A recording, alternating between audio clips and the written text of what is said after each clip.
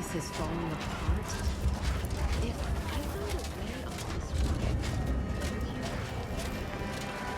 The grand plan is the predetermined order to the entire universe. We can predict it down to the present.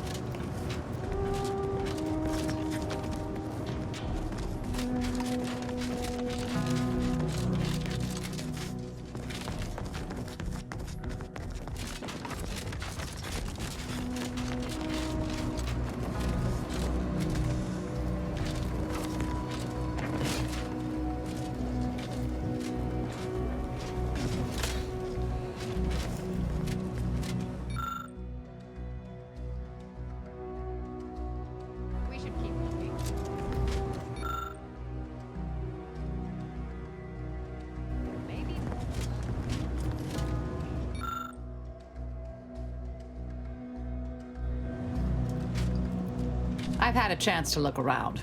You seem like you've done a thorough sweep. We should discuss what we've uncovered. Poor thing. Blunt force trauma to the occipital lobe, I believe. Possible signs of an altercation. Might have been an accident. Might not have been. Hard to say with just a superficial glance. At the very least, her cloister mate Anchor's run has some explaining to do. A disputation of current order methodology focuses mainly on our presiding bishop, but saves ample room for the laureate council and previous regime as well. I believe I got the gist by efficiently skimming. The general concern is that the order has lost its way. My old department is repeatedly mentioned in a favorable light. Anais' work is regarded highly. I saw that. I believe it was Anchoress Chow's diary. Spoke about regular visits by an exemplar Southworth, who requested access to Anais' work. Chow seemed worried they were conspiring about something. That they'd mentioned an old order research station.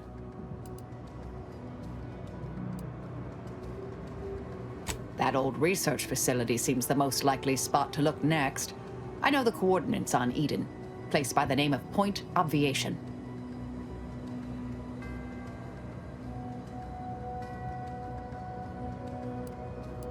I don't know what happened to Anchoress Chow, but leaving a body behind is suspicious, and the disputation reads like a call to arms for any fringe thinkers in the Order.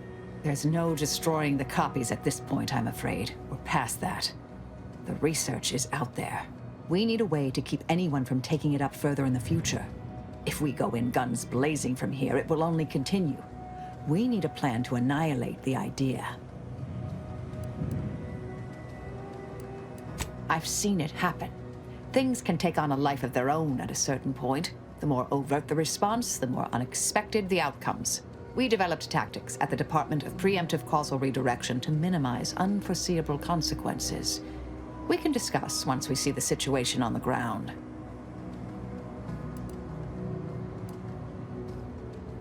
Yes, time to seek out Anchorus Brunn.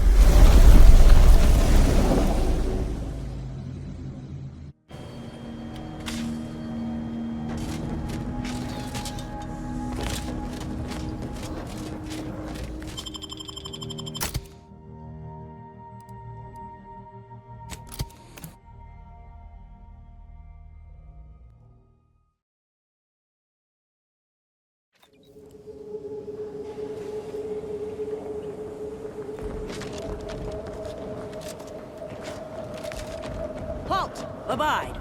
Cease any and all manner of perambulation. Don't know who you all are, but unexpected guests are categorically unwelcome here. How'd you even find this place? Maybe I should just shoot you and glean details from your logs. Ah, exemplar, if I may. Surely you recognize such a notable member of our cohort, Marisol Delgado. The end point? I can't recall if I ended whoever came up with that name. Surely hope so. You were head causality intercessor of the Department of Preemptive Causal Redirection, right up till the end, correct?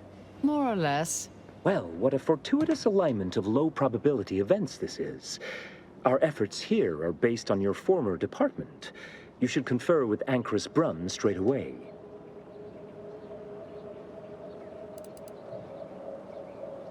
Apologies. One can never be too careful while launching important undertakings. We actually sought to find you and others of your program, Intercessor Delgado. A serendipitous event, you arriving. Nonetheless, I'd ask you to follow certain precautions.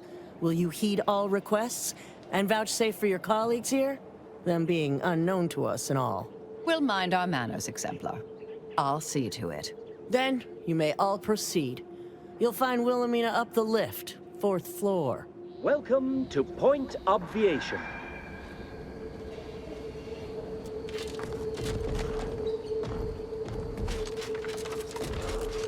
Anchorage Run is continuing Anais' research from Winter's Grass. I'm sure of it. Best play along for now, until we can ascertain the best course of action. I'm with Marisol. Given the security here, if we don't tread lightly, leaving peacefully might not be an option later. Look, everyone! It's the endpoint. Come to join us, I take it. I do have a unique interest in what you all are doing here.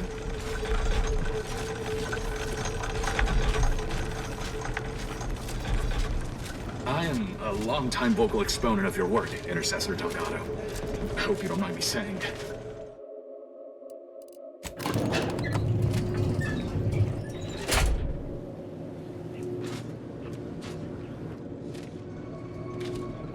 One, two. Doubt the Anchoress will walk away from the research lightly. They require some aggressive convincing. Oh, who's this? Oh, yes, I remember you. We met earlier at the site of my former seclusion. I've heard much of your exploits since. I understand you allowed Seer Wily to go free, yes? Once was a time I would have made that exact same decision. And as for you, I've been informed that you're Marisol Delgado. I've read your file. An impressive body of work, though often quite mortiferously inclined. Less so over time. There were too many pesky repercussions, I came to find. Yes, well, to what do we owe the pleasure? Are you familiar with our goals? Come to join up, perhaps, or should I say re-enlist?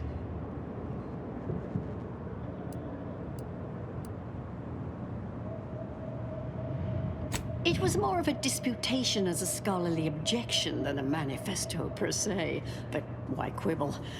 Anchoress Chow is very much against it.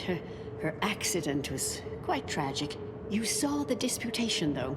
Tell me, what did you think? You read it, yes?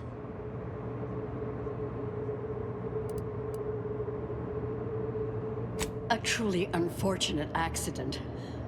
I had posted my disputation and stated my intention to leave. We argued heatedly. Objects were thrown. She stumbled and fell badly. We try to honor her loss. Such tragedy only underlines the importance of our endeavors here. Each day the equation remains unsolved. Countless more tragedies occur. We must succeed at the soonest possible haste.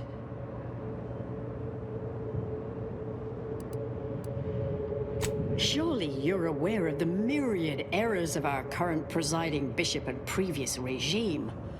One of whom shut down the division that operated here, the other squandered it.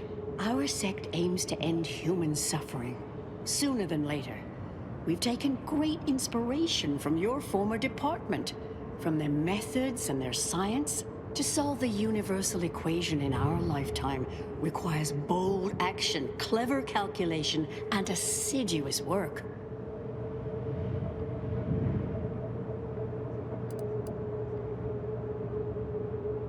Yes, we have Grace, that is, Exemplar Southworth, to thank for that. Her visits to the anchor hold were quite thought-provoking, as was the research she showed me from Sia Bujold. Bujold's thinking was unconventional, ahead of her time. Why, in fact, she's here with us now today, overseeing an experiment that proves her researcher's theories. Really? Seer Bujold is here, at present, in this facility? The one we're presently standing in?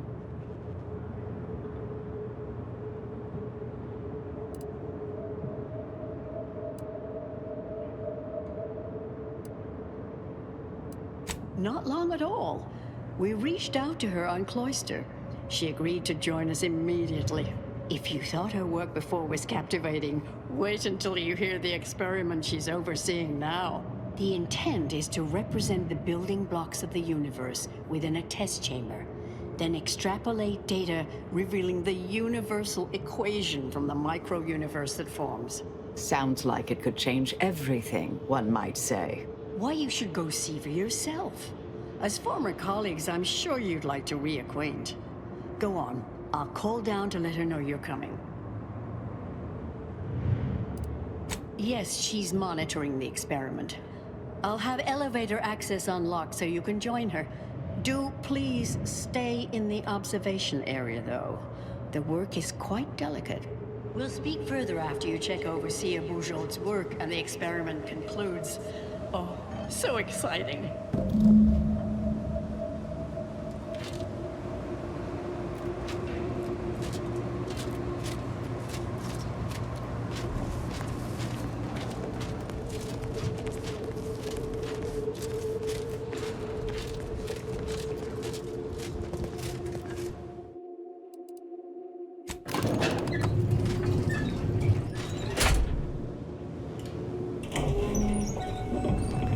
How much longer do you predict preparations will take?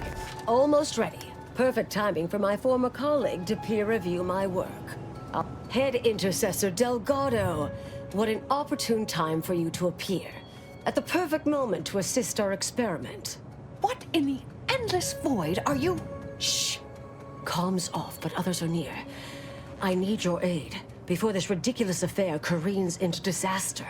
Can I rely on you this time? Or will you already intend on scurrying away again?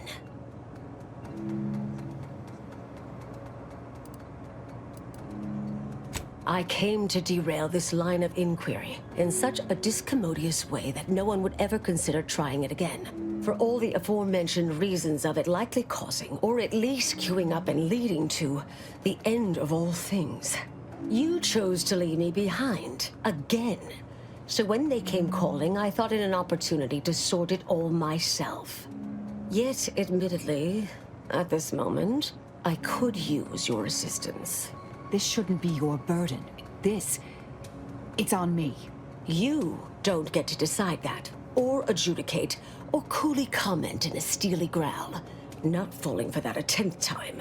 Help, or stay out of my way.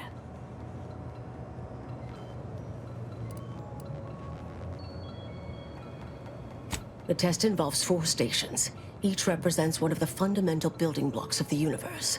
Zeranium gas, macro-ivs, nucleons, N-rays. All the usual stuff. That test chamber is where all are meant to mix. To simulate a mini-universe I can apply my theories to, pull data from, and deduce the universal equation in a reduced time frame. We know what happens if that's successful. So I need you to muck with each station's settings, then initiate the experiment.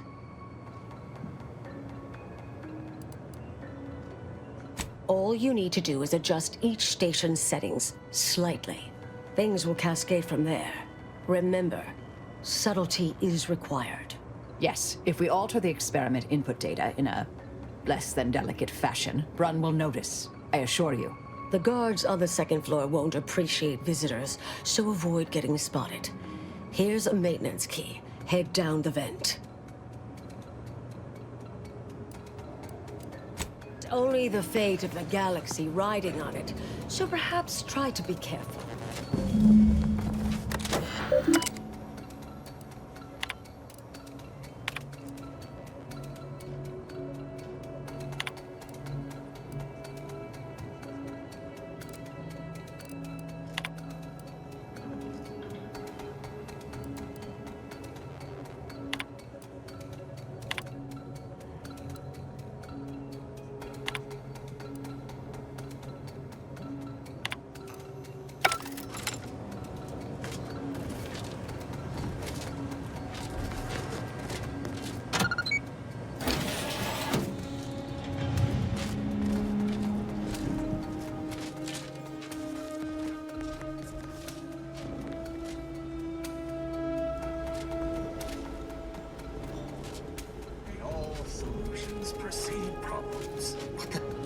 Something wrong back there?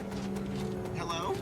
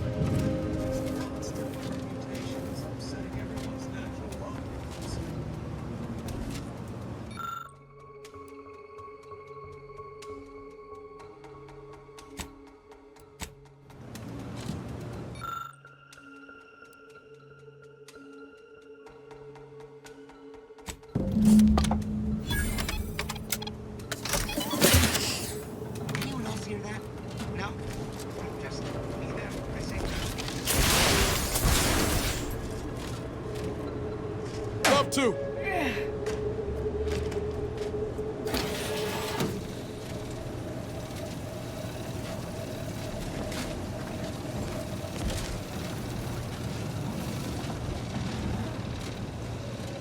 Combatant observed.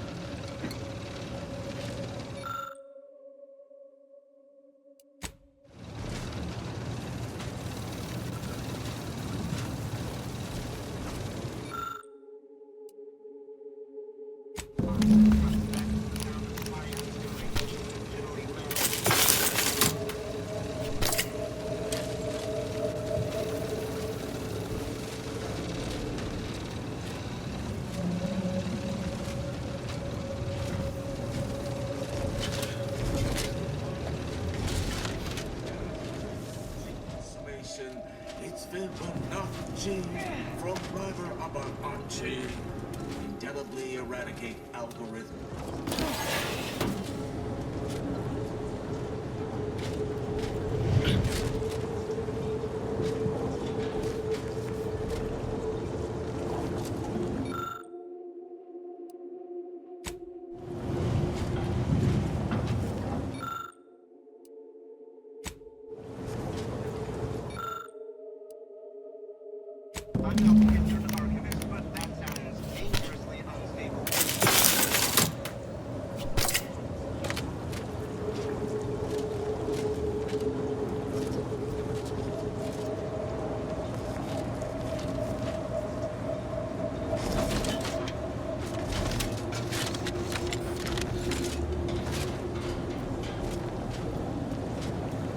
These things take time, Commander.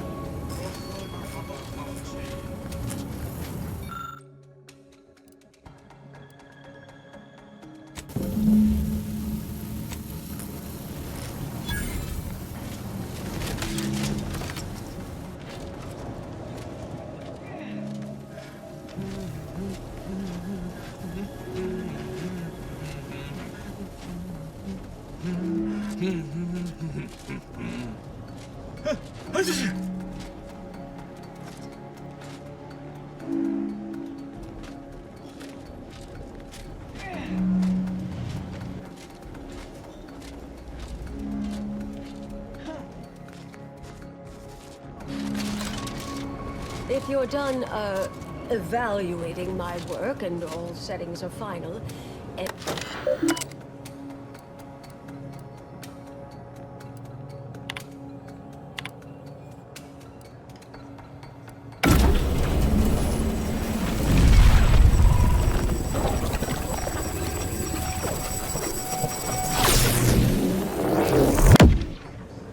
Did it work? Did it work? See, was it a success? What happened? hold the applause just yet. I need to run the numbers. I'm sending the others back up to you. They can describe the proceedings in detail. I shall await their arrival. Anchor's Brun out. That is how these messages end, yes? If not, farewell. The results of the experiment will be a career-ending embarrassment for Anchoress Brun. But she won't accept this lightly. We'll need to do more. Yes, our next steps here will be crucial. I know this type of mission well. Granted, my targets were always meticulously well-researched beforehand. You'll need to convince her, destroy her logic, end this research for good.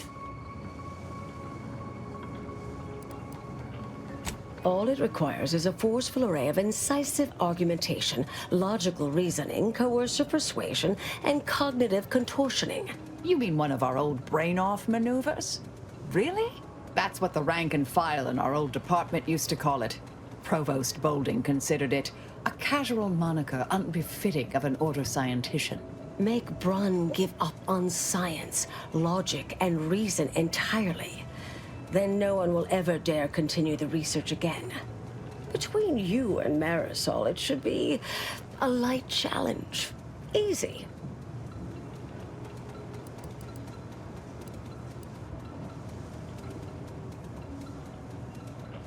A brain-off against an Order anchorite isn't entirely without risk. We could employ certain other methods to deal with her. From our former department's playbook. Oh, yes, a book you wrote titled Making an Execution Look Like an Accident. Despite the moral quandary ideally involved, unseen consequences still abound. That's hyperbolic at best. Data suggests significantly fewer unpredicted outcomes than outright murder, if properly executed. And I'm quite capable of skewing results in our favor. And here I thought you'd begun to change.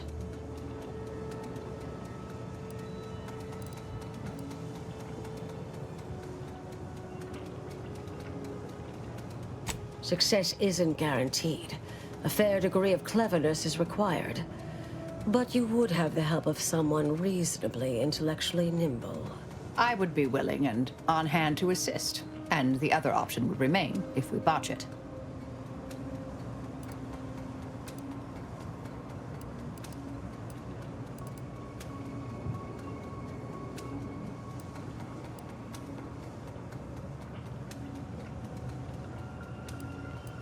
I've seen plenty of folks shot. Never seen a logic bomb brain off. That's getting my vote.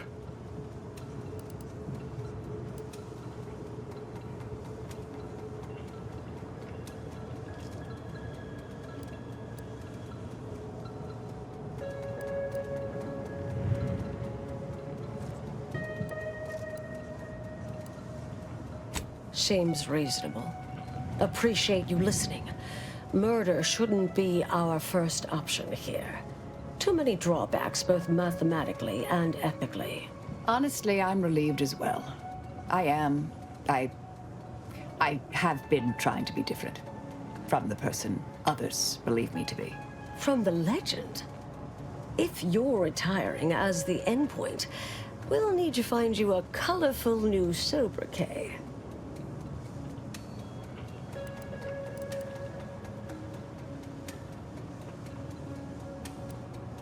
Typical argumentation may prove useless, and she'll likely see through most attempts at deception. Be clever, unpredictable, surprise her.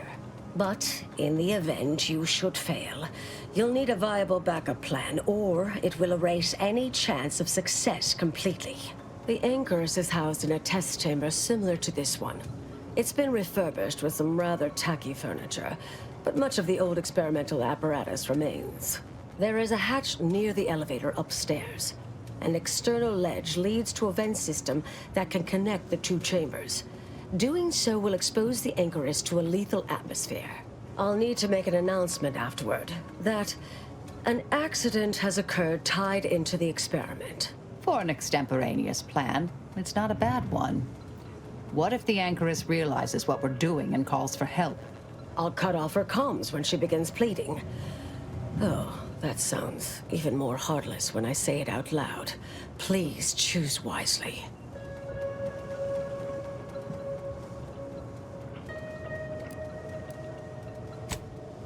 Here's the hatch key in case you need it. May all your endeavors elicit expected results.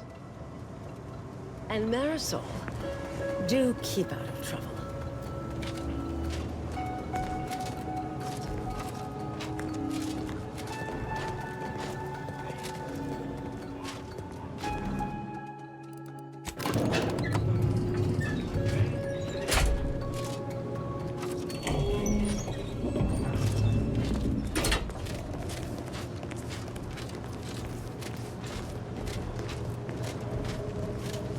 There you are. You saw the experiment through to the end, yes?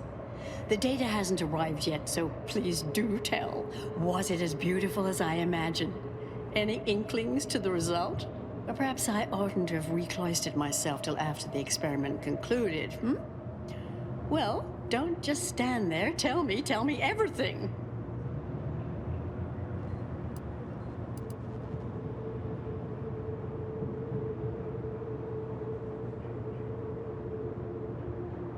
Some issues?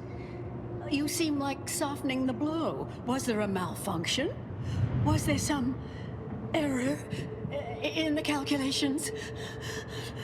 Wait. Let's start from the beginning.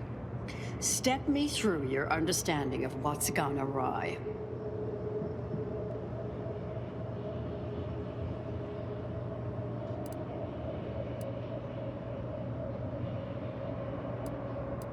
Really? In what way?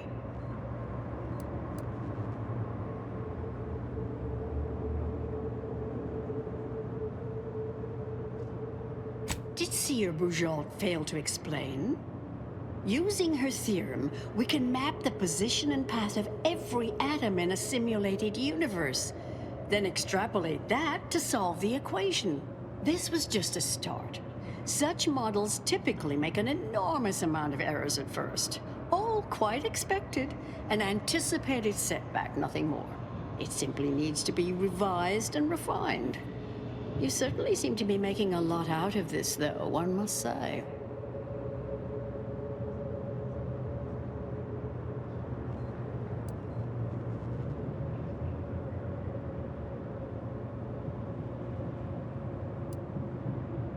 I miss her skepticalness and insight. If we could agree on a topic, there could be little doubt in its logic and rectitude. Look, there may be some validity to some of your points, yes. But we'll improve. We will continue to stride forward. There's absolutely no need for all this doom and gloom.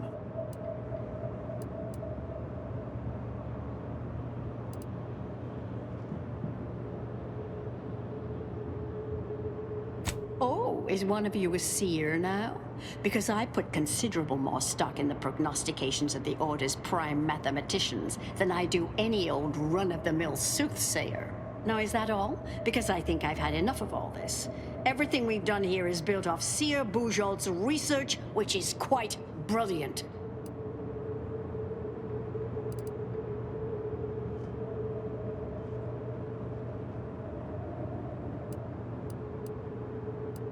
Really?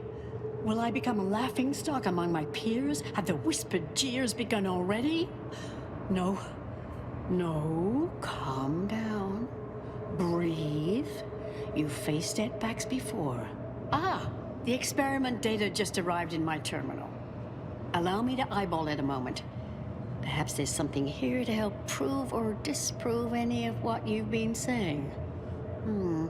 There was some variance to the input data. Not far beyond acceptable parameters, but curious. Could explain the failure.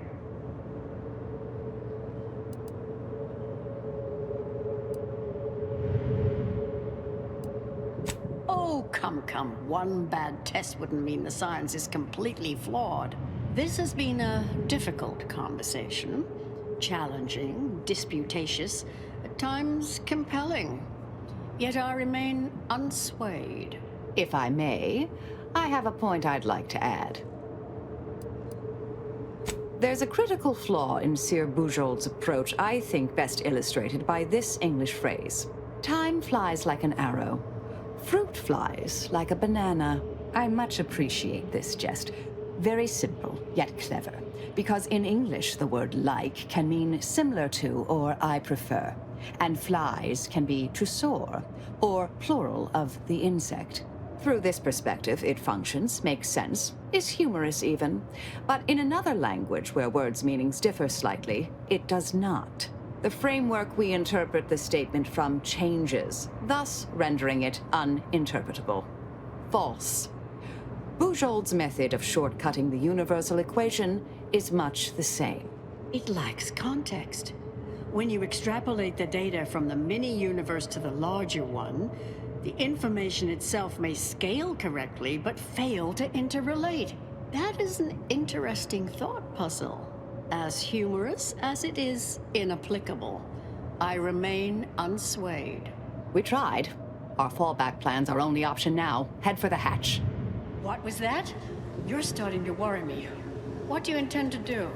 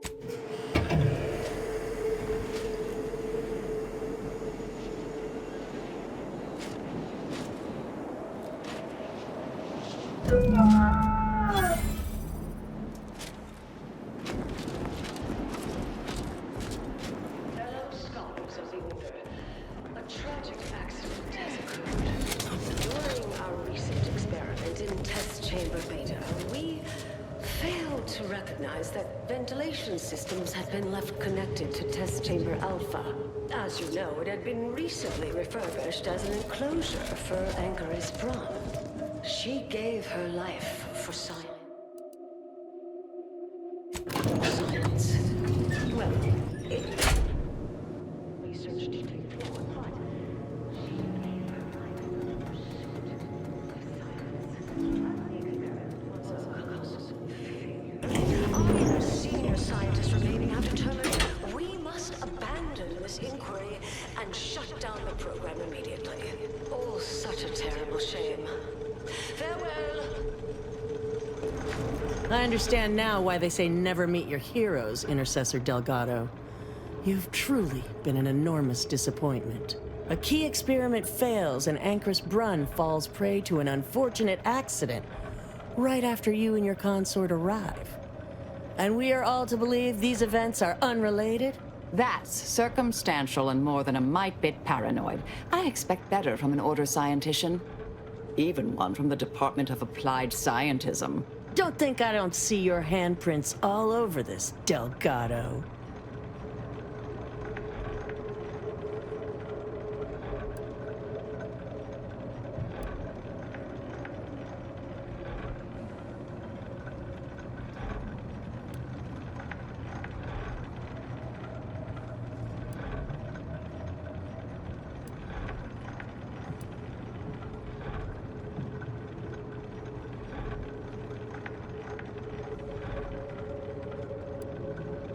It's her association with that department that has me suspicious here. Suppose you'll claim this was all just coincidence. A misaligned series of mishaps that simply appear to be your fault.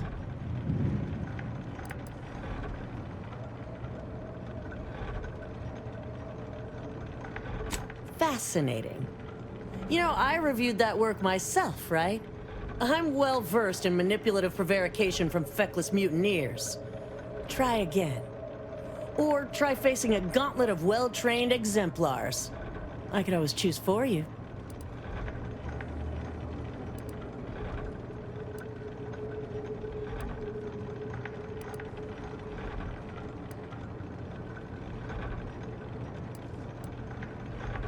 Really? You don't say. I know you're to blame. I just wanted to see how far you were gonna take this. I can't believe Ankaris Braun fell for any of it. Fellow exemplars of the Order, commence hostilities! Nearby. Just say which.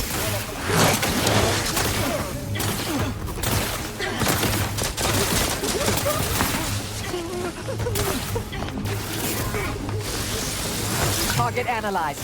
Lay down fire.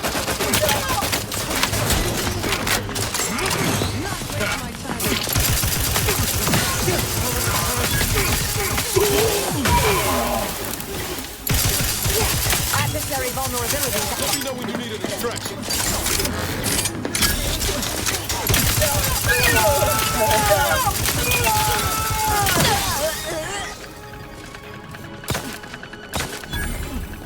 I have a fix on their weaknesses.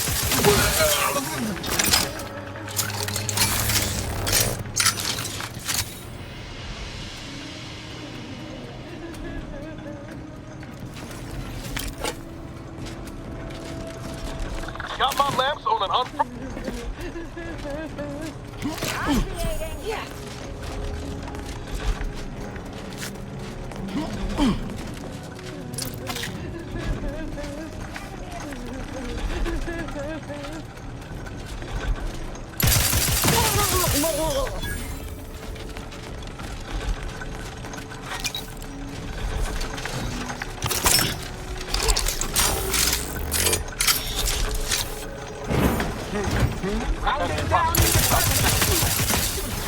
Combatant scan.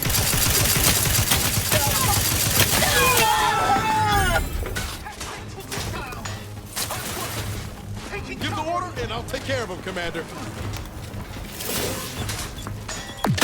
Check your scopes for I'm back. Hey, distractions for you. Taking cover.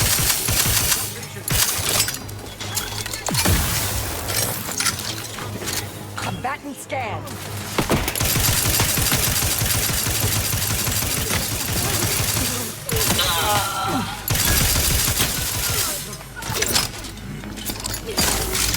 Mitigating the threat. Locking them down.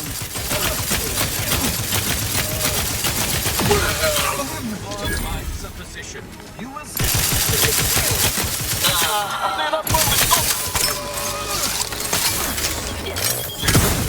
Adversary vulnerabilities identified.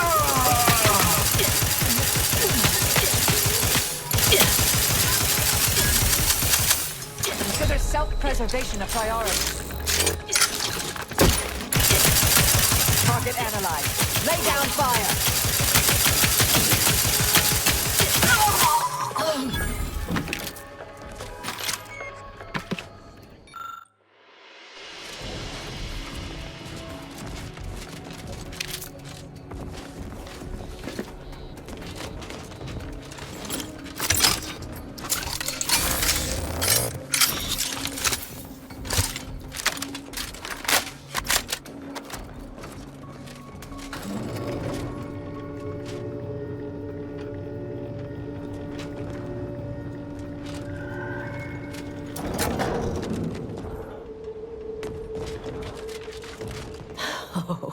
Look who it is.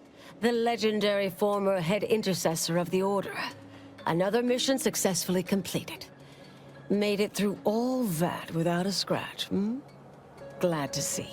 Say, I know this was difficult and rather a mess, but you listened. You tried to do right before you did what you must. I appreciate it, the attempt. No matter how that may sound. The credit or blame belongs to the commander here. It was their decision, ultimately. You forget I know you. You always thought you knew better. No one could ever convince you of anything. Before, that is. Good to see. Maybe you are facing yourself. There are a few things I'm still not used to saying. I was wrong. I'm sorry. Please. And thank you. But thank you, Anais. At any rate, I'm off. You all take care now. Marisol, don't be too enigmatic or anything. Try. Before I forget. Meant to give you this earlier. Oh, thank you, Anais. Goodbye. Oh, Brunn obviously murdered her. Thought you knew that. Perhaps it was an accident. Perhaps she simply wanted to knock Chow unconscious so she could sneak away. Or not. Indefinite immurement isn't for everyone. Even the finest minds may crack under the strain. But her canned feigned concern about Chow, how she kept changing the subject, both belied an underlying sense of guilt to me. Oh, not really. Not yet, at any rate. Everything's a bit raw right now. But suppose I will be. Thank you, dear. Seer Bujold sure was something. Hope you didn't take any of her harsher comments to heart.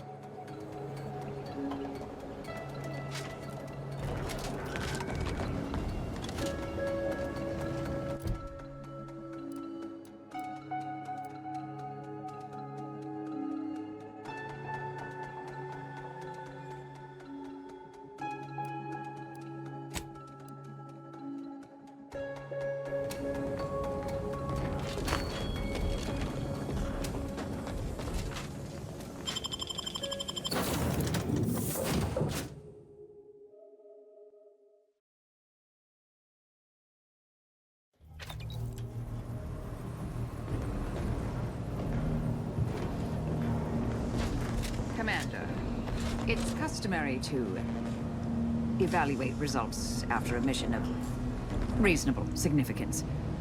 Would now be good? I've had some time to cogitate over what occurred at Point Obviation. Some parts don't sit right with me still. Wonder if you and I might talk it through.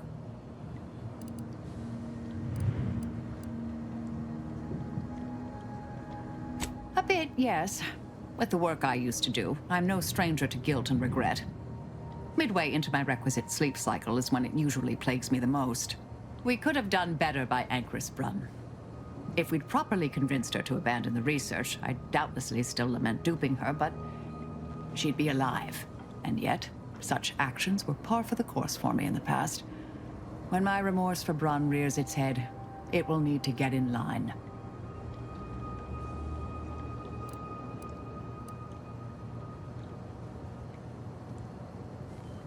Yes, Southworth was complicit. And now she's dead.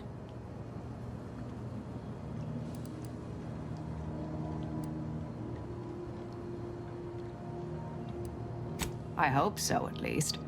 According to Anais, we could have reduced the likelihood of that occurring by completing the brain off. It's not anywhere near zero, but it's unlikely.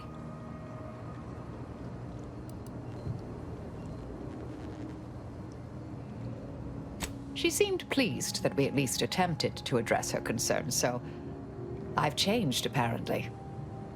Thanks to you.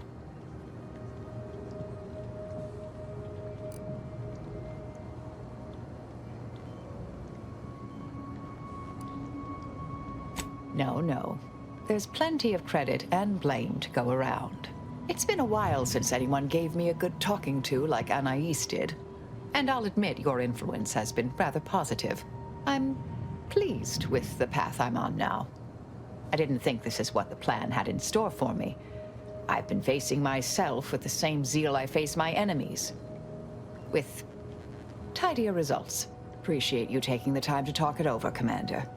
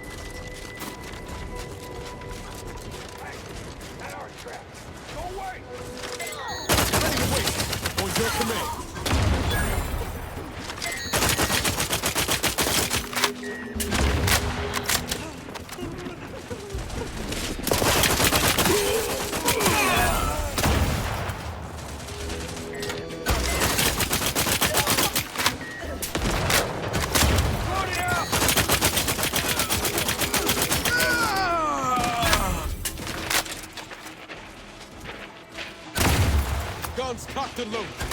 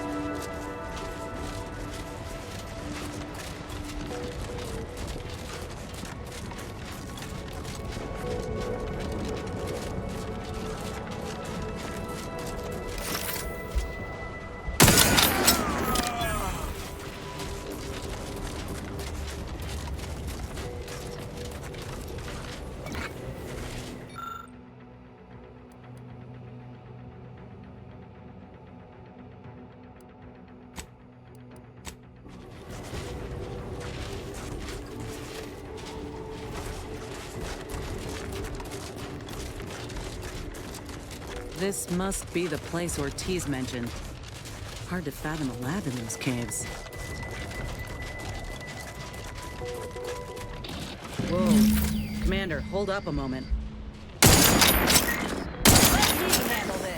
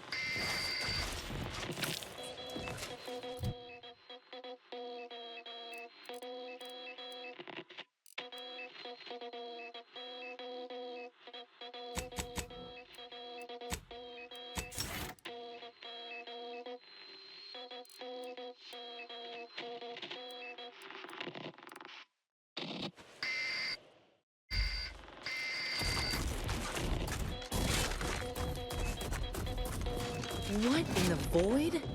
Oh, I think I've seen enough death to fill 3 lifetimes. It don't get any easier. What happened here? He spent his last moments crawling over to this terminal from the wreck. Our friend. He's got a code breaker on him. Let's see.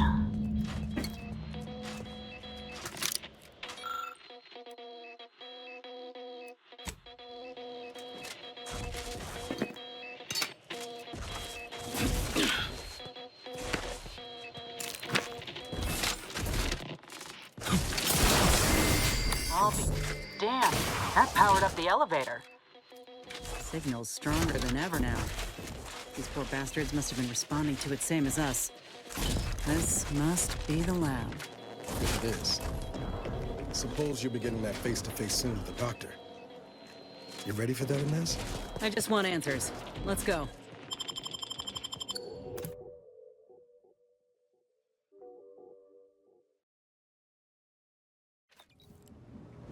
Hello? Is anyone there? I have been signaling for help incessantly.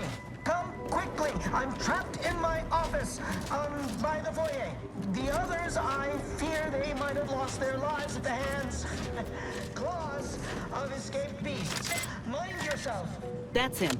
That must be the doctor. He's got no idea on your command. Trying to fly in here and save his sorry ass. Well, he's not going anywhere, so let's move. Ain't getting through that unscathed. Seriously. Don't send me in there.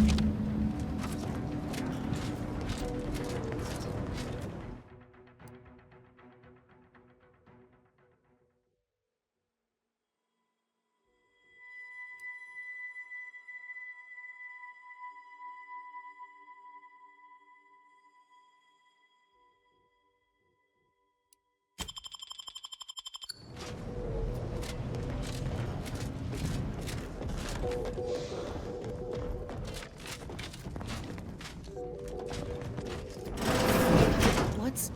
Hola, Ortiz? No. No, it ain't him. I thought... Commander, help me make sense of this. Could be we don't have all the facts yet to explain this. Don't give up hope just yet.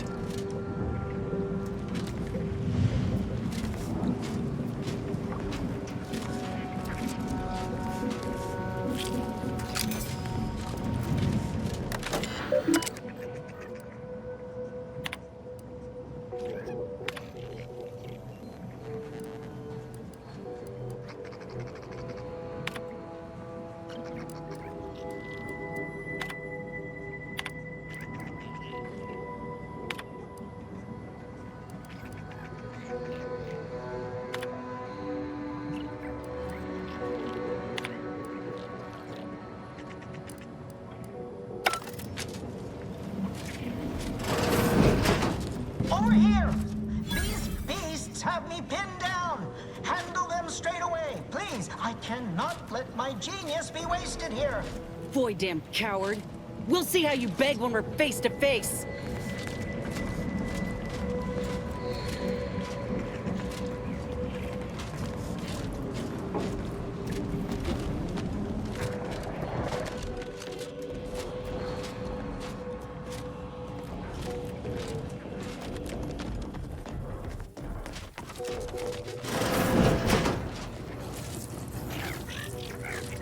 If this is what amounts to free enterprise, I'll gladly go without.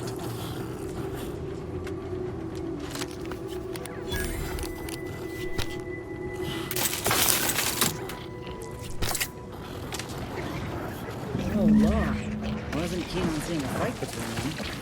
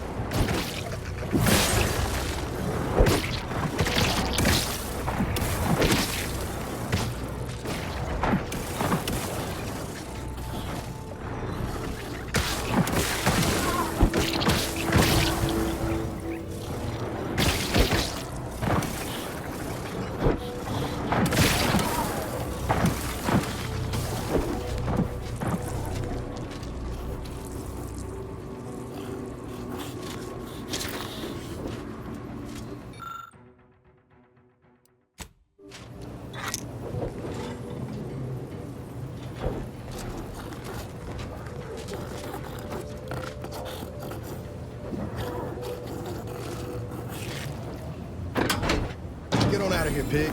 Go make yourself a nice sty someplace folks won't cut you up.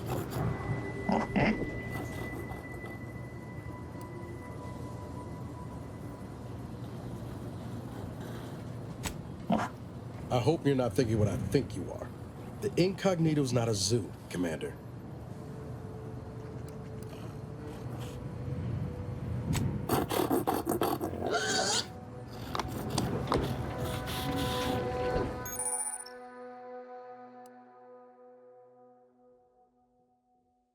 Ain't never seen a cysty pig move so fast in all my life.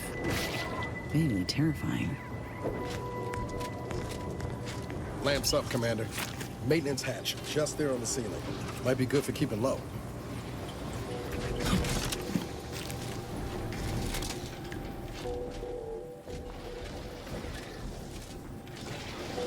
Those ursopods won't be easy. They turn mean real fast.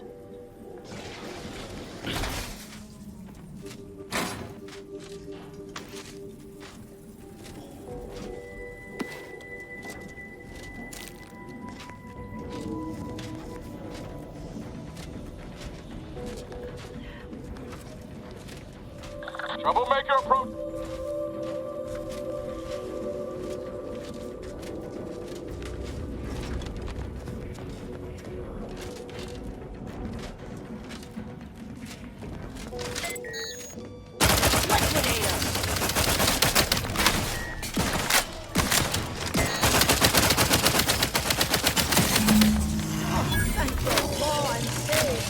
Release me at once, please. I'm so worried that nobody intercepted my distress signal. Oh, we got his signal all right. Let's get the bastard. I thought there wasn't a person alive who could best the matriarch ursopod. Yet, here you are. What a show. You the doctor in charge here? Indeed I am, soldier. And my, what a picture you are. What exquisite graft work. Might I trouble you for an examination? So you're the one who butchered my friend, Ortiz. The one who tortured those creatures out there. Who killed that soldier. What's going on? I don't know any Ortiz, I swear it. I'm just a doctor. Please, don't shoot.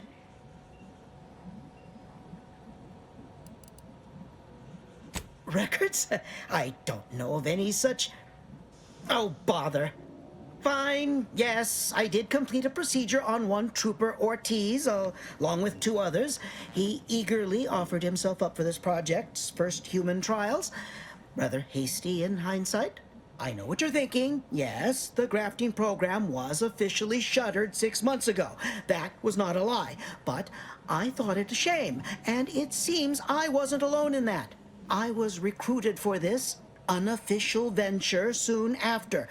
Don't understand the need for secrecy myself, but our sponsor demanded it. I dared not ask too many questions. What you have to understand is that being a regular soldier does not pay dividends, but being the ultimate frontline fighter does. They understood this. Unfortunately, understanding can only go so far, as each of their bodies rejected the graft. But I got exceptional data out of it. Enough with the excuses. You absolute wretch.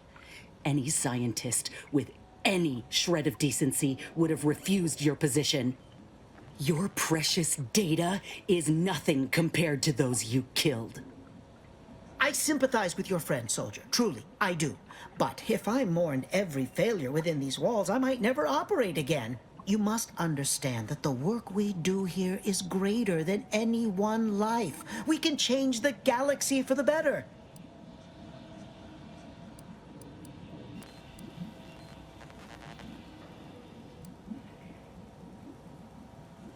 If you require convincing that my experiments have led to many breakthroughs, witness me. My own lungs would have failed without my prototyping of a device to keep me alive. That device any good at stopping a bullet? Enough with the threats of violence. Listen here, if you choose to brutalize me, all of my research and knowledge will be gone, forever. The suffering you've seen here will be nothing in comparison to the suffering I could prevent. Do you truly want to be the one to stand in the way of progress?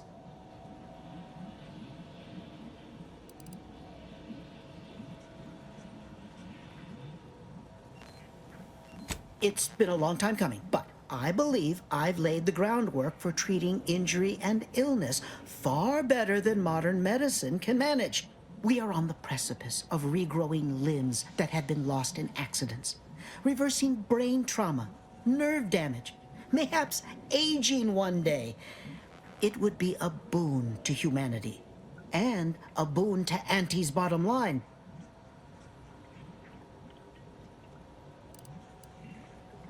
Don't even start, Commander. I ain't keen on anything this man sells. Let's not be hasty. I see your graft is a result of revision surgery. Your first go was botched, and you were considered a failure of the program, yes? I know what happened to those failures. Demoted, disgraced. It was horrible business. And yet, you still wear our colors. You want to reclaim your station, don't you? You don't know anything about what I want.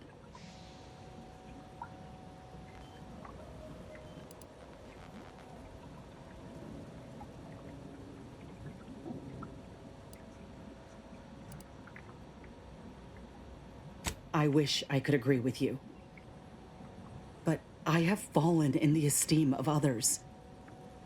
The way the other soldiers looked at me after my procedure, I'll never forget it. Whether I want to regain my position or not doesn't matter. I don't want your help. I will not benefit from the pain of others. You think there were no victims of the first program? That your existence isn't built off the bones of those who came before? You're no more righteous than I. You simply looked away. Now, if you stay your hand, I will grant you 2 state-of-the-art grafting parts. They cannot fail. Install one of them, and you'll see my earnest intent. You were never the broken thing they made you, soldier. If you wish it, you may still become a most extraordinary specimen. No. Stop talking. Stay there. Don't make any stupid moves, understand? The adults need to have a talk over here. Commander, I don't know what to do. And please don't go ignoring me this time. I came here to make him pay for what he's done and burn this place to the ground. But what if he's right? What if something in his work is worth saving? What if this is my chance to make something of my life? To be accepted again?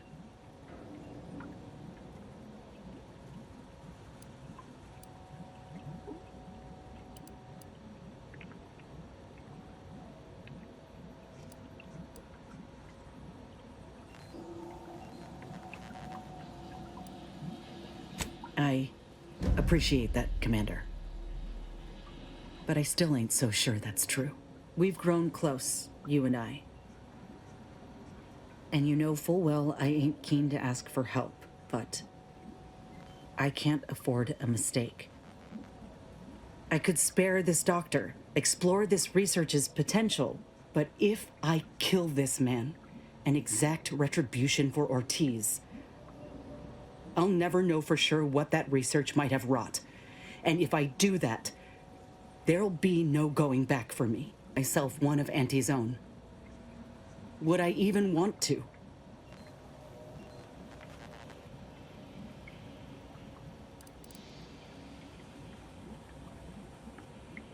No, it's not. I was fooling myself thinking otherwise. What? Why are you looking at me like that? Don't shoot me. We were in the midst of negotiating. I have no need for negotiating, Doctor. You brought this on yourself. Let's just take what we need and get out. I can't stand the sight of this place any longer.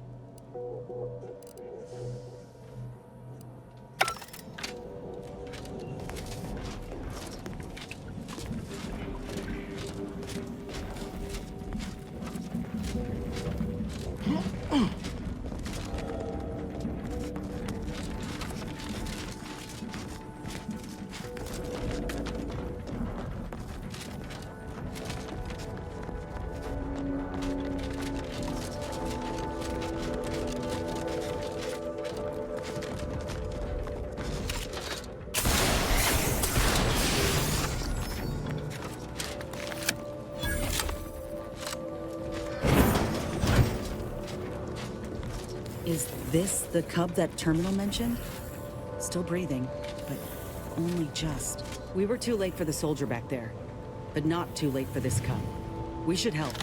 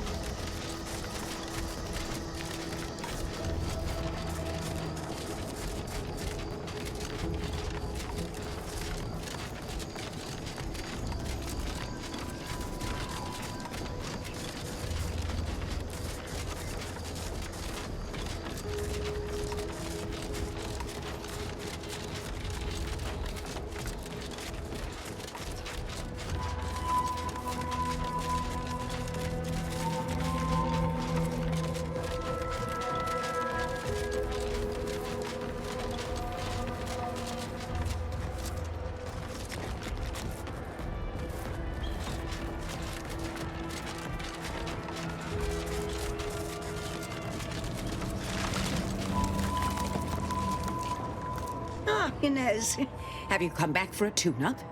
I've got just the injection for that. Freezes those pesky muscles right back into place. No, yeah, a tune-up sounds good. I got a device that might help stabilize what I got going on up on the shoulder. Ought to let me use my graft all the more often. Think you can install it? Oh, well, this device is unusual and rather ingenious, if I may say so. Hold still, dear. This should take but a moment. There. I dare say you won't be needing any tune-ups in the near future. But I do trust you'll find an excuse to come by for the occasional visit. Where did you find such a device, anyhow? What is it, dear? You look, well, a bit like you've been stung by a terror ray. I've got ointment for that too, you know.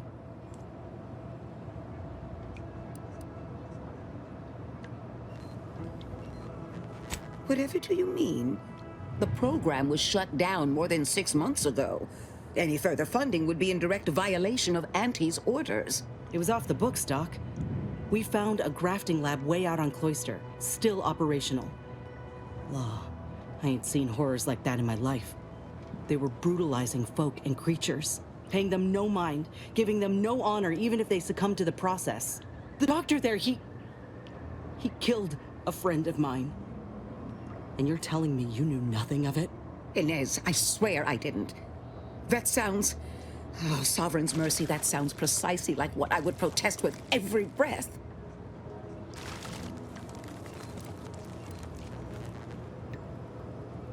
The creatures they were experimenting on broke out of their cages, killed most of the staff. But you know what's worse? Keeping a dead soldier's body on display. Like a thing. I found the doctor in charge, still alive, cowering. I killed him, and let his sick aims die along with him. There's no good that can come of his work. Nothing. But this ain't the extent of it, I fear. I need to find out who's responsible for all the... Oh, Inez, I know you do. But with the program officially shuttered, it would be awfully difficult to ascertain which individual has the pockets to fund such a... Wait.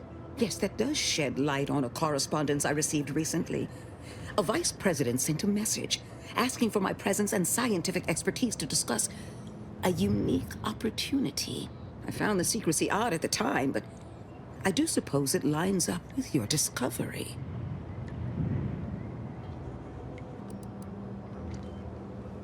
His name is Willard Conan, VP of Experimental Operations. The very man who was in charge of the grafting program at its inception. He's... Oh, I know that look. If you mean to do something, I beg you. Doc, with all due respect, what I do with him when I get there is my own damn business.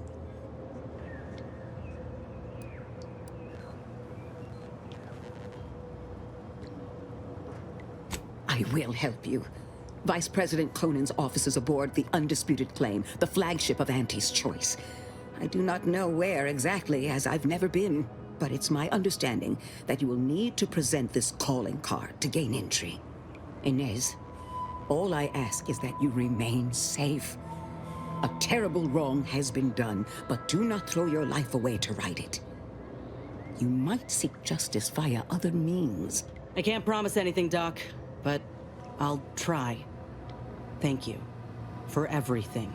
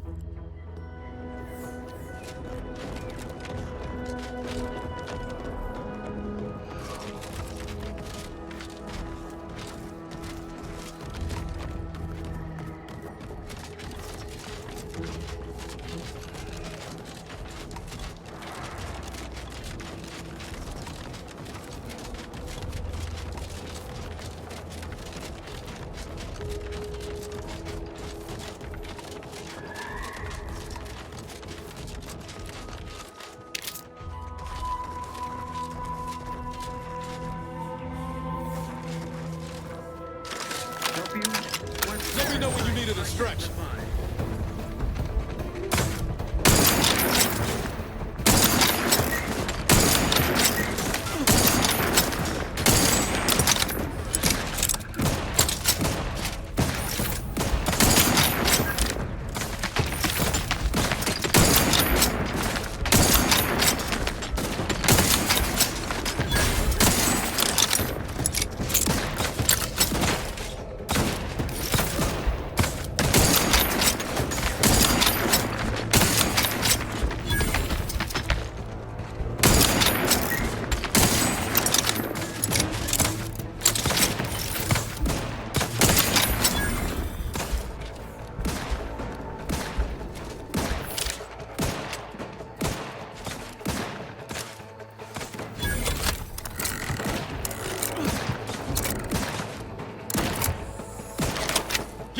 And I'll take care of him, Commander.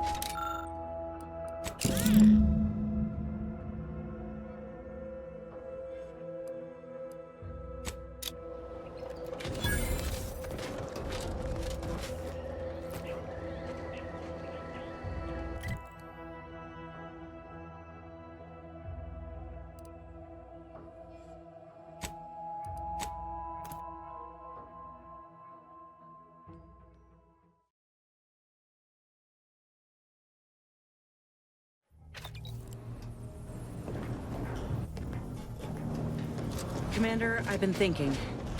Can I bend your ear a moment?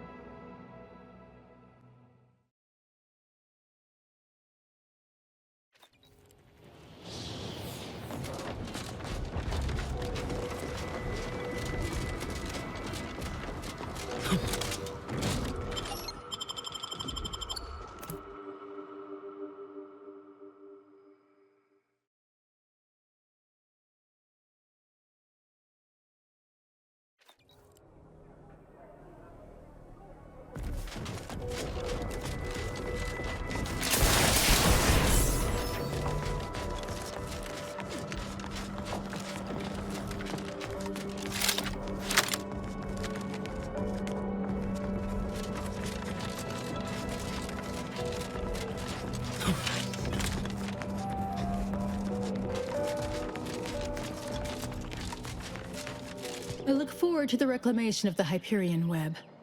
Hopefully you shall facilitate that. Now, how might we be of use to one another?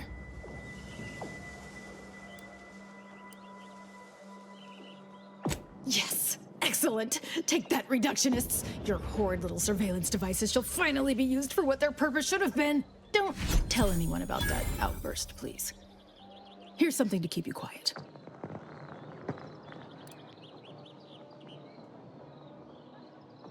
Yes, you've earned not only my trust, but the Order's as well. I hope you'll continue working with us in the future.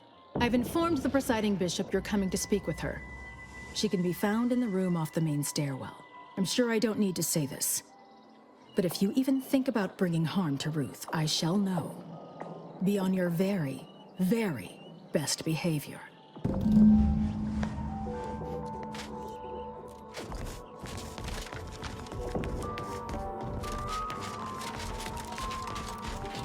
Ah, you've made such progress moving us toward an Order Auntie's Choice alliance.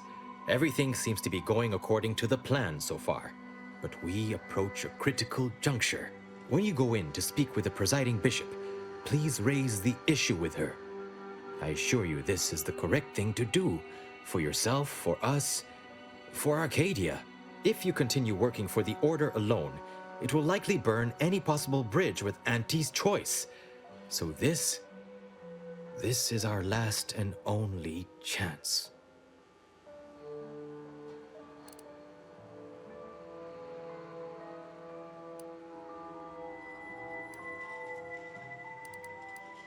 Farewell. I would say good luck, but I put no stock in chance, only probability. May the plan favor us against long odds.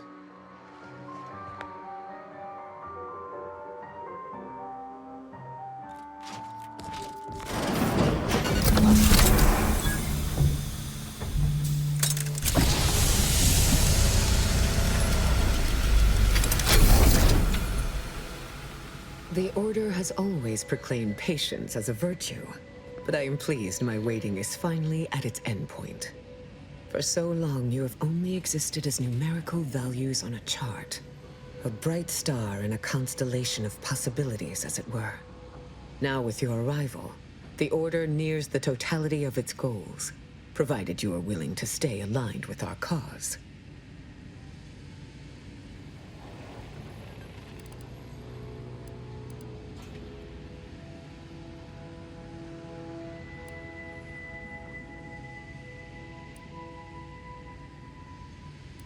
Prudent. Now then, I gather you already know who I am, but science has shown that good manners strengthen developing relationships by 5.3%. So, allow me to introduce myself. I am Ruth Bassar, third presiding bishop of the Order of the Ascendant, supreme calculator, and, plan willing, the architect of Arcadia's prosperous future.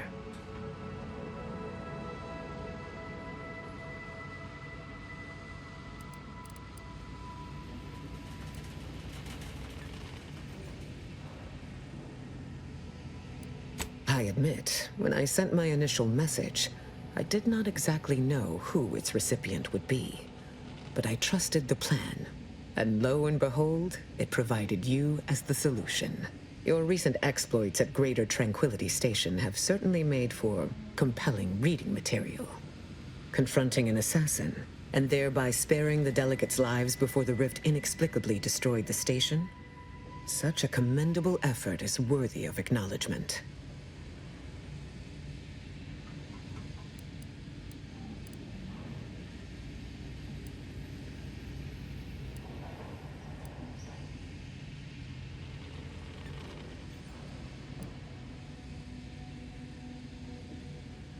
If your actions were so easily imitable, then we would not be speaking right now. Accept the credit. However, there's something of even greater import we must discuss. It's recently come to my attention that secret communications have been exchanged between Laplace's garden and the undisputed claim. Do you know anything about that?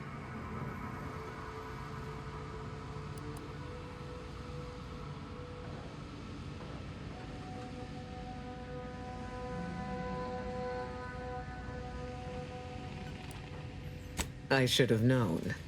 Vicar Levin has made this appeal to me at least thrice since his return. He really cannot accept a solution he did not devise.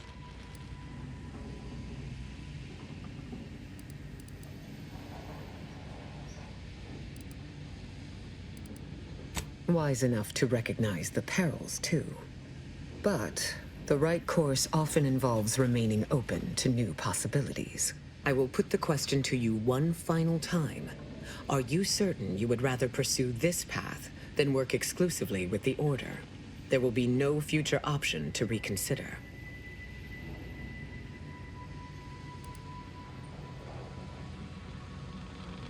Then I will endeavor to bring that vision to fruition, if the plan wills it.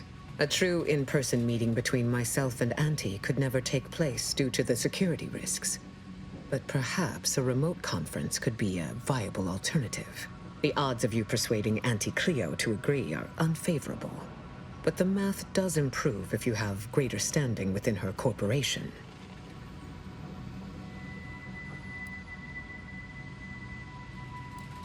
Once you have met with Auntie, instruct her to send me a communique. We can finesse the details of a conference then. May you achieve progress in accordance with the plan.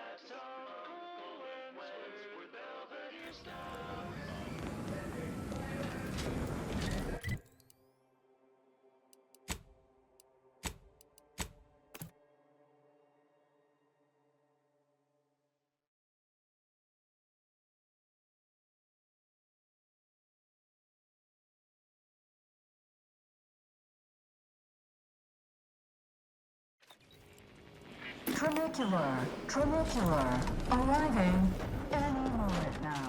Approaching station. Commercialism is the foundation that Auntie's Choice Society is based upon. Not because we worship bits, but because of the system's glorious... Welcome back. We understand you've been a very busy little manty-was. Well, out with it. Yes, time is bits. Tell us how it went.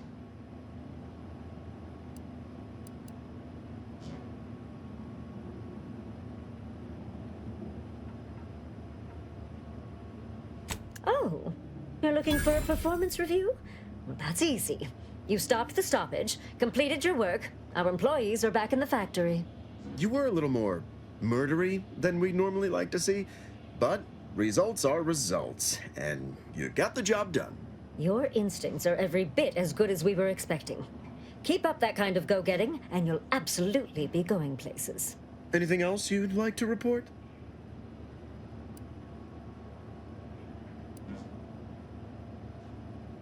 Spacer's Choice? But that makes no sense. We prevailed over them, decisively, I might add, and assimilated all their worthwhile personnel into our fold before we left Tau Ceti.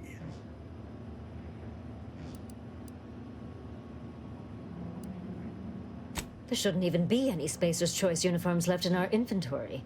They were all to be converted on the skip to Arcadia. We should bring this straight to Auntie. If we have some kind of secretive attempts at hostile takeover, she'll doubtlessly want to know.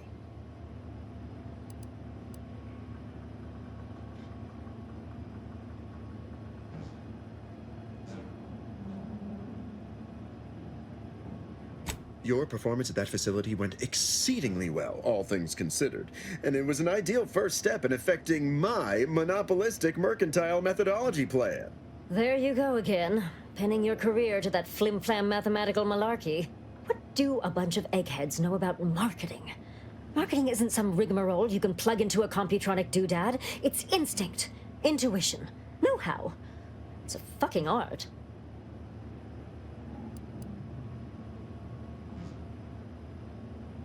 Damn right. Of course. We're Auntie's Choice. We know what motivates people better than they do. Real marketing is gut-driven. It's not something you think about, it's something you feel. Or that is, convince someone to feel.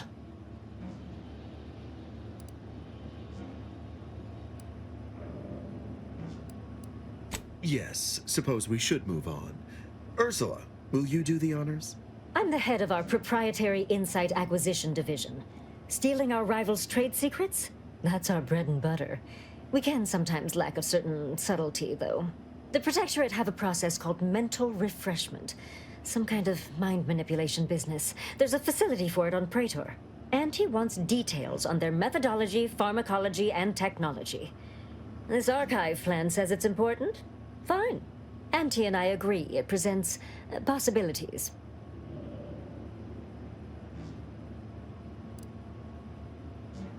Actually, it's only 3. Surely you can handle twice that many tasks. I don't want to sound like the Order, but you could make a list, maybe. A few aspirational goals, if possible. If you see a chance to talk their lead scientist into joining us, and/or dig up additional details about the process, do so. Which is to say, we'll make it more worth your while. I promise you'll never want for compensation while in our employ. See you when it's done.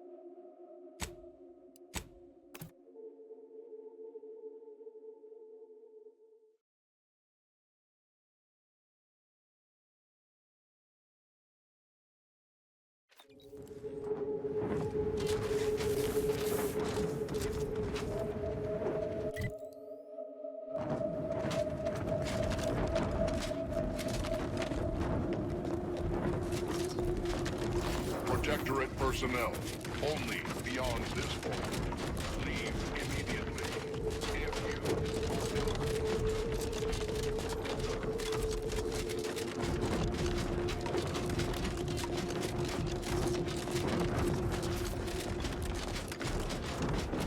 Ready to take the heat off you, Commander. Just say when. Got some bad company. Disruptive influences.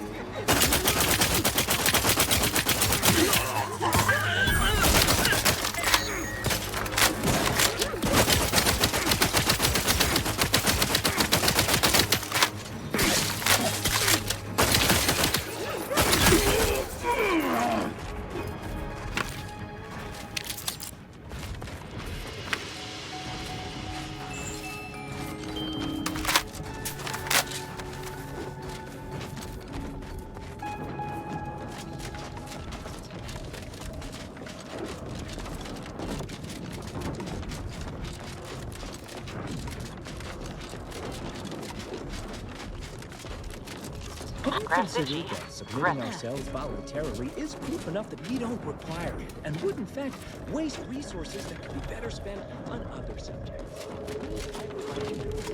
I'm seeing unfriendly.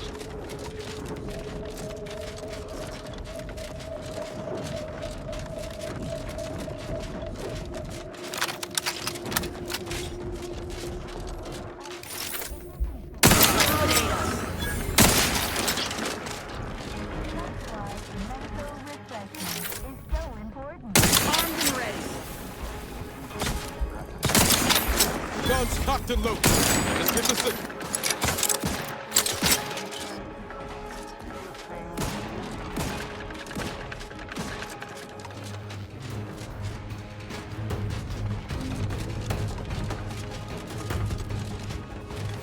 Remember, all subjects captured under the guidance of our What? Enemy operatives!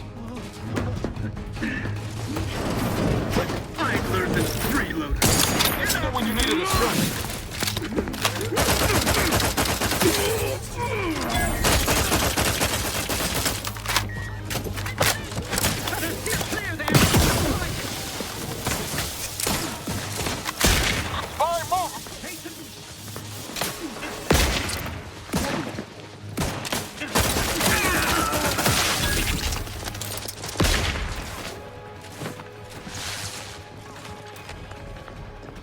Raring to go.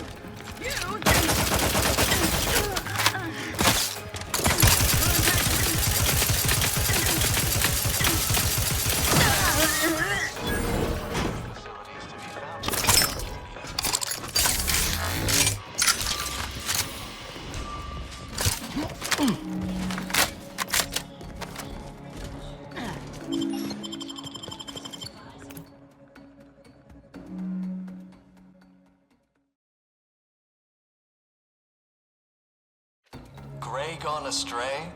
Book a stay today. Are you mentally refreshed? Come in, come right in, and be refreshed. Are you ready to realign with the paradigm?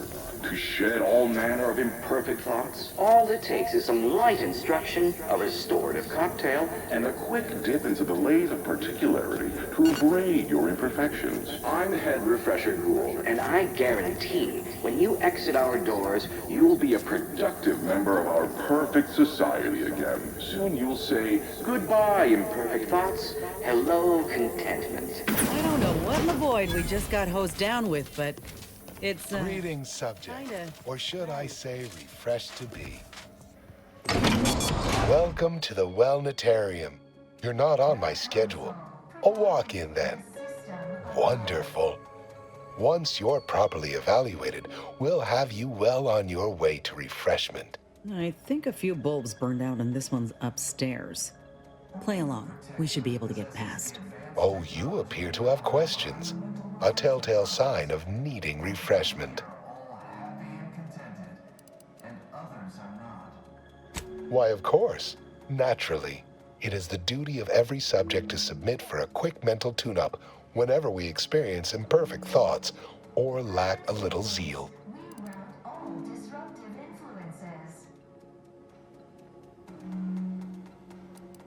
Head Refresher Gould says, mental refreshment increases tractability, stifles undue agitatement, stymies untoward inclinations, and refashions the mind into a thing of symmetry. I've undergone the procedure myself, several times they say, and look at me now, never more content.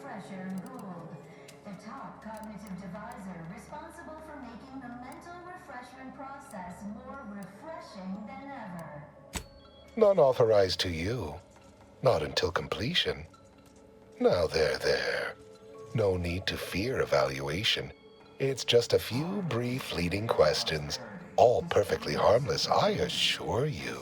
Simply step over to my automechanical colleague to my left, / your right, and it will begin your assessment.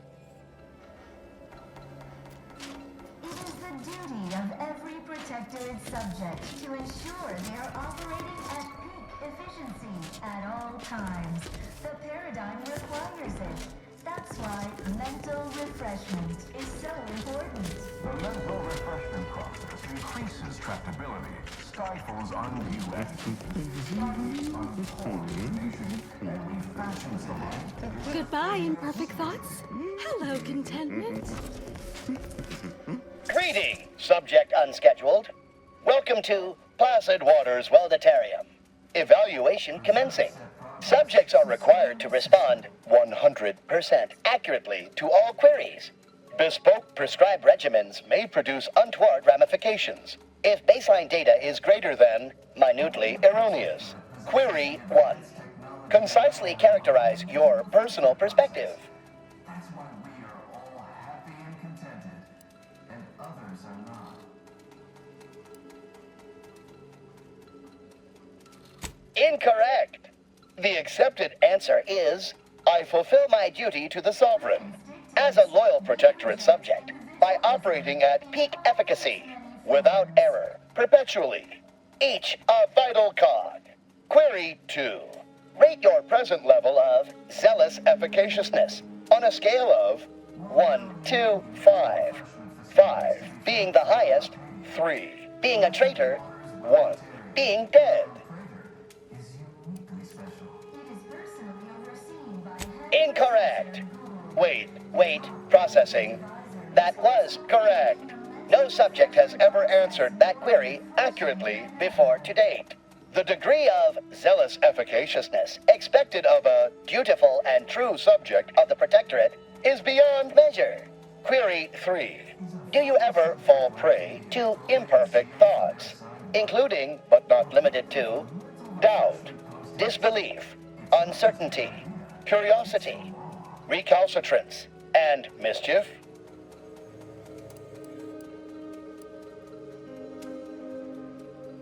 Unacceptable. A perfect society demands perfect thoughts. Imperfection is impossible when the mind is a thing of symmetry. Final query. How would your neighbors describe you? The mental refreshment process increases tractability. Processing, determination, an acceptable response. The appropriate reply was, they never questioned, never doubted. Their zeal never lagged. Formulating conclusion. Phrenometric matrix delineated. Subject evaluation score total 150 out of 200. The acceptable amount for a true and dutiful Protectorate subject is 0. In conclusion, you are in dire need of mental refreshment. Now, proceed to the nearby pneumatic tube to collect your complimentary unitard and lift pass. Next, proceed one floor down, where you will be directed further. Your realignment with the paradigm begins now. And others are not.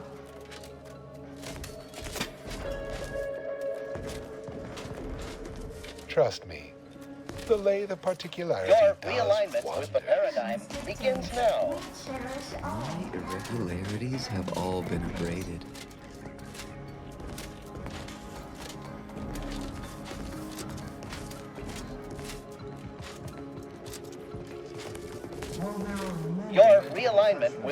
paradigm begins now. I could tell you were in need of mental refreshment. I possess a particularly keen eye for such things.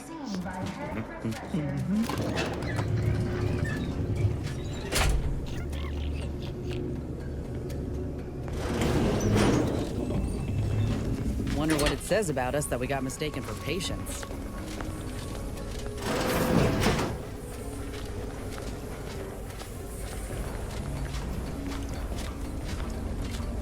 Medicament dispensement has concluded for today. Please proceed to the lecture hall to request an exception.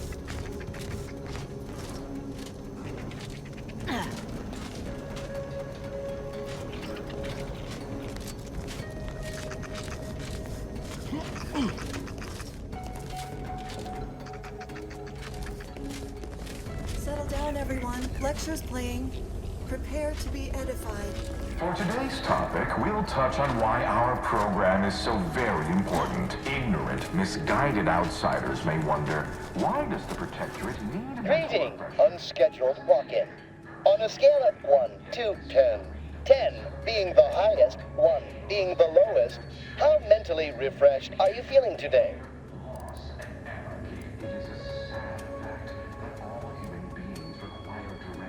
Rounding up for clarity / responding approvingly.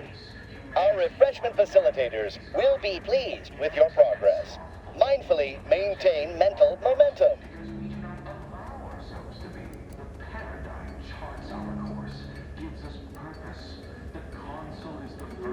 I am responsible for providing each subject with their recommended daily dosage of reprioritrin. Medicament dispensement has concluded for the day.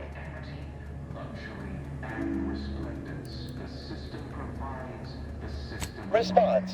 Medicaments are stored in medicament storage, the office in which this unit presently operates. Yet, it is strictly off-limits to all non-refreshment facilitator personnel. Farewell statement. May refreshment soon render you free from doubt. A vital cog once more.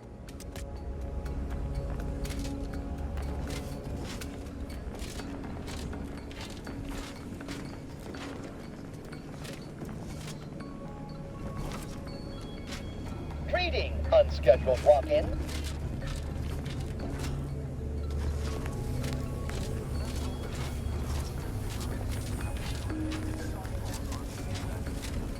Aw, a new face. Well, I'd welcome you to the Wellnetarium, but the designated subject reader ought to have attended to that by now.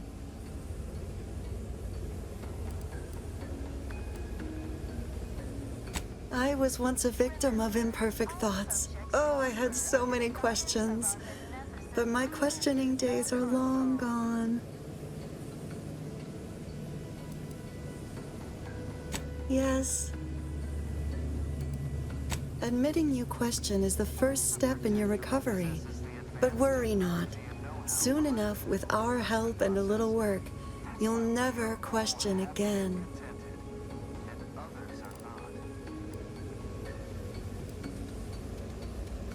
I see you found the lecture as edifying as all the others here. Good, good. Collective cognitive compliance is a key part of the prescribed curative regimen.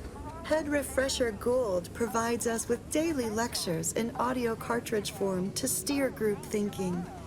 As they say, to think together is to together thrive. Upstairs in the audiovisual aids office, of course. Though that area is off limits to all subjects not a part of facility staff or security.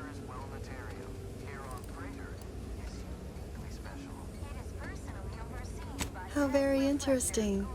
Here, take my pass then. It grants access to all mid-privilege priority areas. You've missed the daily medicament dispensement, if that's what you mean. But you should take that up with the medicament dispensement automech directly. The medicament dispensement automech automechanically dispenses medicaments. You must mean the lathe of particularity. One assumes you haven't had a session with Head Refresher Gould yet. You'll soon learn all about it firsthand. You'll feel ever so much better once your phreноmetric peaks have been abraded.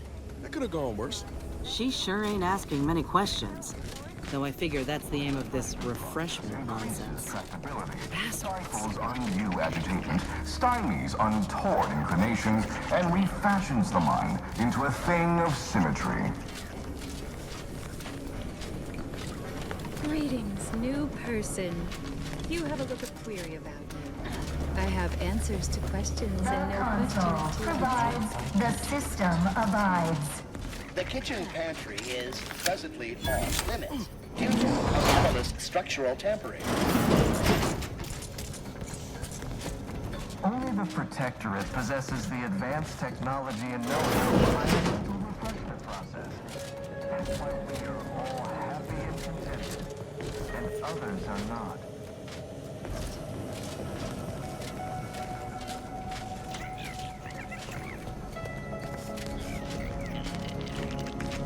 Prudence dictates we repel invasive elements.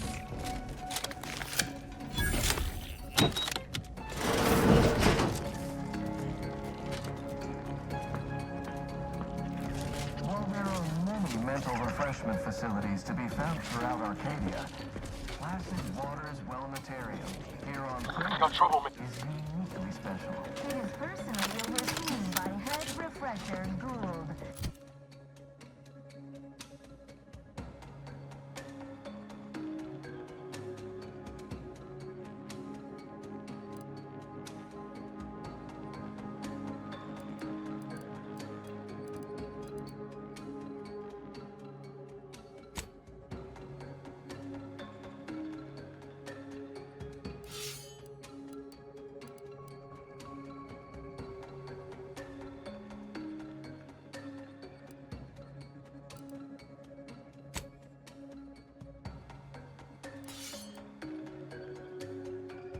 Cognitive advisor responsible for making the mental refreshment process. Reporting is so neighborly, suspicious.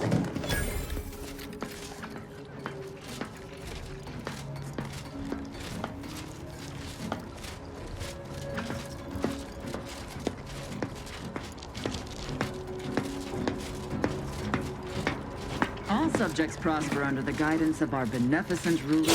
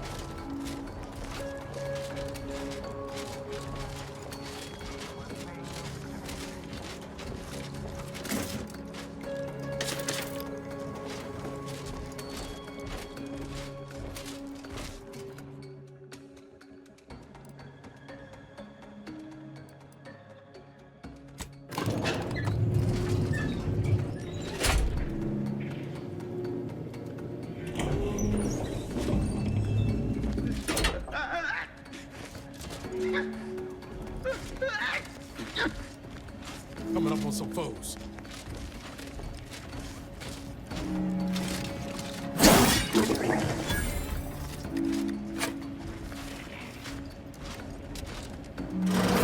Got my lamps on an unfront.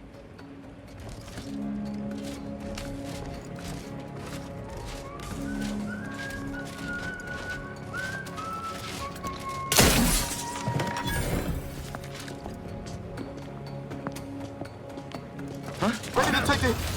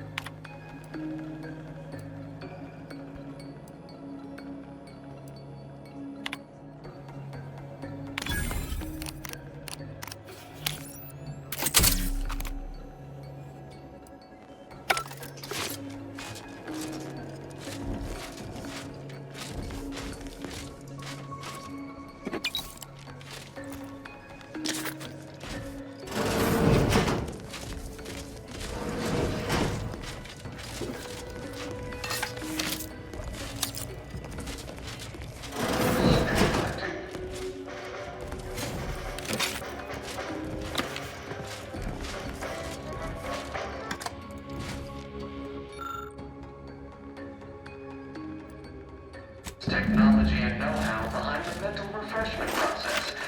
That's why we are all happy and contented, and others are not.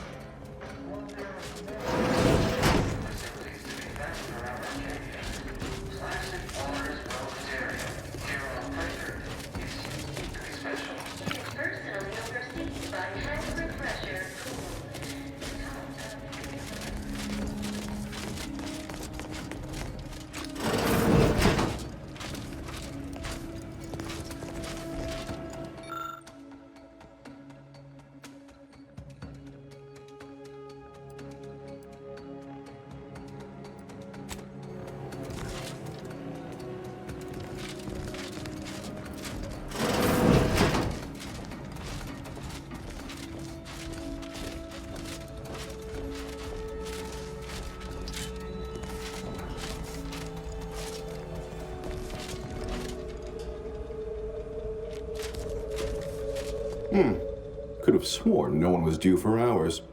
Wherever is your chart? Wait, you're not a patient. You're not even a protectorate subject, are you? I see it now. You possess the telltale look of wonder and introspection. Gonna assume this one's in charge. He's not nearly as kooky or unpleasantly pleasant as the others. Well, out with it. Who are you? What an entirely implausible statement. Might as well have simply said, I'm clumsily attempting to infiltrate your facility. Really, how delightful. This presents a rare opportunity to hone my argumentative skills against the inferior minds and bankrupt philosophies of our rivals. To what end are you here? Tell me truly, speak plainly.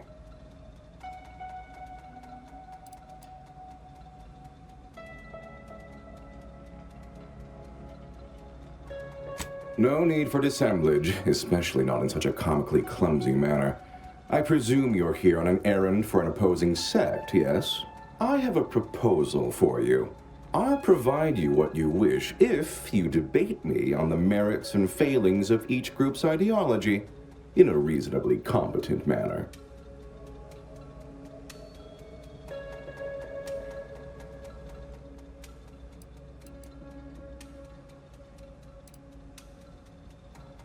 Oh, do play along. I'm so rarely able to engage in any sort of intellectual discourse here. Suppose you could say that's my fault. Yet in any case, indulge me. You'd certainly learn much more from me directly, assuming you're competent enough at verbal sparring at any rate. There's a good sport. Do try to keep up. So, what of the Order, our former allies?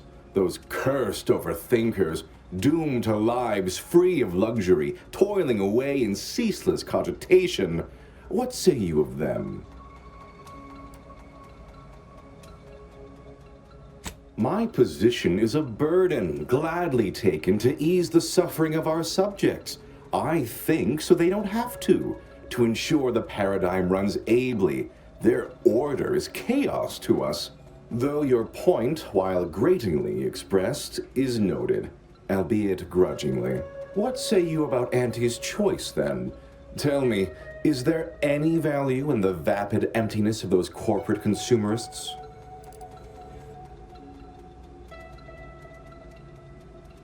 That actually sounds to have some slight merit when you put it that way. I mean, such a system would leave behind the general public, though. All our friends and neighbors. Your point is not completely without worth, I suppose. Only mostly. In the Protectorate, we have the best of everything. Food, technology, a sense of belonging, freedom from doubt, worry, hard work. No, the others simply cannot compare.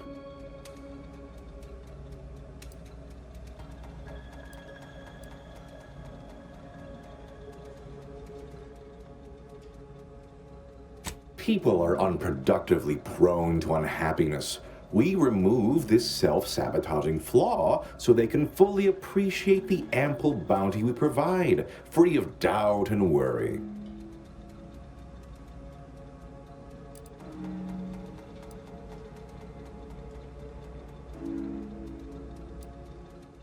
No, I haven't.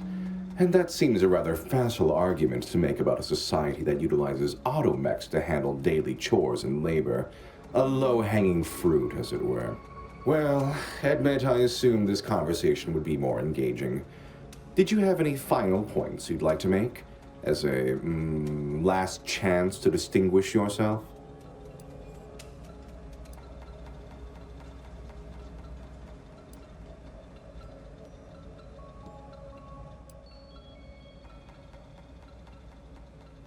Her opinion to me would be largely irrelevant. While I appreciate all she did, of course, there are those who are visionaries, and those of us who enact vision, who make it real. All right, fair enough. In that little battle of wits, one of us proved severely outmatched, and I'm not sure you're completely aware of which of us I'm referring to. I am deeply disappointed by your lack of intellectual prowess, though ultimately I'm not wholly surprised. Suppose that leaves one last thing. Guards, we have an intruder. Improving position.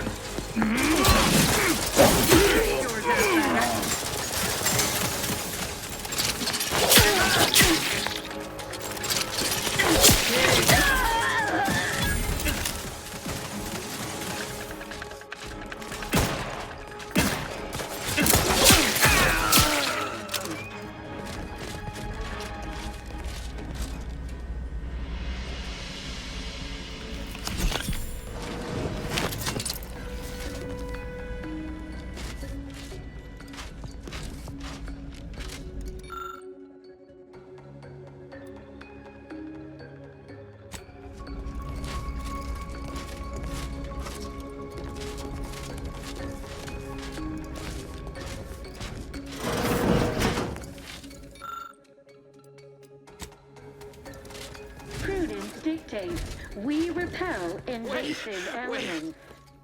I was led to believe my case required minimal treatment. But that last session, that was far more intensive. Strong observation, Your Sublime Radiance. We set the lathe to the maximal abradement setting, per instructions. Maximal? Who authorized you to use that setting? I demand the name of my betrayer! Subject is exhibiting increased agitation upon exiting the lathe, consistent with extreme cases. Further abradement recommended. Who are you speaking to? Are you recording this? Enough of this farce! Release me at once!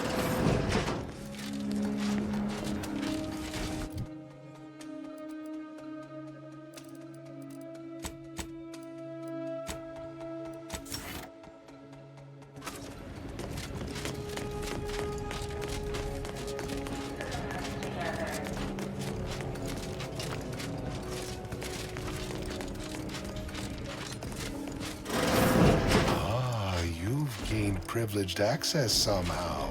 Our superiors must have arranged it.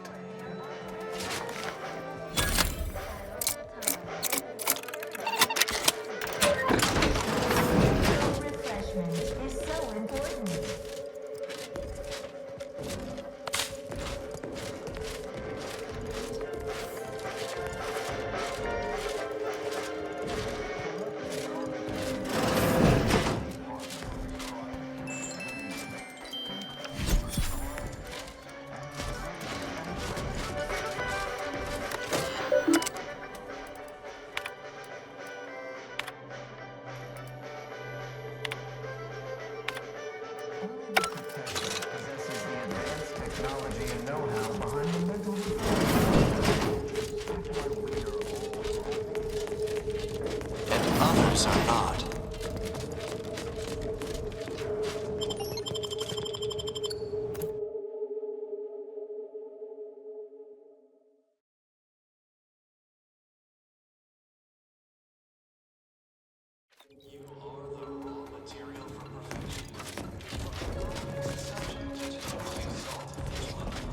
fulfill our duty to the Protectorate. We're all in this together.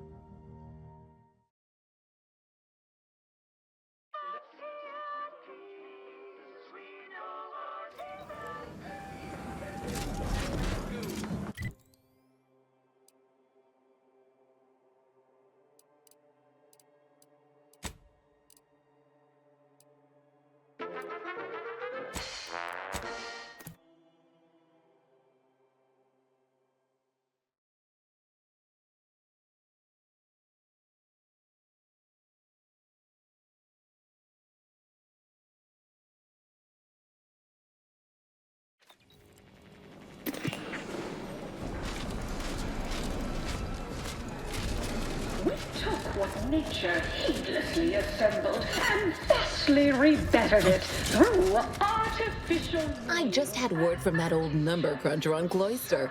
Alden tells me you've agreed to continue the work we began at Greater Tranquility Station. Grand! A collaboration between Auntie's Choice and the Order will truly reward all of Arcadia, not to mention the Order itself. If they partner with us, it's only a matter of time before they come to see that profits are a more tangible proof of progress than those unquantifiable theories they get lost in. Certainly.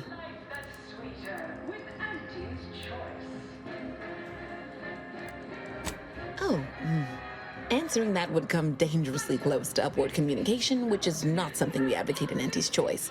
Wouldn't want the junior ranks getting the idea that they can review or, law forbid, critique their seniors.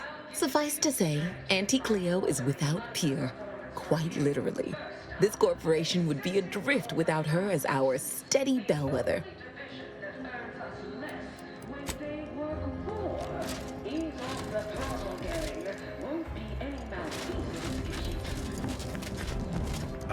I see you're back from the Protectorate's little mind manipulation spa. All their secrets in hand, yes? Our team at Proprietary Insight Acquisition has been salivating over the potential commercial applications of that process.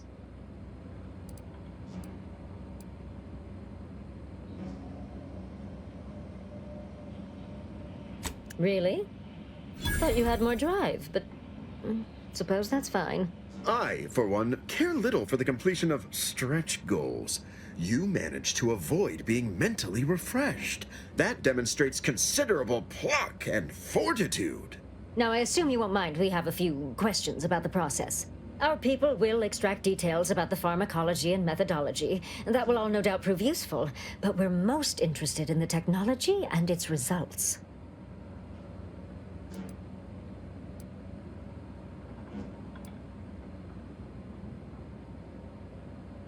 Can't say I like the sound of that. Seems like they'd be difficult to market to. How truly unfortunate. Those without desire or drive make terrible customers. They can barely even be considered consumers at all. What else can you tell us about the place? Turn up any additional details? Anything especially marketable?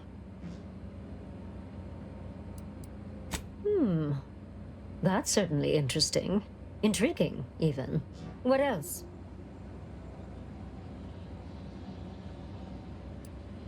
Excellent. Well, here's your reward, along with something extra for your effort. Too bad about the lead scientist. Converting him would have earned you an above-average payout. All right. For your next assignment, well, it's something of an organizational priority. Congratulations! Your storied success has earned you a whole entire minute with our illustrious leader, Auntie Cleo! So your preliminary chores are complete? Oh, finally, a contractor with a little backbone. Normally they flee or expire, leaving the work woefully incomplete. Ah, I remember you from before. Fairfield, yes? Tell me, as an outside agent, do you have any quandaries working with our organization?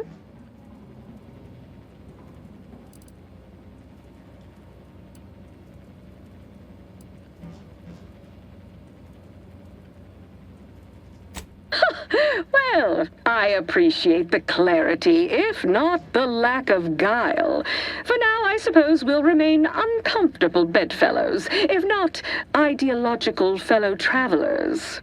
Do hope you'll forgive these two. They're competing for a rather significant promotion, you see.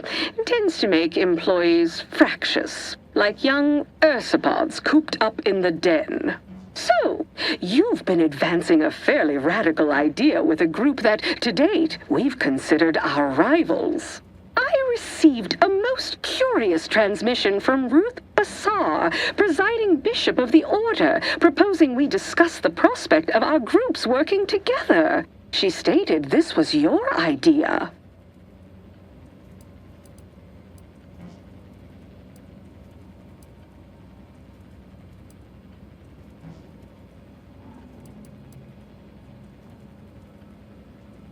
A cessation of hostilities could present any number of potentially profitable options, assuming we could work out favorable terms.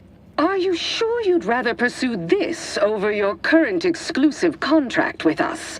Before I contact Ruth, I want to be 110% certain.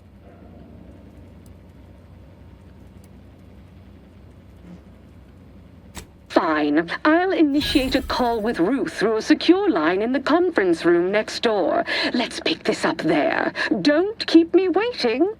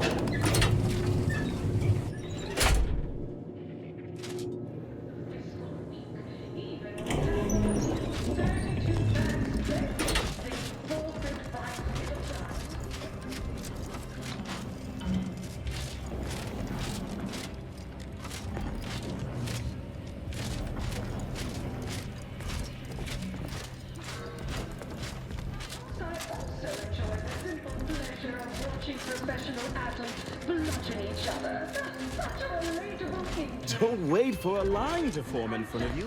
Availability is severely limited. Let this be the first courageous move you make into a fresh, pioneering new career.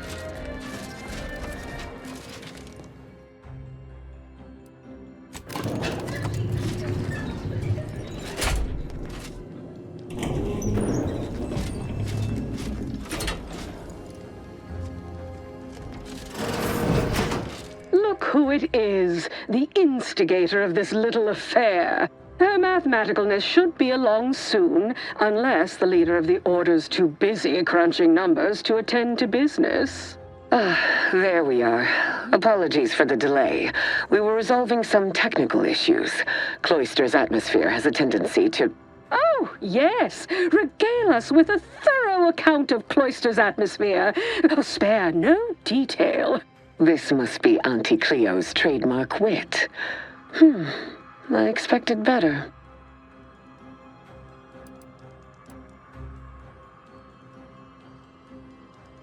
If I was discourteous, I apologize. So long as our mediator proves up to the task, surely we can remain civil. If not, these negotiations may prove short indeed.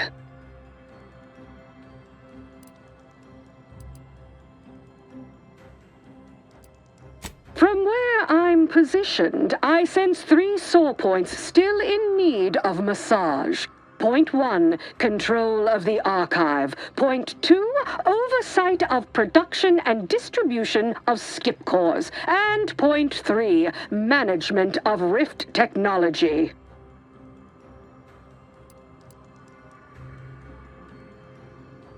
Before we go any further, I want it in writing that the Order will take full control of the archive without interference from Auntie's choice.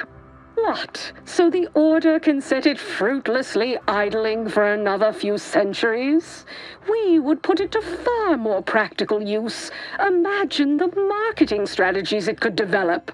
I would sever my own hand before giving custody of the archive over to a corporation. Humanity's ascension depends on its calculations. No, such a condition is out of the question.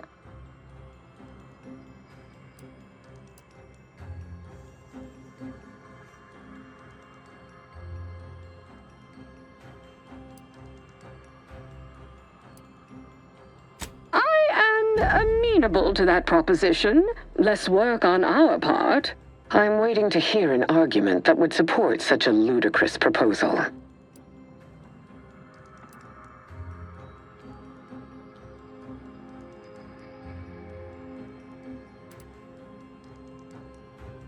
No one said anything about paying, but, it would be a pittance compared to the future profits we might derive. Involving money in science seems questionable, but having access to Auntie's resources would be useful for our research. Fine. Yes, I agree. Reluctantly. Ruth, I commend you for being so receptive, and I assure you that Auntie's choice values science. Nothing bad has ever happened when science and commerce are combined. On the subject of science, it would be most prudent for us to discuss who will be overseeing the management of skip drives, specifically the production of skip cores. No one understands production like we do. Besides which, we have far more experience using skip drives. It was how we came to Arcadia, after all. Where Auntie's choice manages, the Order would undoubtedly excel. Do not exclude us from consideration merely for lack of experience. So you ramp up production? And then what? Hand skip drives out for free to whoever wants one? Preposterous, and a waste of a perfectly good monopoly. We would be diligent about who we licensed out the skip drives to, and a monopoly over space travel is precisely what I wish to avoid. This technology should benefit all humanity.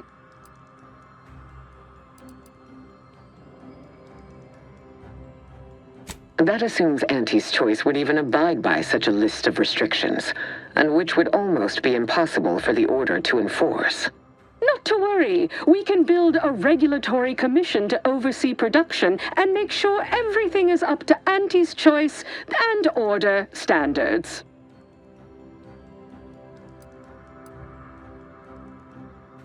Oh, partiality concerns are a thing of the past.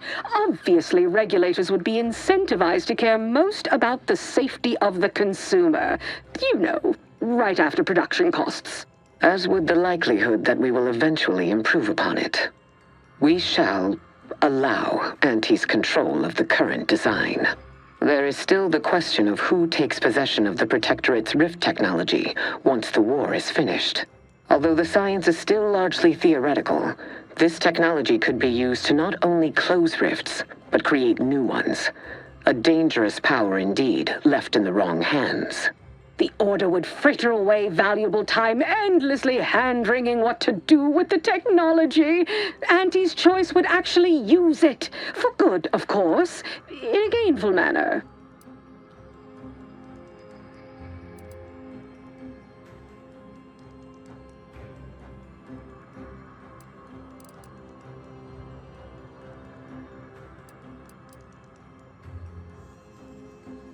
A 50-50 split? But that's so equal. Goodwill rarely converts well into bits, but I suppose I do take your point. If Ruth's open to it, I believe I can agree on the general terms here. And, well, we can haggle over minor quibbling details like percentages later. I shall look forward to brokering the math with you, Cleo. There is one final matter I wish to discuss. I require some chemicals that I have been told are manufactured at a plant on Praetor, controlled by Auntie's choice.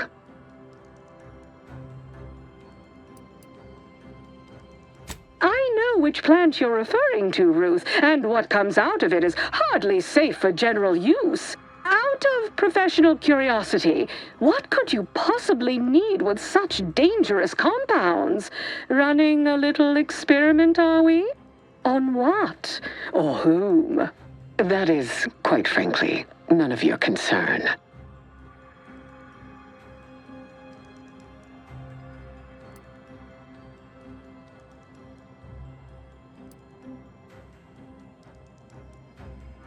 Precisely. Partners don't withhold secrets, although they can and probably should withhold extremely dangerous chemicals if not properly notified of what they will be used for. I will make no progress with my request without further explanation, will I? While the archive is an infinitely complex machine, an equally complex apparatus has been designed which allows one to interact with it directly. Brain-to-logic assembly, as it were. Unfortunately, this headgear exacts a rather tremendous cost on the wearer. A certain panacea is needed to survive it, but I require these chemicals to finish it.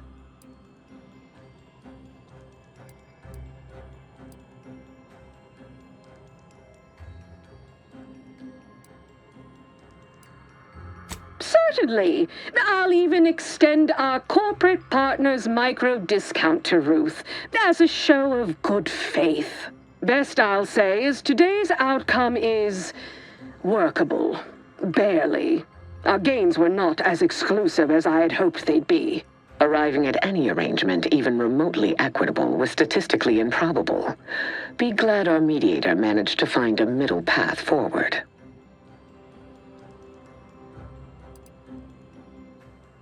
As am I. You certainly have a way of curving probability into your favor. Well, that'll be all for today. Don't forget to purchase the latest in Auntie's Choice products out on the value-added Esplanade, or enjoy a refreshing cocktail at the Best Choice. And do come see me personally when you have time.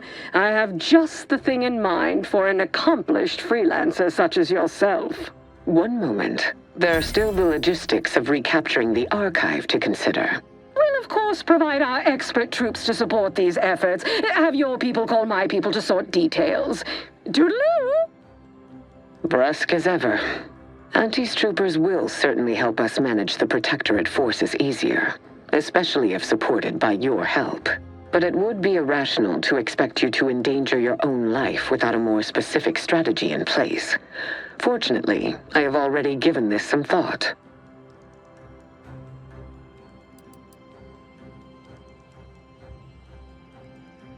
First, we must reclaim Spyreton from the enemy.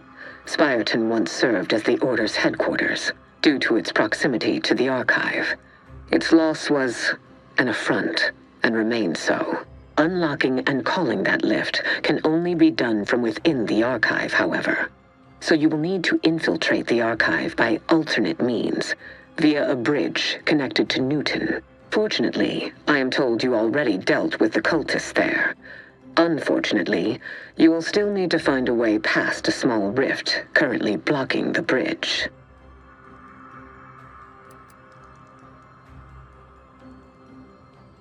Ordinarily, I do not fancy surprises, but you are proving an exception to that rule. With such a device in hand, bypassing the rift should be as rudimentary as pie. And perhaps at some later date, you will also permit our scientists to analyze this gadget at length in one of our labs, provided all goes according to plan. There is a computronical key that you will also need to locate within the archive called the Calcaduceus. The Calcaduceus grants special access to the archive. Once it is back in Order hands, we will have full control over its systems once more.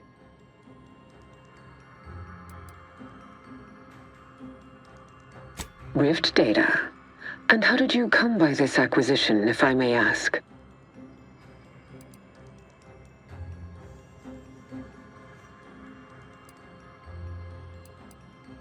Until the Order has control over the archive again, this discussion is all but moot. You know what must be done. May you achieve progress in accordance with the plan. That was some damn fine intermediation, Commander. You might just have a future in finance. You know, after Anti and the Order trounce the Protectorate.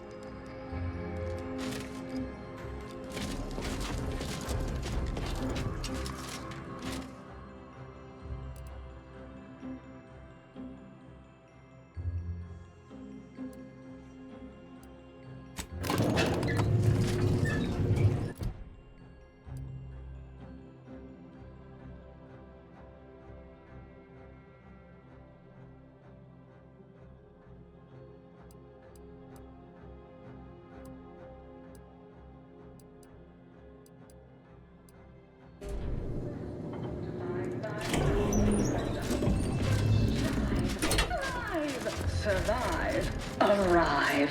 Armed with...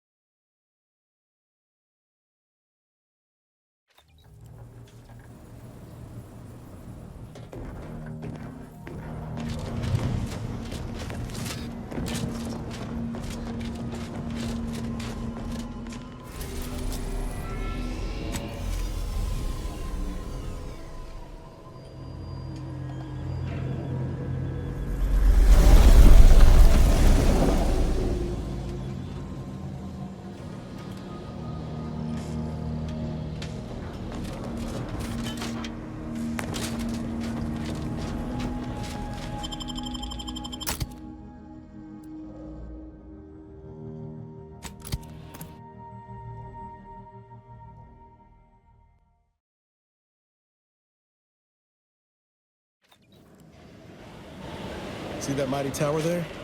Belongs to the archive. Bet she's just as impressive on the inside, too.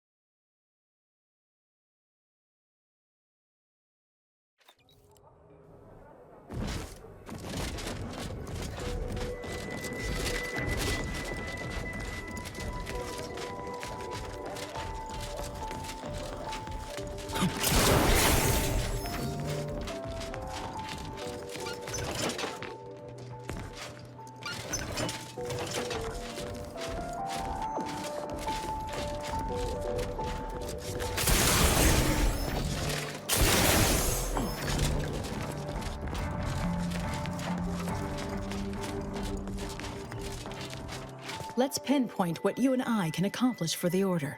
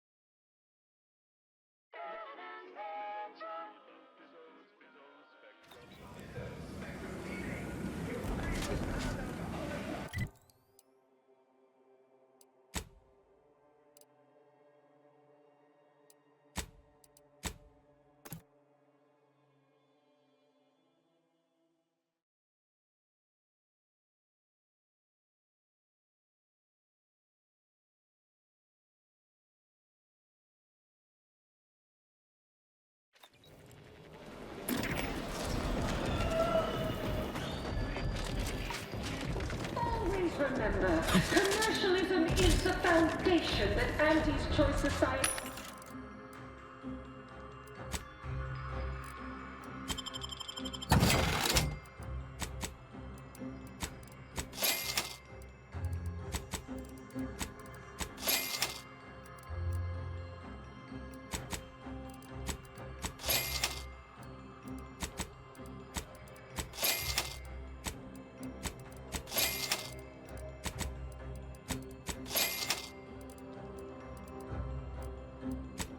upon, not because we worship bits, but because of the system's glorious efficacy. While the Protectorate decide what its subjects get, we respond to what you want.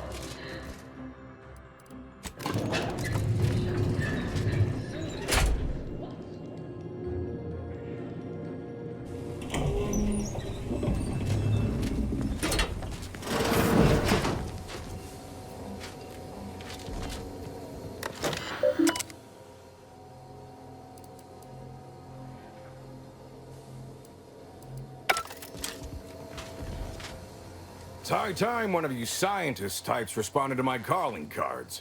The position's been open for more than 2 days, and already productivity is tanked by 149.4%.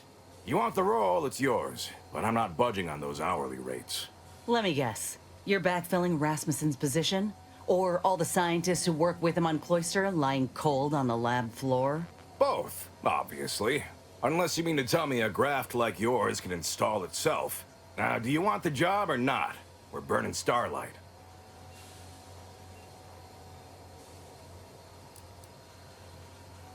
I do. Been waiting on this moment. This grafting program is a law-damned abomination. I went to your lab on Cloister, saw for myself what kind of depravity your folk got up to there. It's sick. My friend was butchered by Rasmussen. And he wasn't the only one. In fact, this program's been a sham from the start. I got tossed aside. And for what? A mistake? Ain't nothing good that's come of this. It's time to call it quits. What a preposterous notion. Shall we stop producing inhalers because of side effects? Or shut down all food factories because one severed appendage finds its way into packaging? No, certainly not. I am not to blame for whatever inconvenience you experienced as a first edition patient. To quit now would be to toss aside all our progress.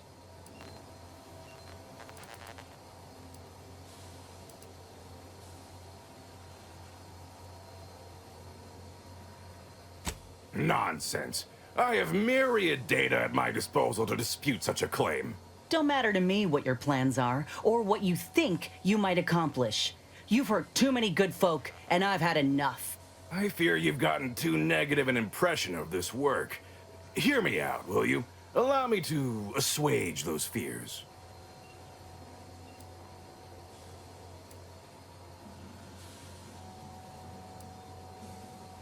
Are you a fool? We cannot speak of sensitive business details here.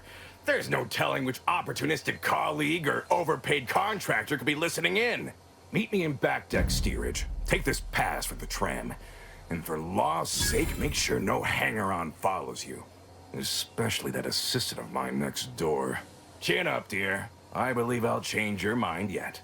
We'll see. This song and dance from all manner of suits before. Reckon he'll try to reel us into a ridiculous scheme, or bribe us with bits or booze or what have you. But this'll make it easier for us to intimidate the bastard into stepping down. Ooh, I relish the notion.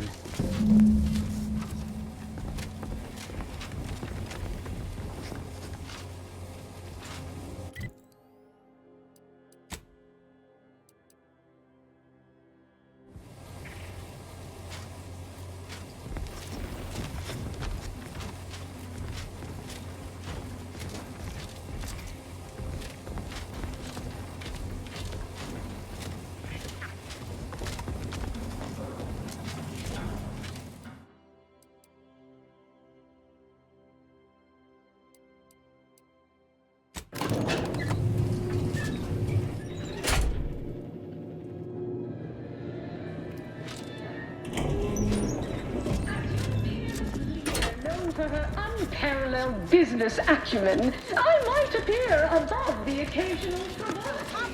Can't tell the difference between seasoned ventilating. The big rip cut off top news from home, but our Arcadia Grove League Is a worthy substitute.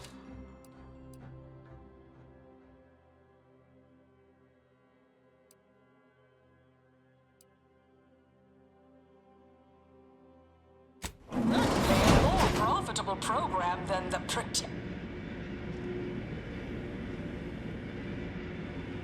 The story of Auntie Cleo versus the Moon Man is a ballad for our ages. A thing of legend, to be handed down for a modest fee to each successive generation. Spacer's choice swollen-headed mascot represents the worst impulses of old corporations, who unfairly stacked the deck against the little person, as they tried with us at Tau Ceti. But did Auntie Cleo take Spacer's choice devious shenanigans lying down? No! Just like our sponsored tossball team, the Auntie Cleo's darlings refused to do when things were down at the end of the sponsorship series against the Spacers Chosen. I'm Jean Turfer-Tyler, 6th base person for the Auntie Cleo's Darlings.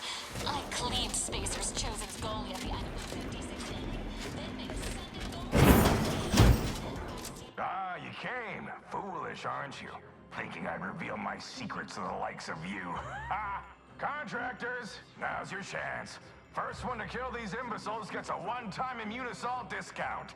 Ready to waste them. On your command.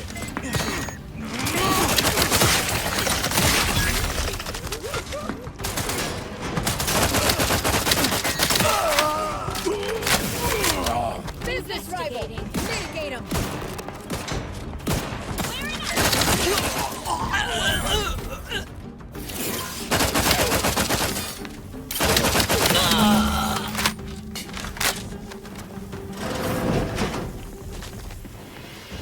I knew you'd come through, my good Biff.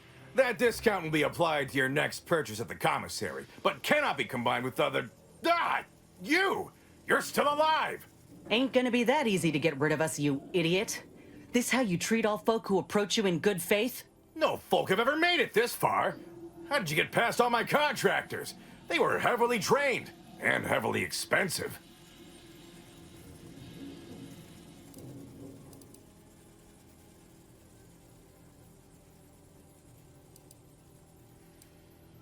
This ought to be Inez's call. Inez. Second chances are wasted on folk like you. Ain't making that mistake again. Ha! If you're only just learning that now, my dear, you were destined for failure. Enemy about. He really thought he could fight us off.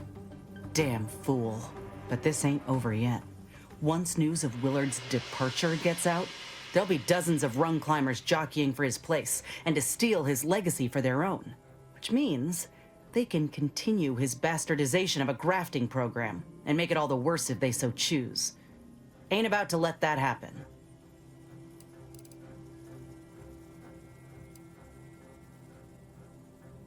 Yeah, I'm well aware you're still entertaining the notion. But look around. You think anyone here has good intentions? I need your help.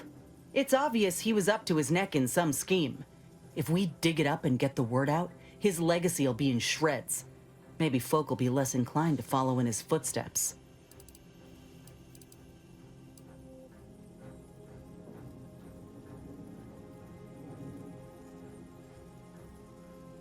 I don't know.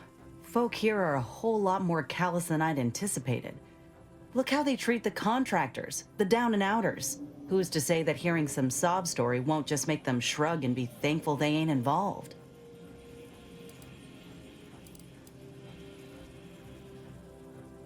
All right, we ought to see if he's got anything of note on his person and then his office.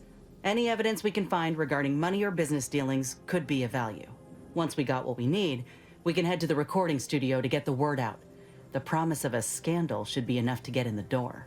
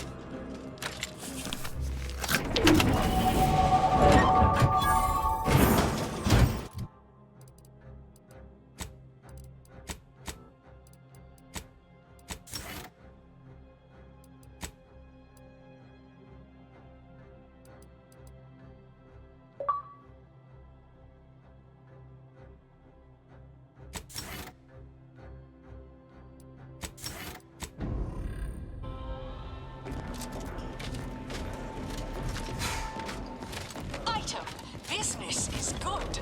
We have flow. Our portfolio is diversified. Always remember, commercialism is the foundation that Auntie's Choice Society is based upon.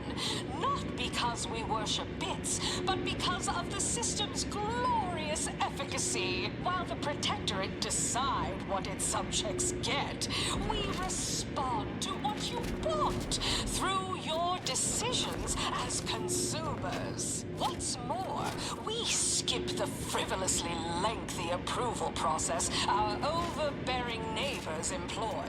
Why wait 20 years to bring a new product to market when it can be enhancing people's lives now as a responsible member of society?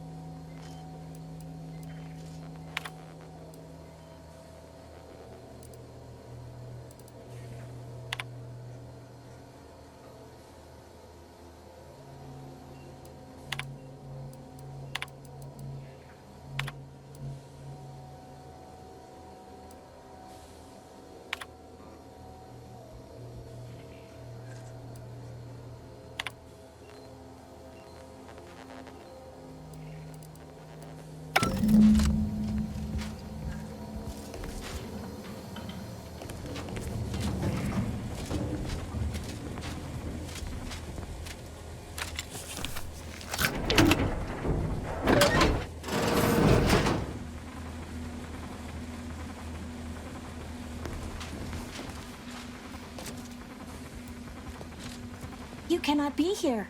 My contract stipulates that this lab door remains locked at all times. I am not to be disturbed. Ha! That's funny, considering the heaps of times I've been called such. I'm here to tell you that your treacherous fiend of a boss is now out of commission, and I'm investigating all of his indiscretions. You wouldn't happen to know about any unsanctioned business dealings, would you? Ah, I'm afraid I can't help with that. I've only spoken with him once, upon my hiring. Well, yes, but not here or face to face. I was to have all communications sent to a private room at the Best Choice. He held all his business dealings and records therein. I gather he was circumventing intellectual property taxes or some such. The Best Choice. That's the lounge for VIPs, looking out over the Esplanade, if I'm remembering right. We might pay it a visit. Oh, law. That room is what he meant by the carousal corner in that terminal entry, isn't it?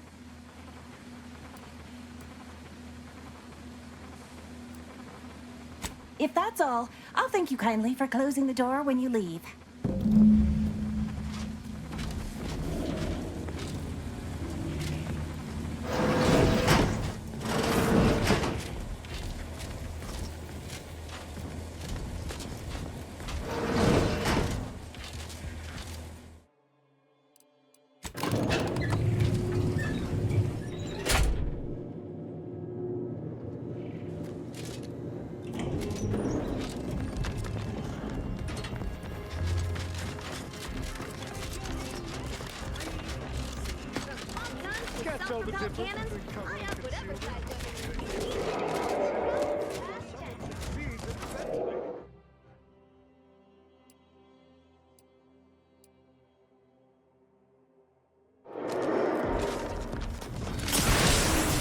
Which do you like invading more? The Protectorate?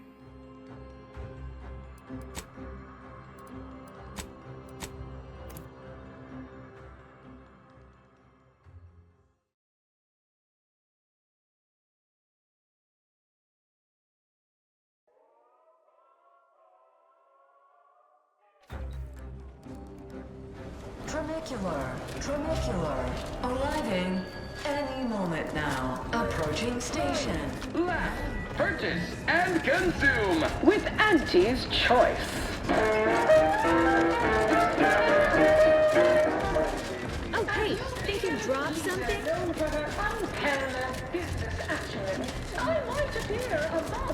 Ever miss a limited time offer and wonder about how your life would have been?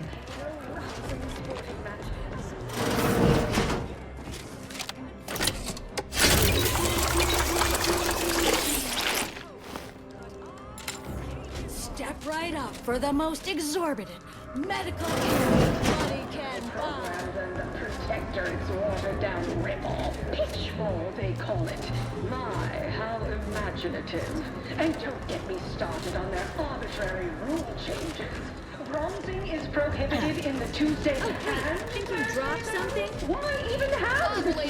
Chewing is for show. And sportsmanlike conduct is tolerated. That won't put posteriors in the Oh, hey, I think you dropped something? It's the burning sensation on everyone's tongue and upper GI.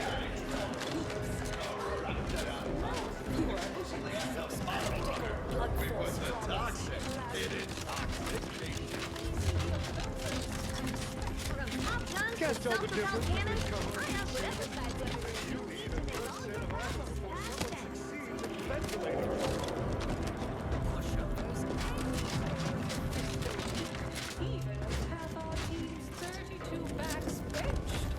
Forfeit by middle time. It would be an embarrassment of body goals. Imagine the ad windfall. Our athletic assets achieve full profit potential. Experience the most sought-after inebriates on the hunt. Erupted archive. Exclusively I'm just like you. Until next time, follow me in the platinum executive skybox above the line.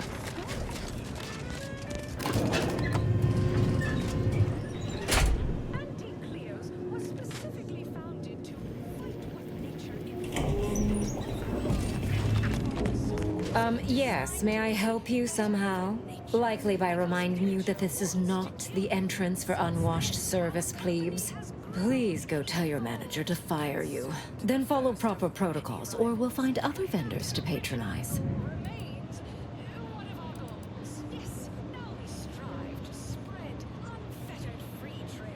Oh, really? You think that you belong in our lounge, dressed like that? 3 sisty pigs in a trench coat would have a better shot at getting in than you do right now.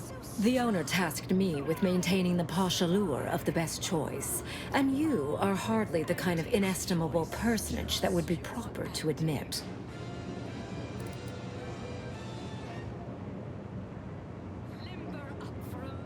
VP of Experimental Operations. About yay high, of questionable disposition, has an unusual sour smell. Never quite got close enough to verify such. But you do know of him? That's a great question. I couldn't possibly say.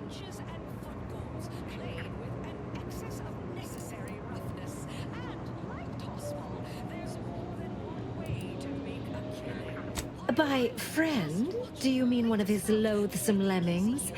What precisely makes you think the likes of you are welcome in a place like this?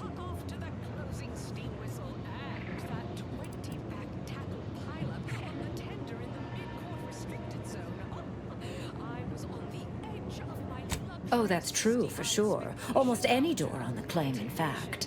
And as soon as he gets here, I'll be sure to let you all in immediately.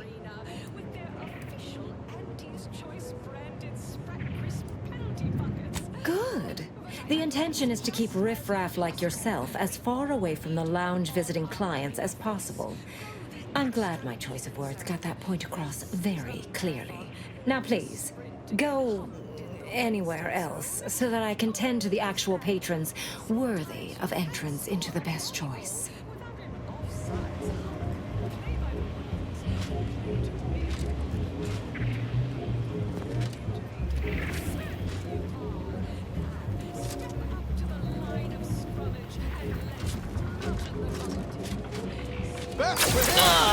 Hole in the head! You lot couldn't hit the broadside of a freighter! Graph's ready if you need a house call.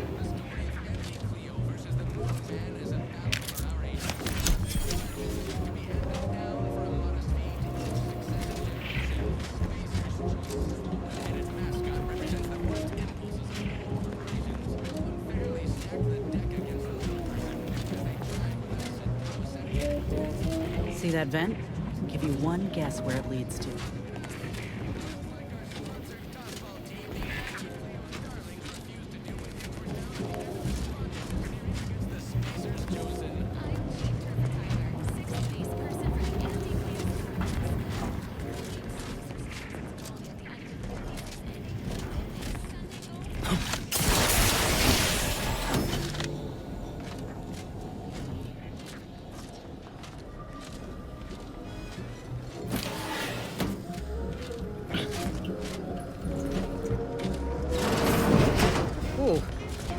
They charge 20 bits a bottle here. Oh, look at this one.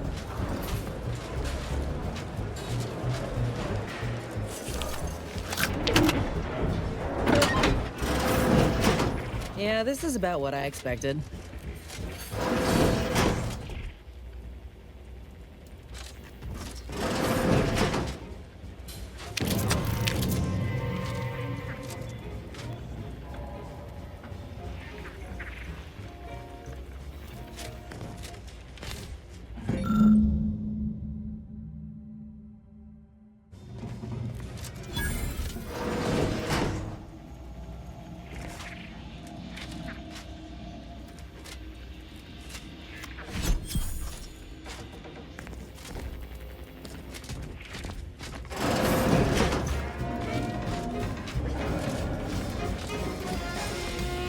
Everyone has their little hunch about which product line will sell the most, but I say you need to ask the common bottom rung of the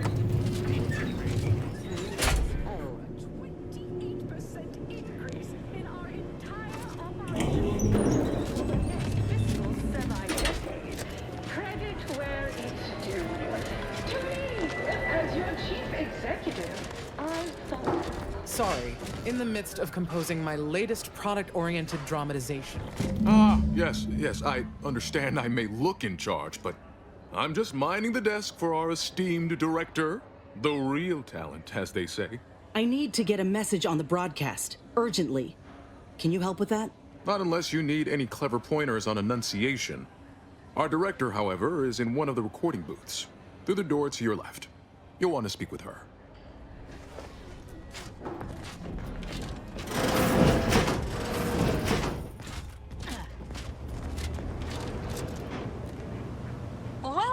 Welcome to Wireless Free Arcadia Studios. Thessaly Falk, Director of Talent Placation and General Runnings. Here to contract a recording or in the market for autographs? Holt sent me to speak with you. I got a message I'd like to send out over the wireless. Trust me, this is one all the folk in Auntie's Choice won't want to miss. Is that so? Well, the more riveting the content, the larger our commissions. However, as you're without an appointment and I'm quite busy, I'm afraid I've only time to record one take. Do make it count. Shall we begin? Glad we're in agreement. I'm here to expose the truth about a prominent vice president. His business dealings are not what they seem. That's quite the bold claim. Now remember to speak into the mic, dear. Enunciate clearly but with feeling. Inhabit the words. Be the message. Joining us today in the studio is a very special guest and rare specimen indeed, a grafted soldier. And one who alleges that one of Auntie's own vice presidents is not who he seems. Take it away. Inez Seelong speaking. I got intel on an illegal program led by Vice President of Experimental Operations, Willard Conan. Folk aplenty suffered because of it. Some say there cannot be success without suffering. It's more or less standard operating procedure, isn't it? Unless you're leaving out any gory details?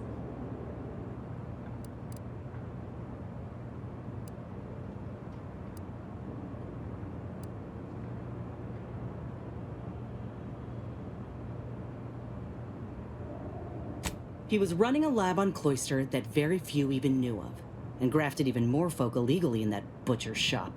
But if that ain't incriminating enough for you, Willard had himself some money problems, which ain't too distant from a grave sin far as Auntie's concerned. Ah, now we're getting somewhere. Tell me, did he squander all his bits on drink? Bet it all on a tarmac and cheese rebranding? Or worse? Thoroughly recount every lurid detail?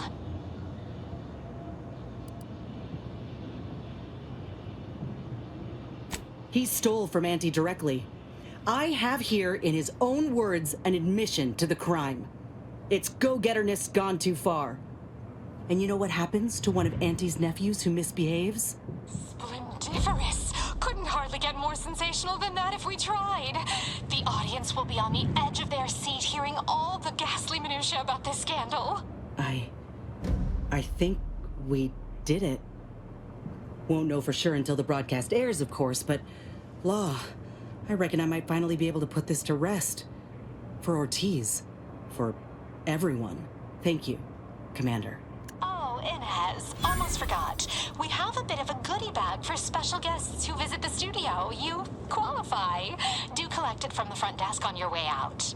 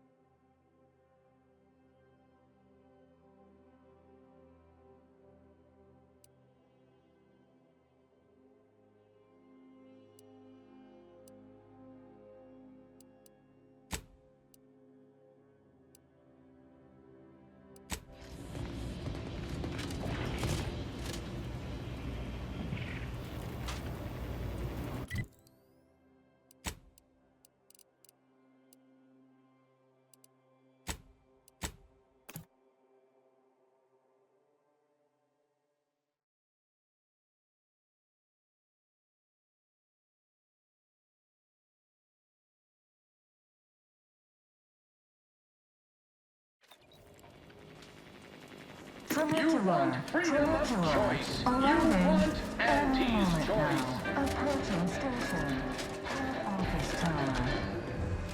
Auntie's choice knows that a better you is just 3 pills and an ointment away.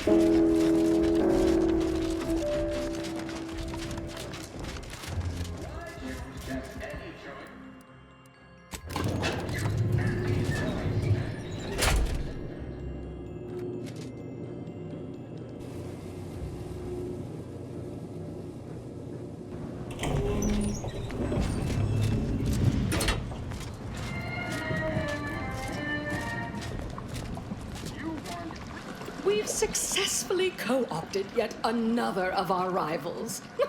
Can't believe those eggheads accepted the deal. What's next on my agenda? That outside contractor is here. You requested a brief tete-a-tete. Ah, there you are. Our fresh-faced new go-getter. We meet in the flesh at last. You've proved quite useful. Keep it up. You'll be going places. You don't seem much put off by my appearance. Good. I have no stomach for those with no stomach regarding me having no stomach. It is, however, something of a brand secret reserved for only the most trusted confidants. And covered in detail buried within the confidentiality clause you agreed to on arrival.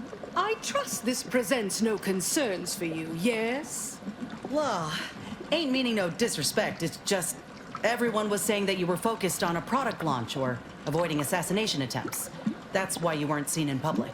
Poor dear, believing that erroneous drivel. You do know I have a reputation to maintain. I can't let every rung leech know my condition and open the door for plotting.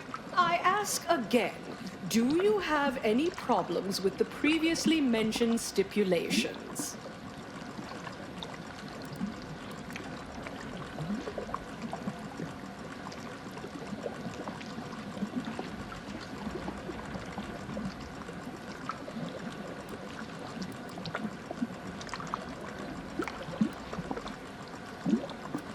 Fortunately, when you're the head of an advanced medical technology corporation, you become first in line for any experimental life-preserving procedures.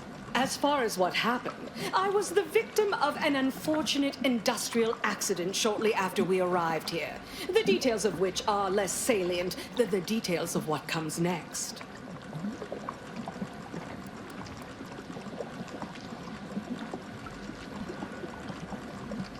Not exactly. Well, exactly. But not in the way you think. We have a mission for you that is vital to Auntie's Choice's survival. We've uncovered an opportunity to procure me a new, audaciously improved replacement body. There was a past proposal to utilize graphs, but, once I saw what happened to those misfortunates in the experiment, like your hanger-on here, the idea was promptly abandoned. Wait, are you saying that the grafting program was only started up to help you with your condition? And was shuttered because it couldn't? Yes, keep up, dear. You think we would have invested money in such a risky procedure for gains on the battlefield? Well, that's what bombs are for. That means your scientists lied to us, and our suffering didn't mean anything at all. Is that right? Me and mine were just lab sprats to you this whole time? This is what you signed up for. Tell me, did you also believe that we came here to solely liberate Arcadia and not for its resources? Oh, you did. How sad.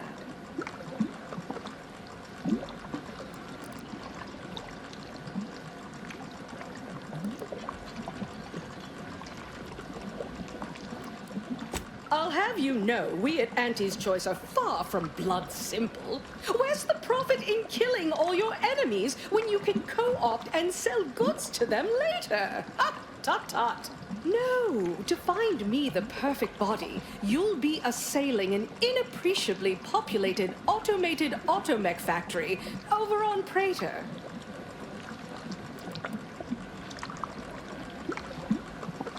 Not just any automechanical, something much, much more exciting. That facility was designed to build complex automechs, a natural choice when the Protectorate began experimenting with a proxy body for the original Sovereign.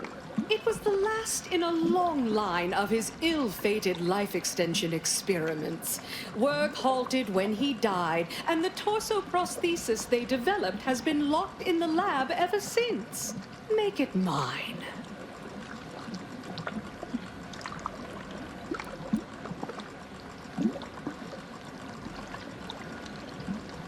Bolster defenses to protect key assets. Some of the order-derived direction can be downright oblique, but this is clear. Auntie is our most key asset.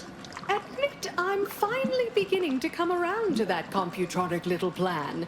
Perhaps there is something to having the archive advise on market strategy and positioning. Yes, I've begun to draw the same conclusion.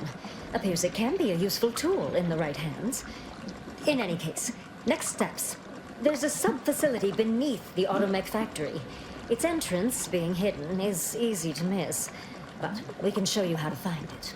Well then, fetch me my new body and we can finally begin bringing this system to heel.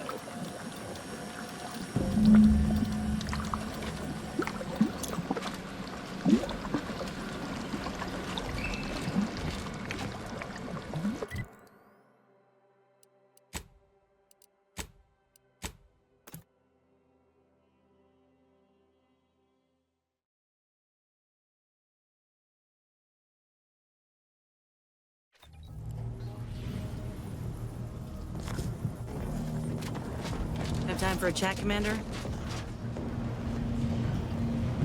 Commander, you hear my interview over the wireless too? They've been playing it every hour. Part of it, anyway. Seems all the evidence we brought Thessaly made an impression. Other VPs are fearing for their jobs now. Can you imagine?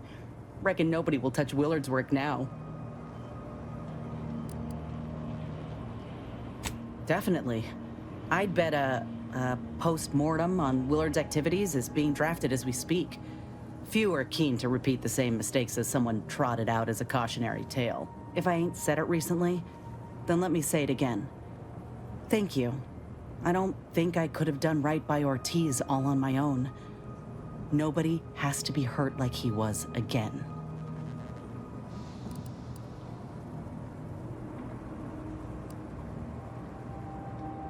Come on.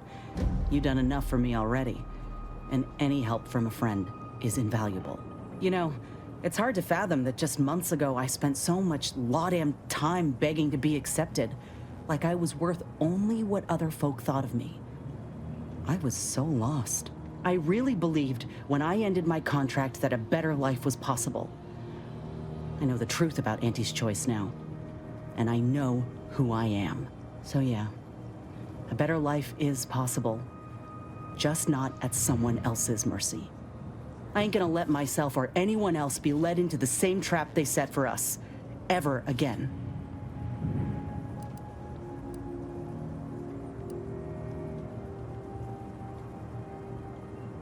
I will, Commander. Anyhow, that's enough sorting my thoughts for the moment. We got a galaxy to save.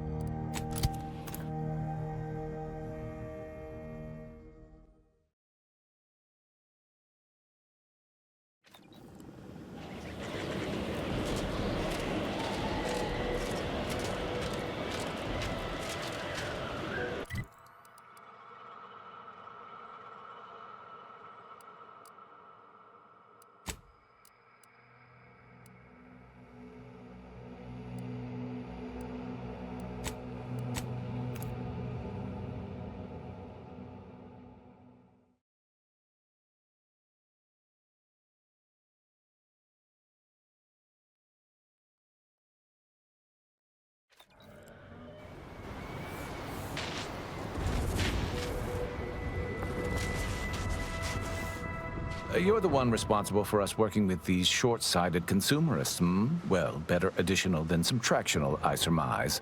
It is time, yes, that we commit our forces to your intended assault on Spyreton?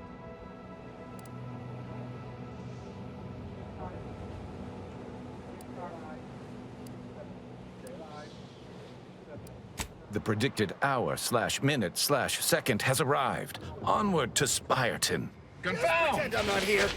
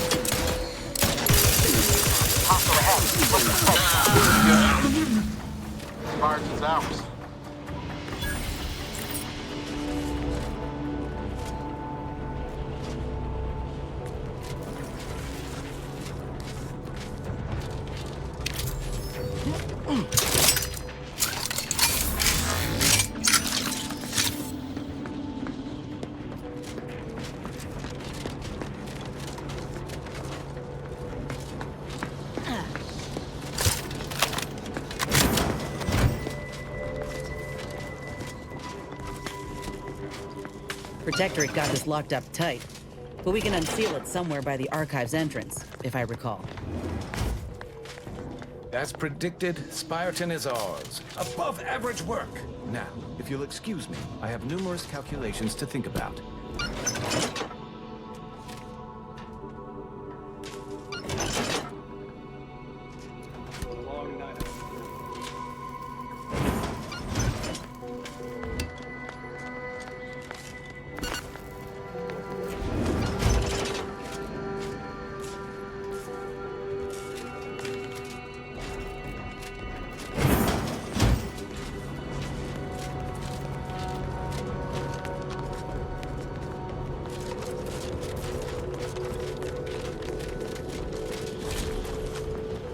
My academic rivals are no doubt sitting comfortably in probabilistic analysis and ossification right now.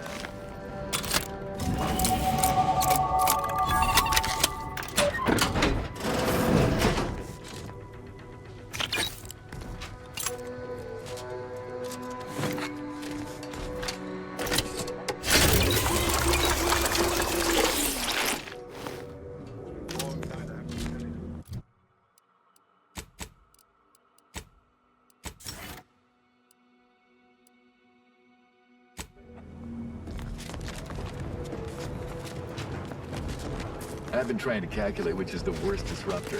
Unforeseen factors, random elements, or anomalous outliers.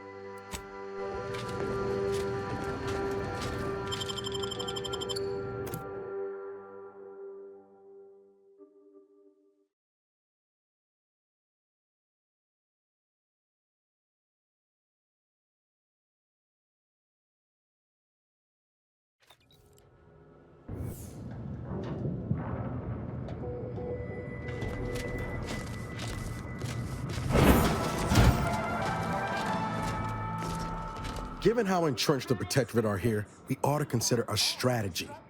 Crossing our fingers don't count.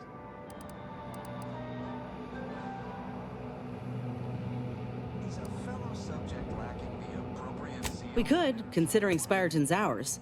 Just ought to find a way to control the lift from here if we wish to call him down.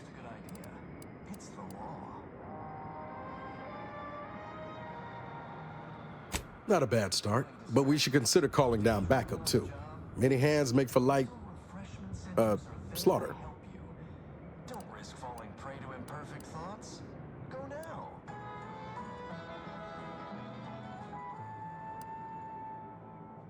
Now that's a plan I can get behind. Invasive elements.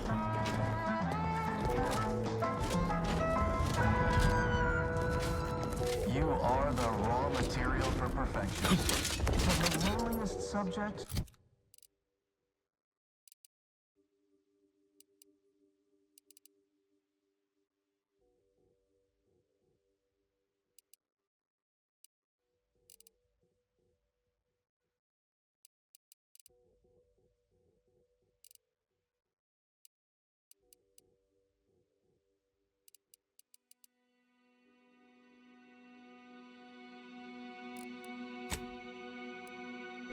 Repel invasive elements.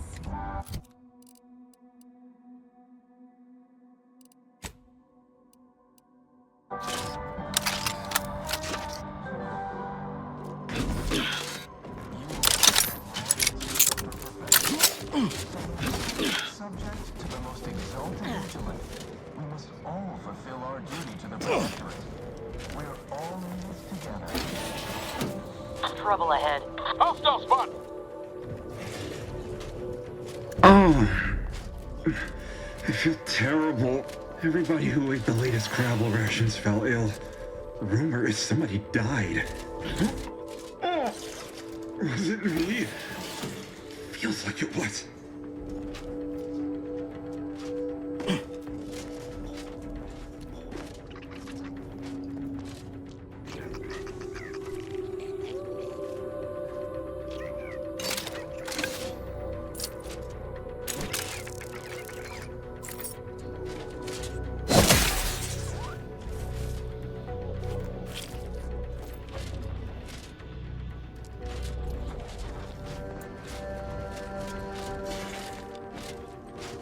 Never eating Crabble again.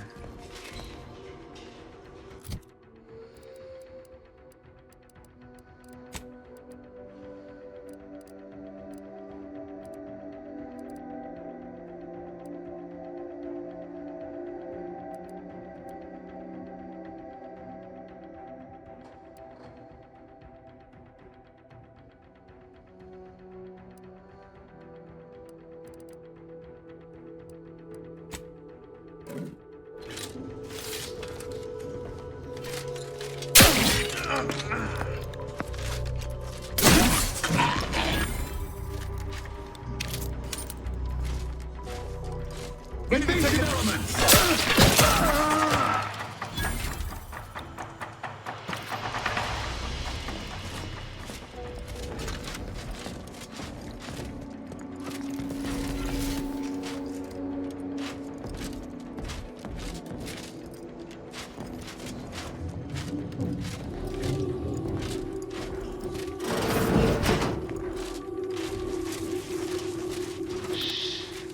Not a sound. Huh? Reporting search.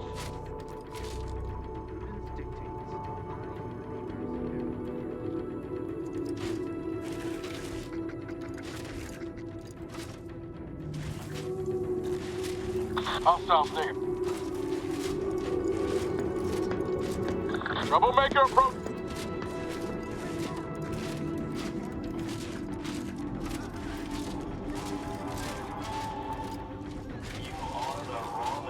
For perfection. From the lowliest to the most exalted vigilant, we must all fulfill our duty to the Protectorate. All in this together.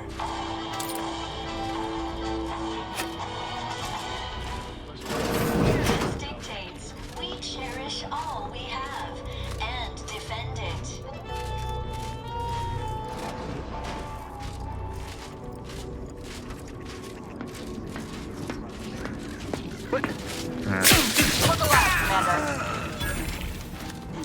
Quick once over.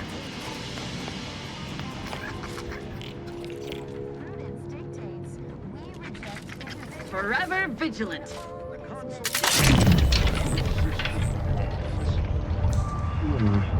Most individualist!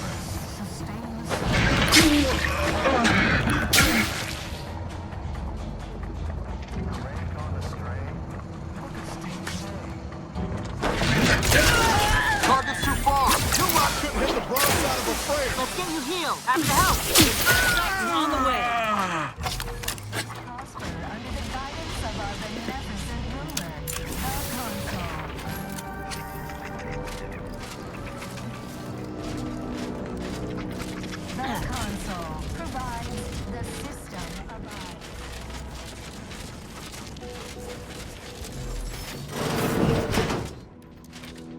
Finger's still tired.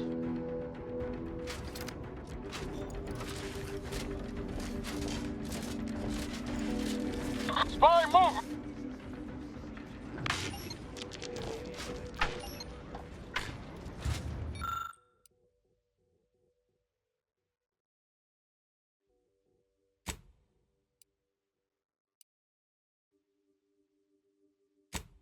This area will be over, and I bet whoever's responsible has our missing part. This wire may lead us to our scavenger, if they're still around.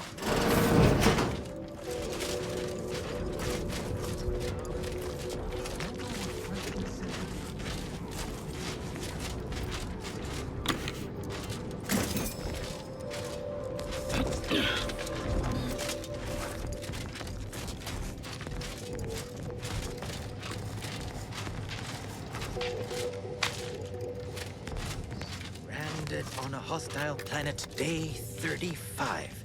Brought to you by the frigid cold and voracious wildlife. Starring noted self-taught.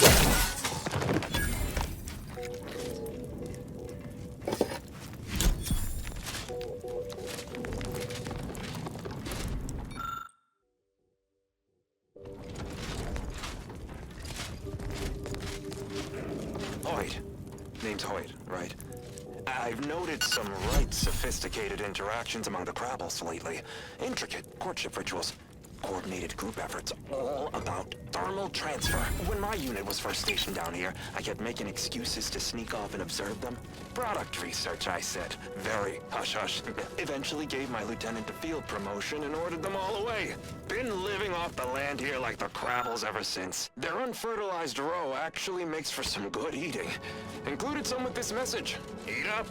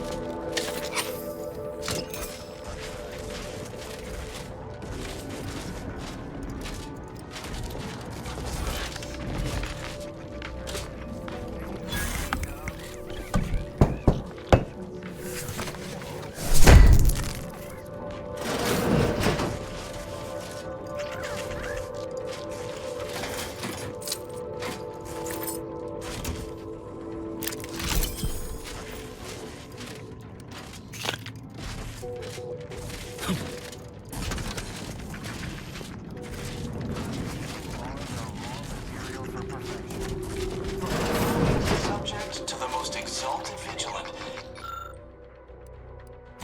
All fulfill our duty to the Protectorate. We're all in this together.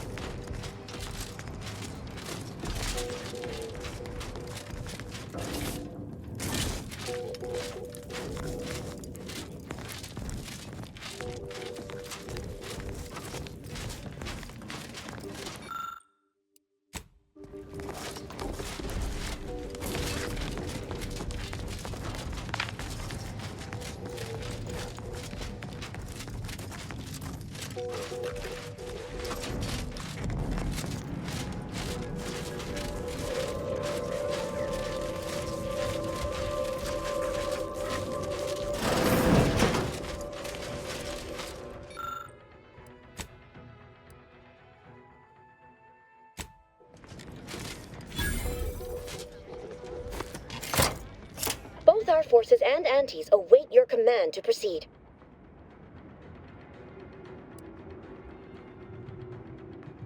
Executing primary operation, now!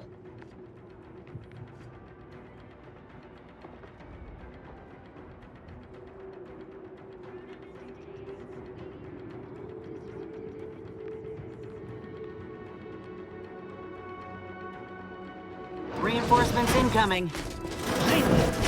I'm getting tired of doing everything around here.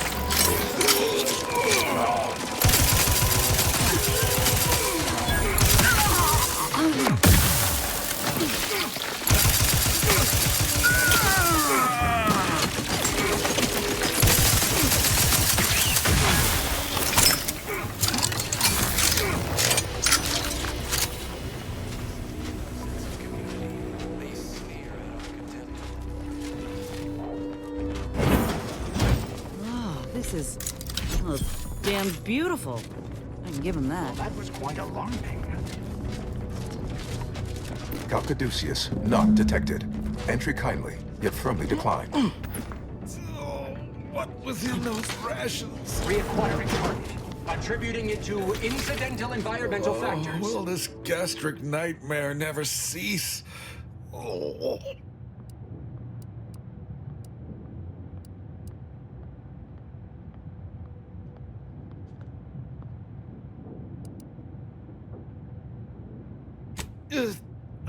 Just a moment. Forgive me. I found myself irregularly indisposed from one direction or the other.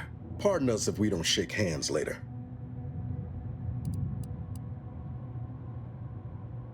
I am the Archive's current operator. As such, I am the bearer of the Calcaduceus. I still have trouble saying that.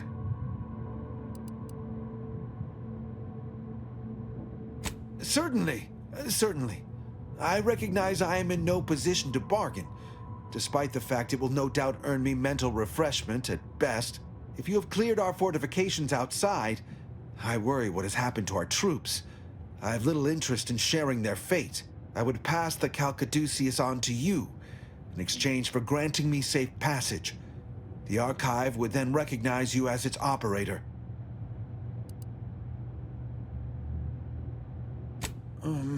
All right. I am providing you the Calcaduceus. Don't shoot. Here, you are now operator of the Archive. Congratulations. Be warned, you may find it a temperamental machine. Some maintenance may be required. Is there a protectorate curative house? Calcaduceus detected. Alternative operator postulated. Concluded. Authorizing replacement. Greetings, sentient. Welcome to the Archive. I am ENIAC, the Universal Equation Numeric Integration Analytic Calculator. With the aid of my operator, I, a non-sentient inorganism, marshal vast computational resources across the moon of Cloister.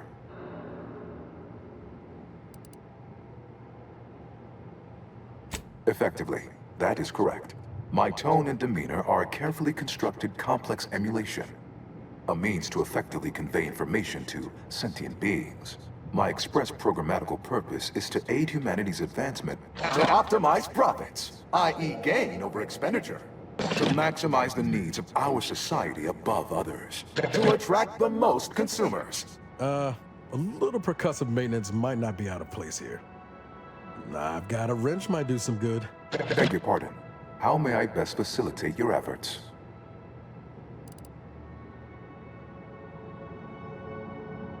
Perusing contents. Anatomizing diversiform particulars. Concatenating manifold integrants. Cursory assessment complete. An impressive accumulation of rift data. Similar in composition, though decidedly not in scope, to that provided by the Protectorate. Information with the potential to offer unique commercial opportunities to those who wield it. But why simply huck goods better, when such a bounty could be used to flawlessly regulate societal harmony, oversight, and means of production? What is the aim of your query?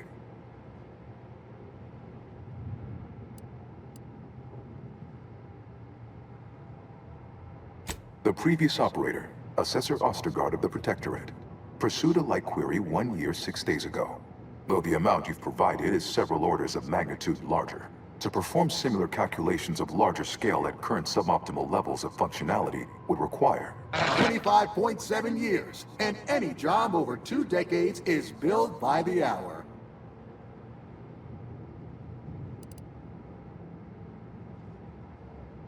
Calculatory processing presently hovers around 49.7% capacity due to internecine conflict, misuse, and a lack of technical prowess by recent operators and their associates. In order to improve calculatory processing of rift data in a timely manner, repairs must be made to address the damage done by Protectorate and Auntie's Choice operators.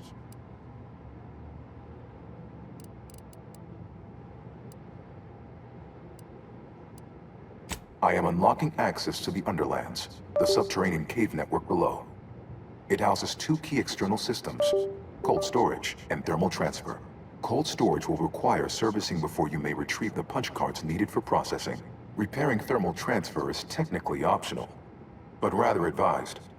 If you fail to restore it, the archive and I may melt down later while running your calculations.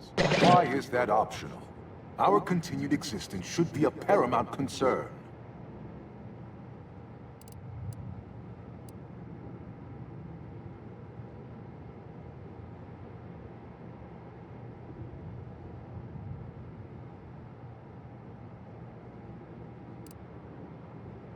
Inverting targeting protocols.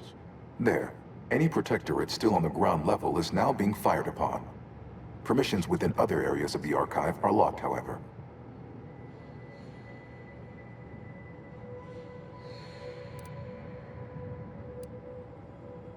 It is an archival area dedicated to safe upkeep of all data collected in pursuit of the universal equation by the Order of the Ascendant.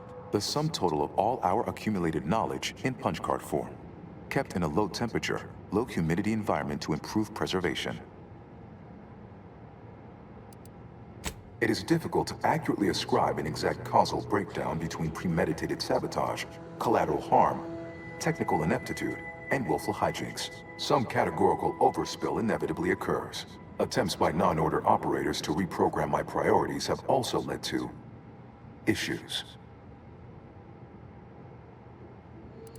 When active, the archive generates an enormous amount of heat.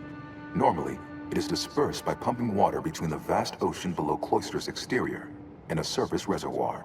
I can process the rift data without its repair, but irreparable damage is likely. Yet, with thermal transfer presently idle, a contingent of crabbles have made the area a nursery. Drastic changes to heating levels may endanger it. Who cares about a herd of pea-brained, ill-humored, oversized crustaceans? There are too many as it is. A job worth doing's worth doing right. Besides, I can't imagine the presiding bishop being best pleased by us irreparably damaging the archive. Return later to discuss the remaining subsystem work. And soon, everything will be running like clockwork. Have a profitable day! In lieu of my transactional mindset, I'm unsealed one of the display cases in the central entranceway. The Sears Cerebellum Protector is now yours.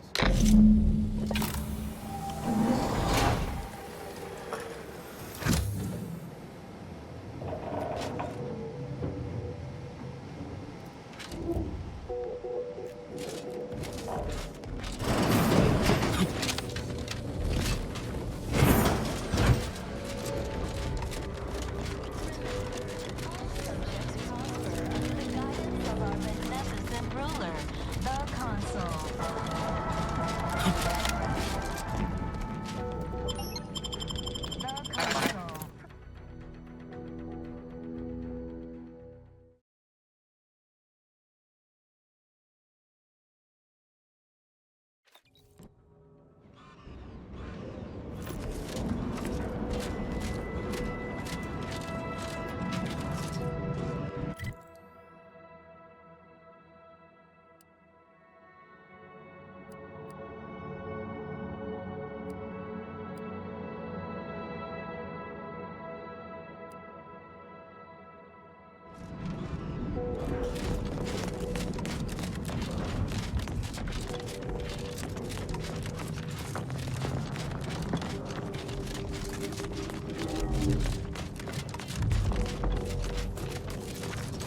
Bodies up ahead. Suggest we take a moment before running in and joining them.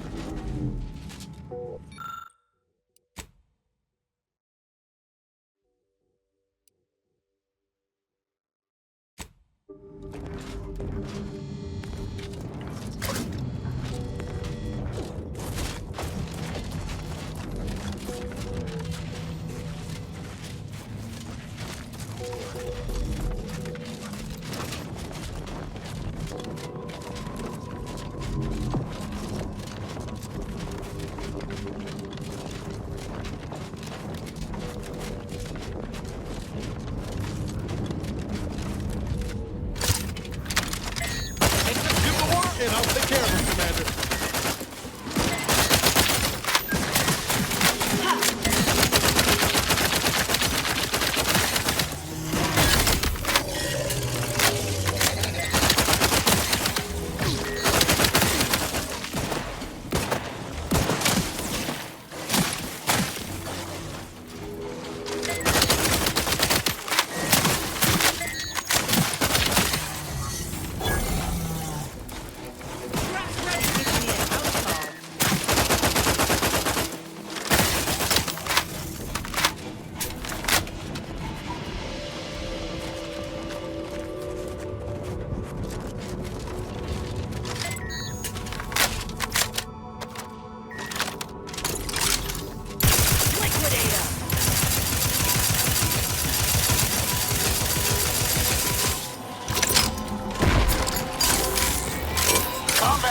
Take time, Commander. Hey, got a distraction for you.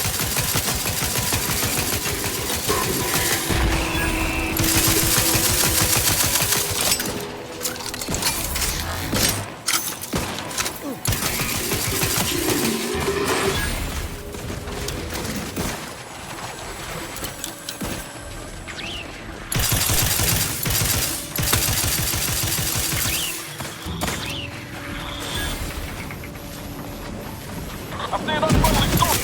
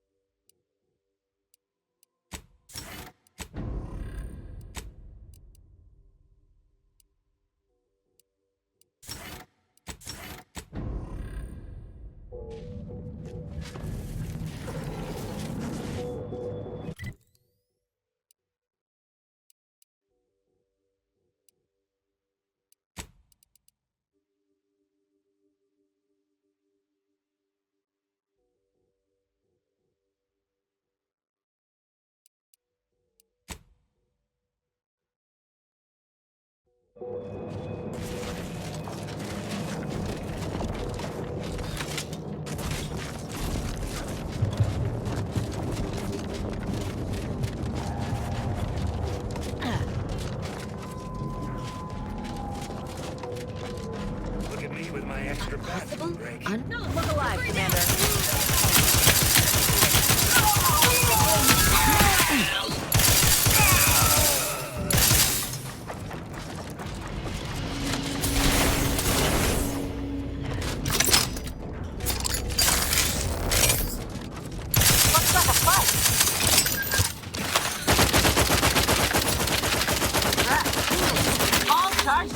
Let me know when you need a distraction.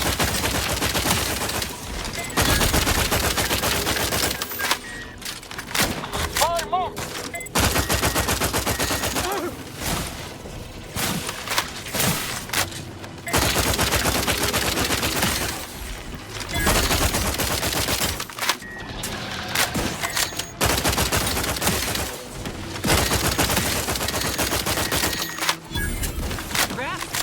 business.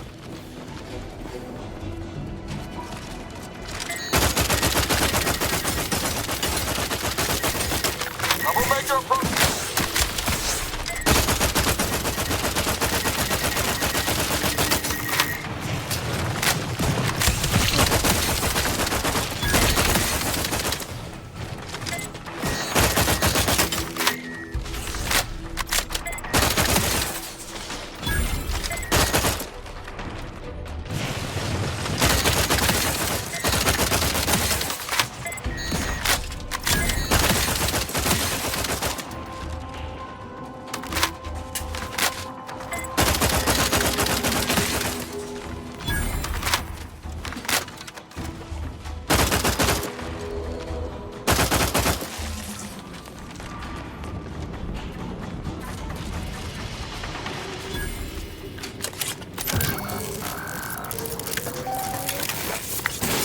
Caduceus detected.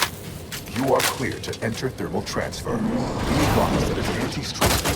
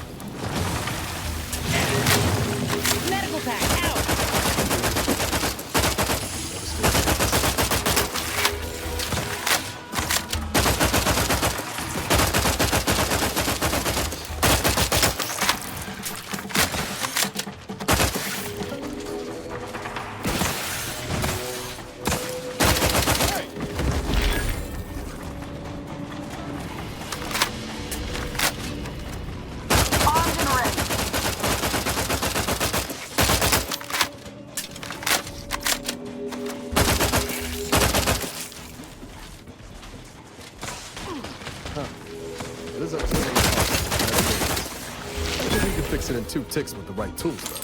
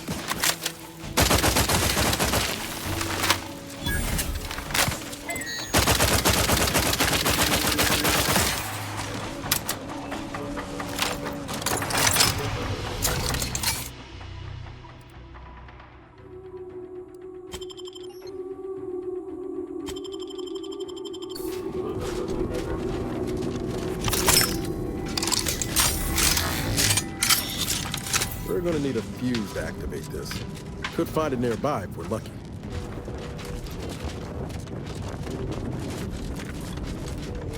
Combat lands on an unfriendly.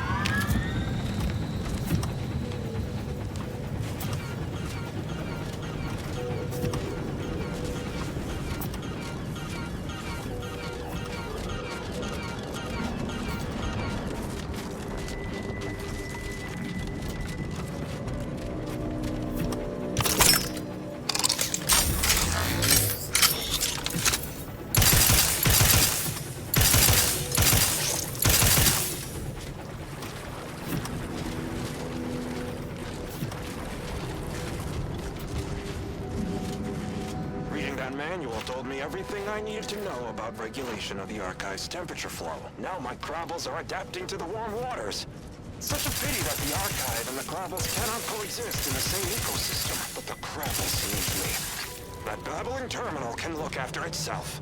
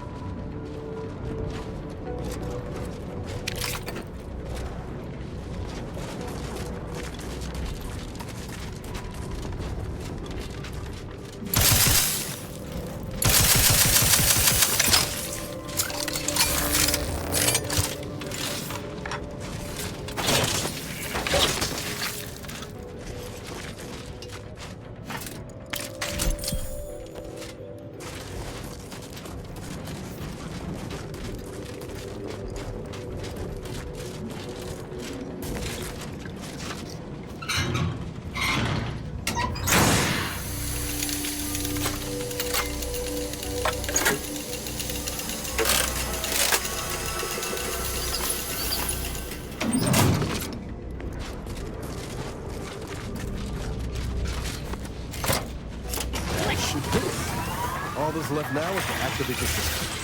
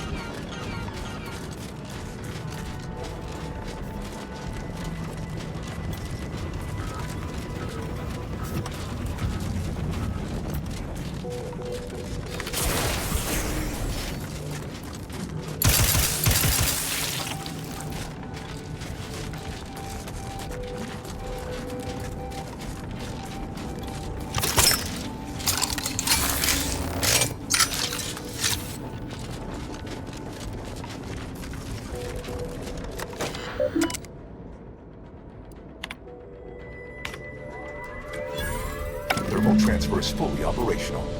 Later, when I process your data, I will not melt down. Please proceed to cold storage to re-enable punch card retrieval.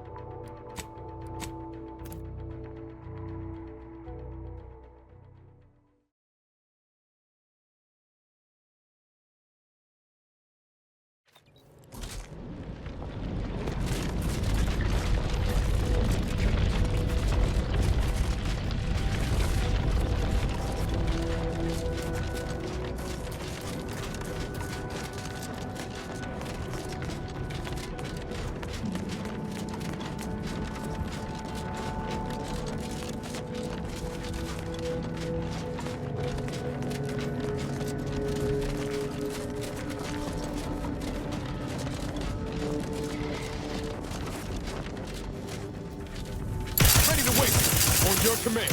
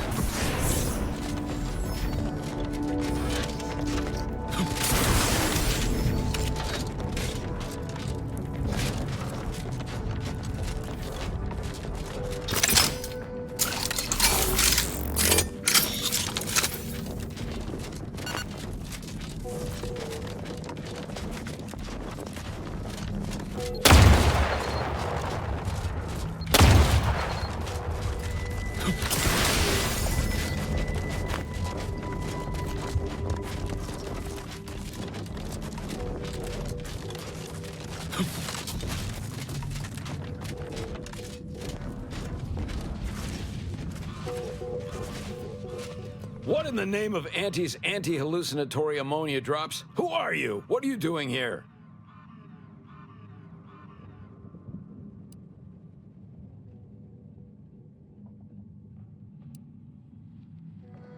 Moved aside? You started talking to... You know what? Never mind. Being trapped down here has taken a toll on us all. When the Protectorate took control of the archive, they used it to lock down all the lifts, trapping everyone down here. The only way out is by fixing the fuses in the Ascension conduit control, that building to the west. But we lost a lot of really good people trying to take it. Too many to keep trying. You? Just you? Ha! Well, good luck, stranger. It's probably a better end than starving to death down here.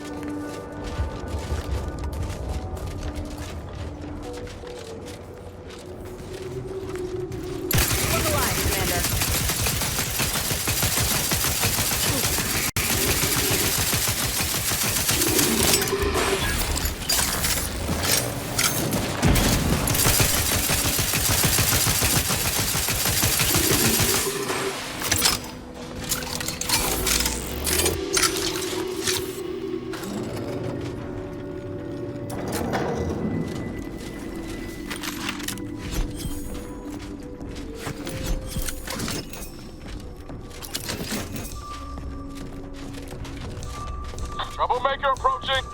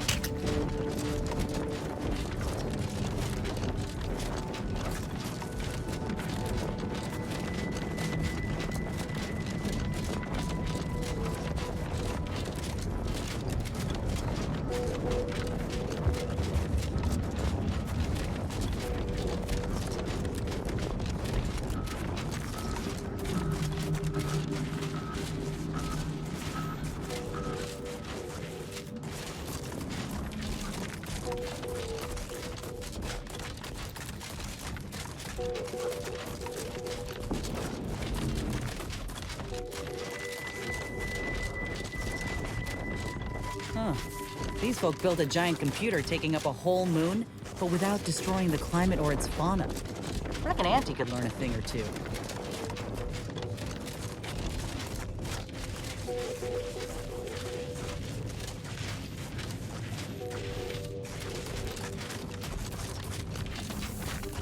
Ready to take the heat off you, Commander.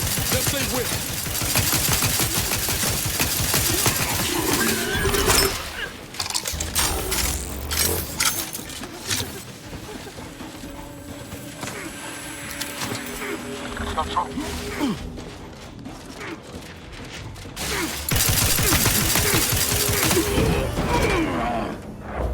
Here, got my lamp so that I'm fine.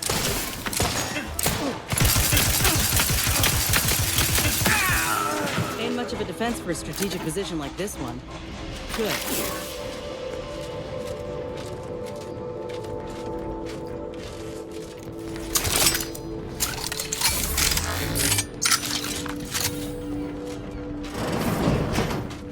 To retrieve key data in cold storage in its present state requires a series of manual overrides. The first will enable identification of the storage brain housing the information. You encounter opposition, remember. Our needs come first.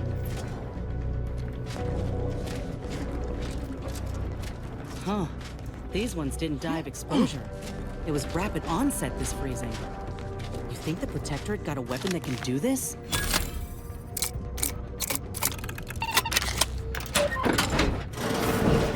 Got eyes on some no-goods.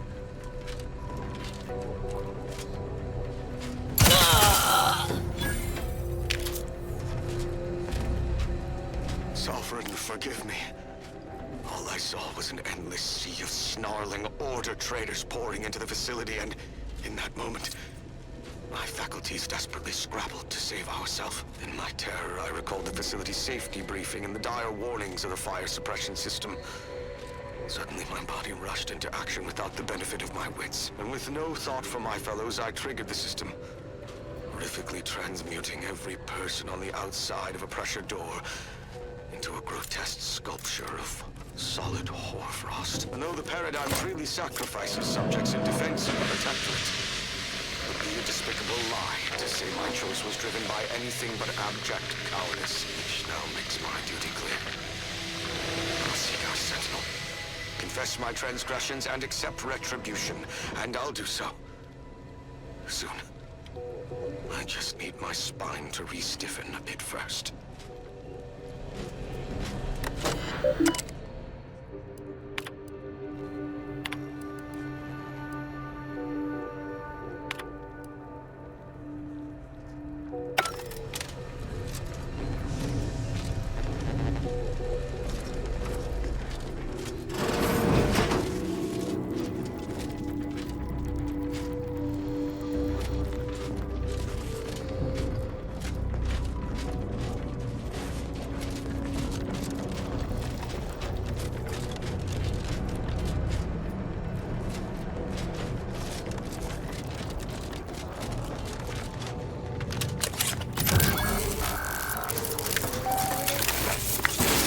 Data brick identified.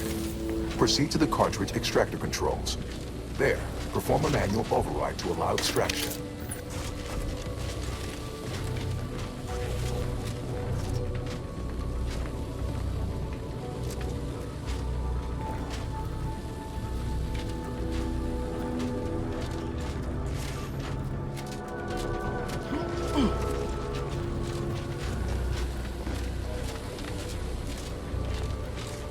I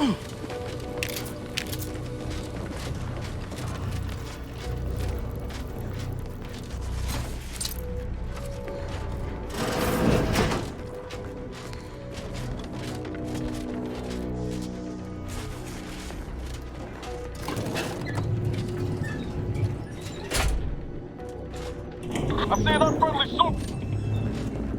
Let's have the one you need to worry about. Over there. Free hole in the head.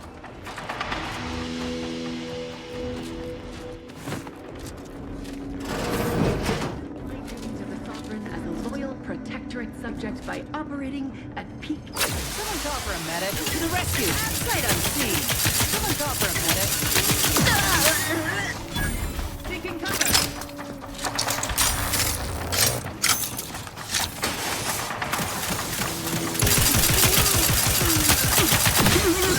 Awesome. Let me handle this.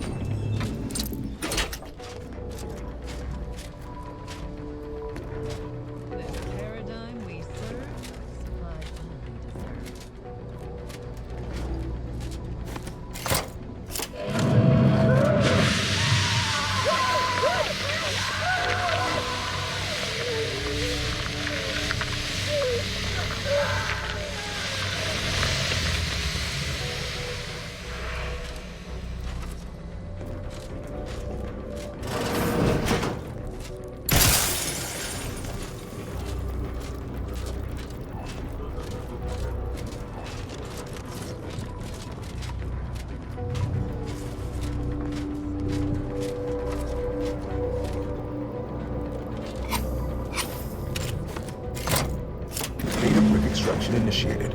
Proceed to the rail operations platform to reposition brick for export. Note, protectorate troops have become alerted. Troublemaker approaching. If necessary.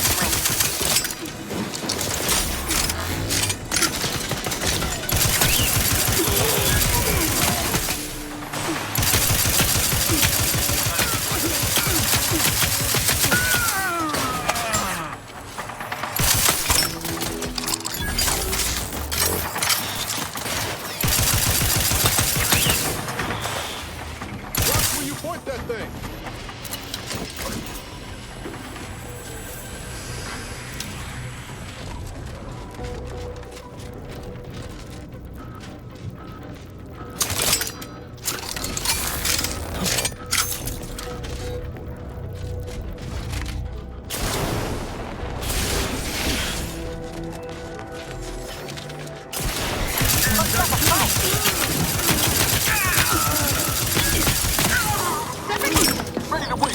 On your command.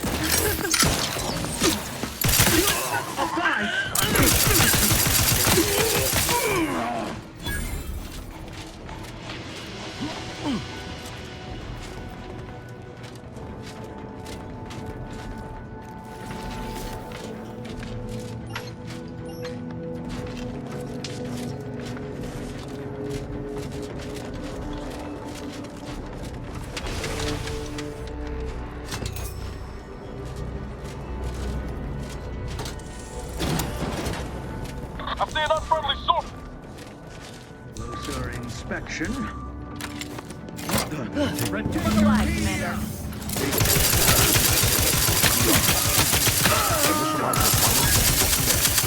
Gateway station nearby. You are one step closer to flooding Arcadia with untold business opportunities.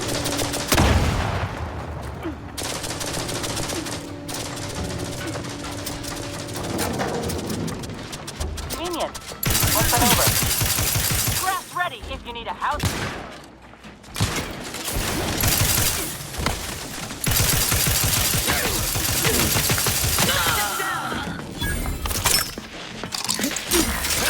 Got a distraction for you. I'm the one you need to worry about.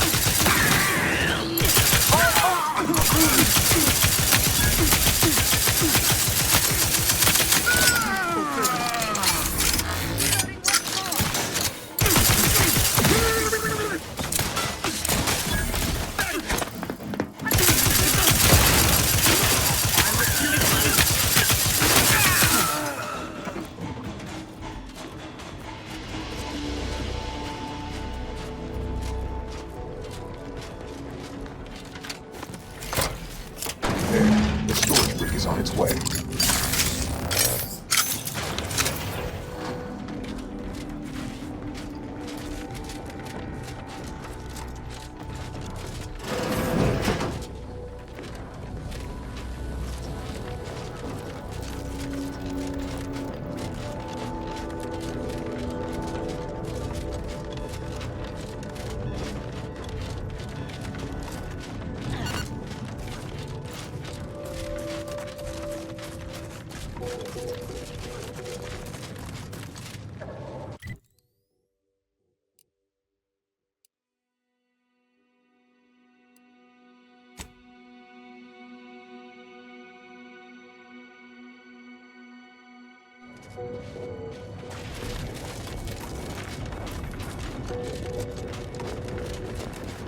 Can you imagine what it must have taken to build something like an archive? The engineering alone is unlike anything I've ever seen.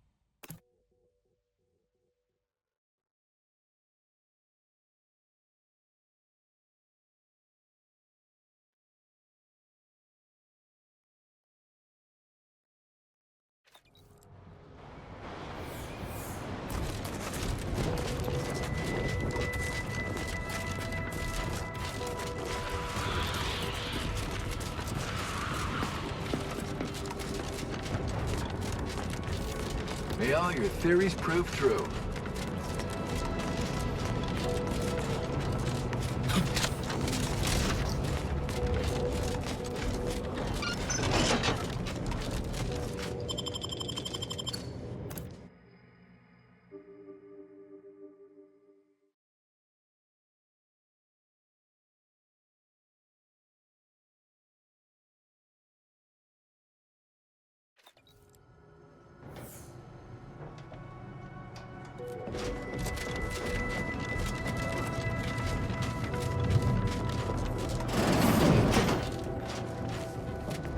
Cold storage is operational, and your efforts there are satisfactorily complete.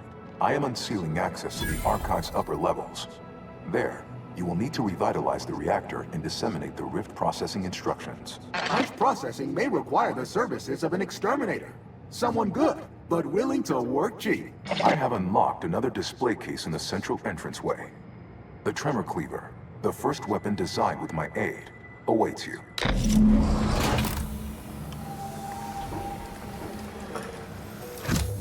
Your call, Commander. Either we head to the reactor or punch card processing.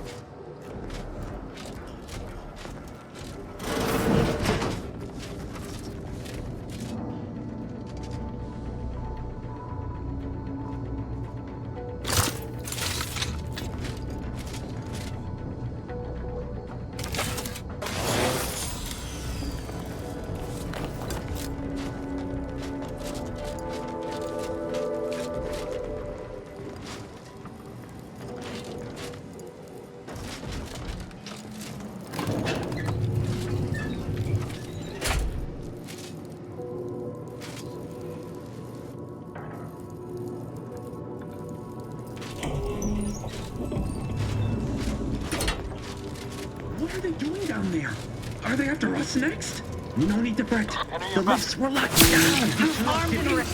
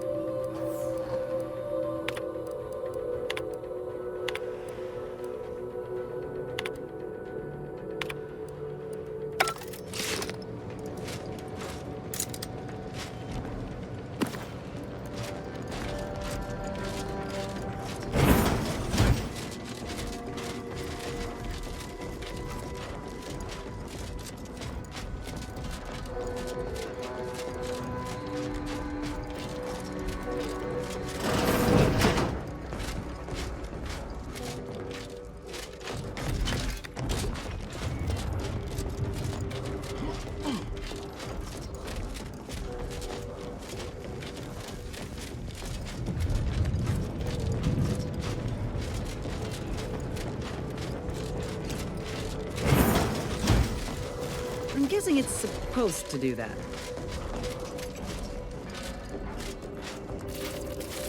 Liquidate!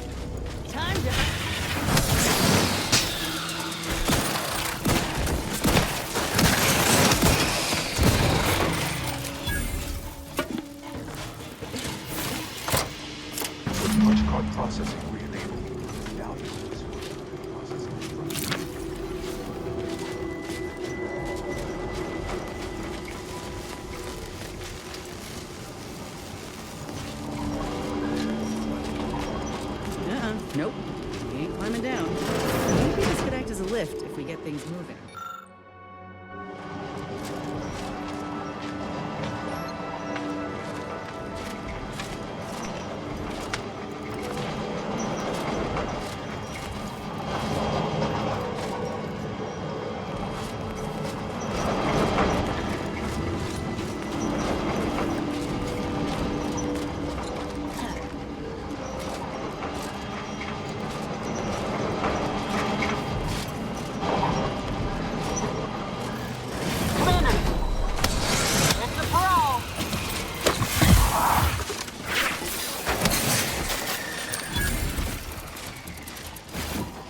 Got my lamps on an hunt front.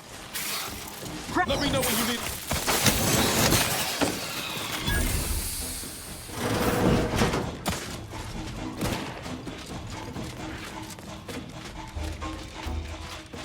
Medkit coming your way!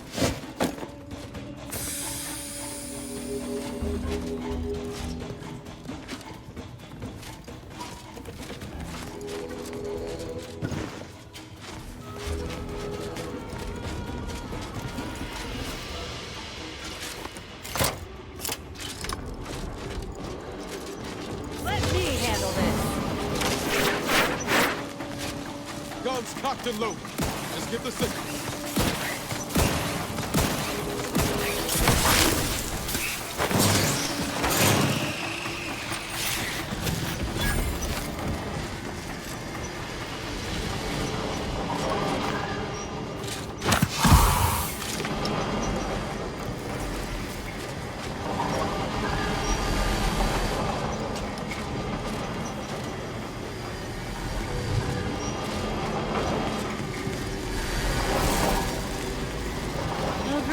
Now we gotta talk about him.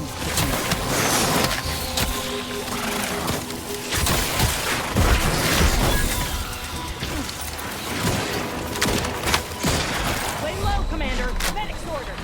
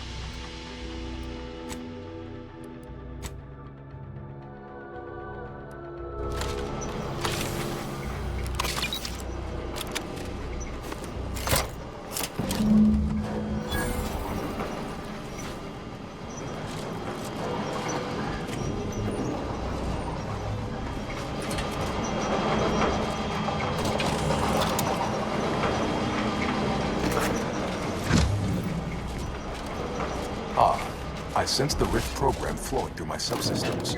The information is quite stimulating. All that remains is to restore the archive reactor.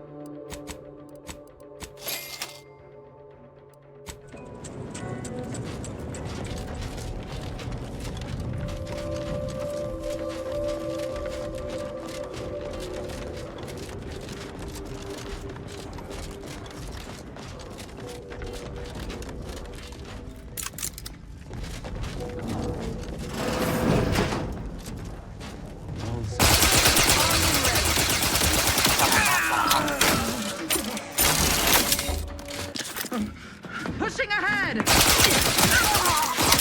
Advance! Moving to safety! Tingling. All charged up.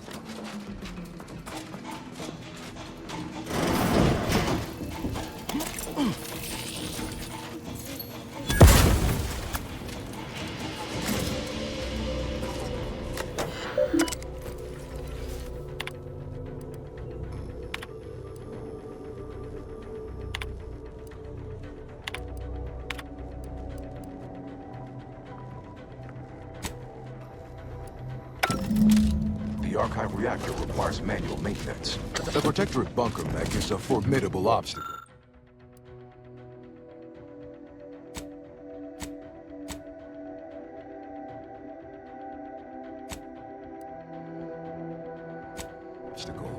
Made with the very best technology. A creative workaround might be of considerable worth. Namely, via the reactor's backup security systems. Seems we've the choice of adjusting the turret settings Emergency or first aid cache unsealed. Either's fine by me. I see a few caches around if you're low on supplies. Oh, and there's also the fire suppression system from cold storage. All depends on what you got in mind. Looks like a fight.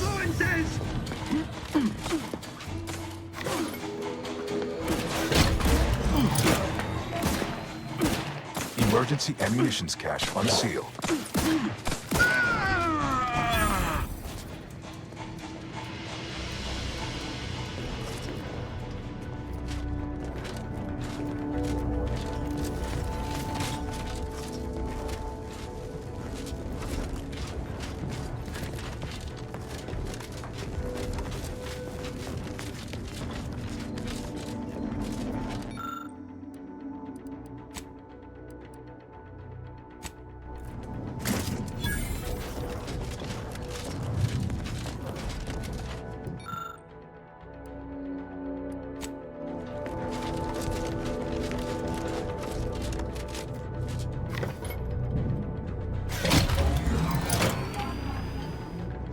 Reactor reinforcement door sealed.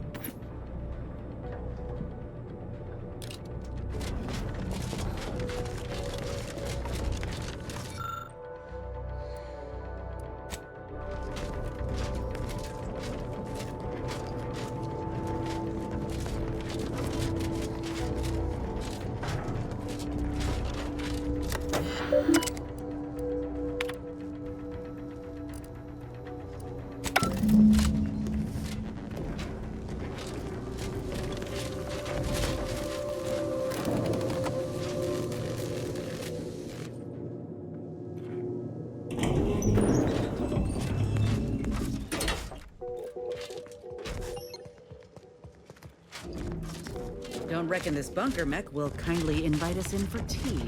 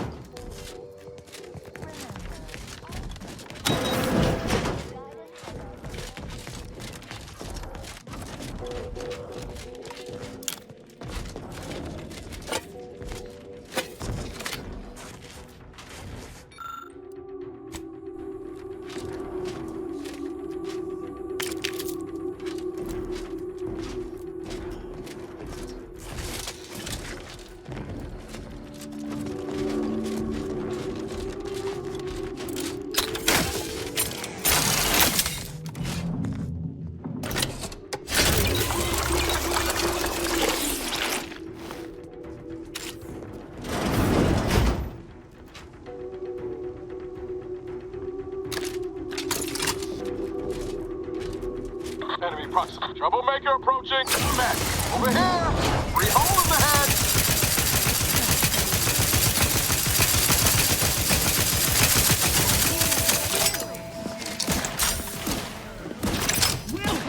Disruptive influences.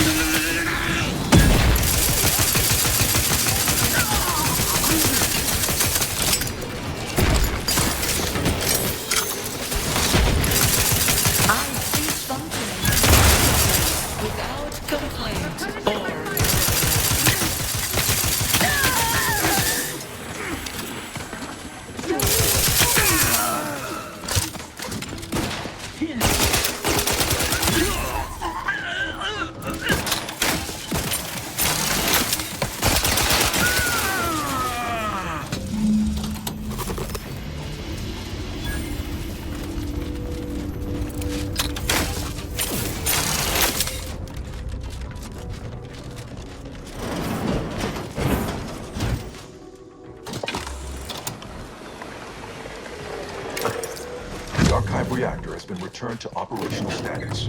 Requisite tasks complete.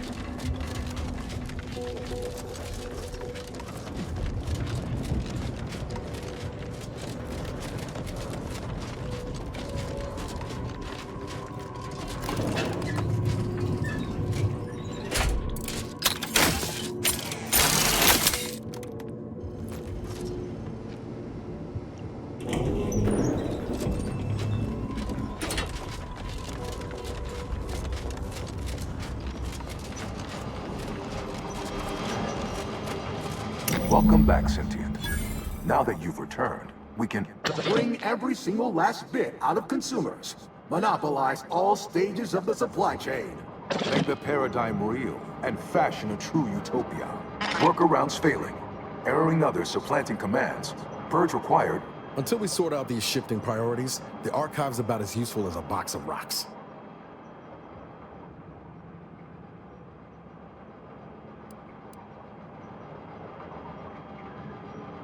My priorities parallel those of the Order co-founder, the charismatic mathematician, to help nudge humanity toward its ultimate ascendance, to hinder outsiders from disrupting our perfect system. To bankrupt our rivals and force them to buy all manner of necessities from us.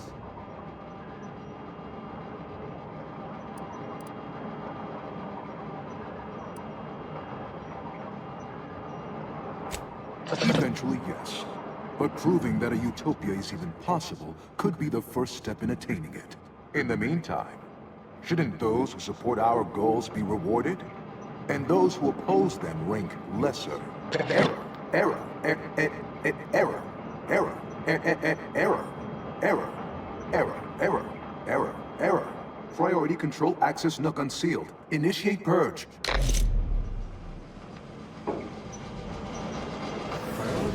Control access node. Huh. Sounds like my idea of a good time. Let's check it out. Benevolent oversight. The dream of belonging. The allure of security and plenty. Multitude diversiform, spongiform, waveforms, oscillating, can take...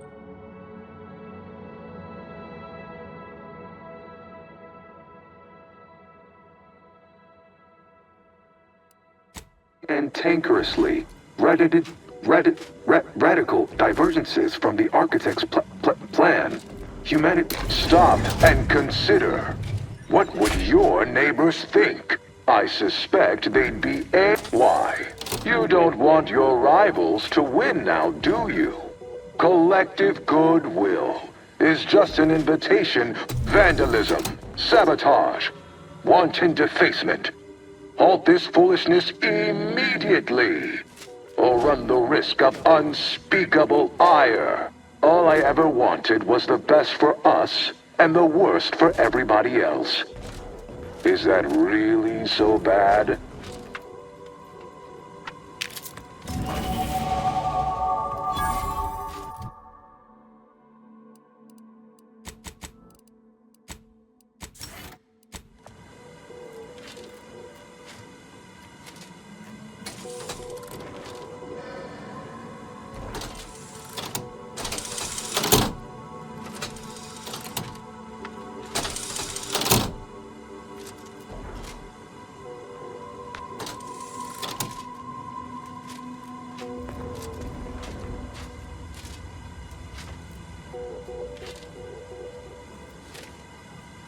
Hold on now. Remember, I am a full-service business collaborator.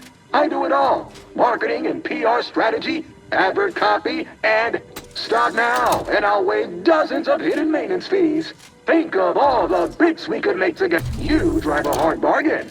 All right, 40-60 split of net profits. I'd offer more, but I have a moon to maintain. What do you say, partners? Really hope we didn't just break the argument. To conclude,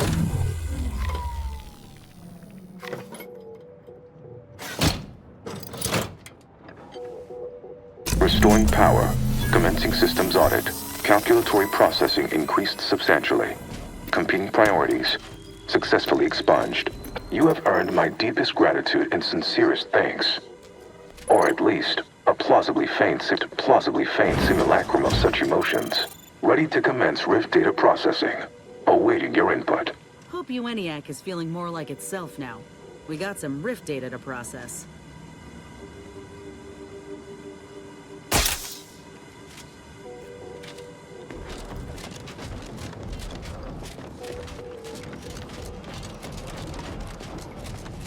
Shall I proceed?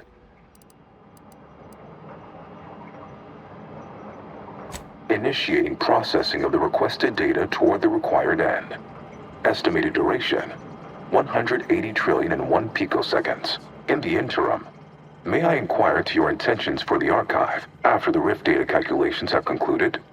I have a prioritized list of suggestions.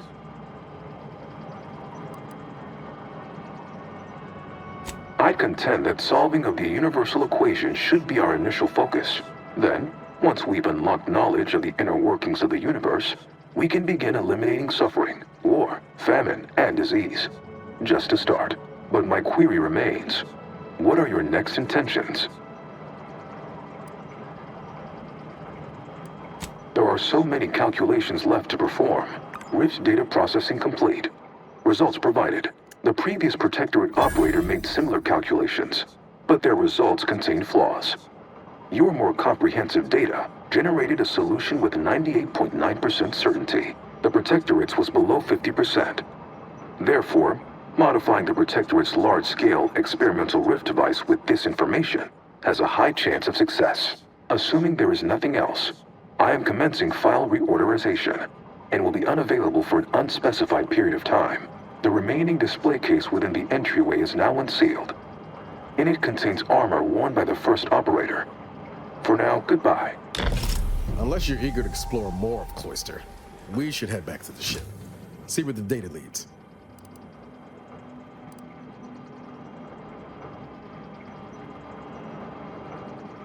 Thecklaw. Hot shower? Here I come.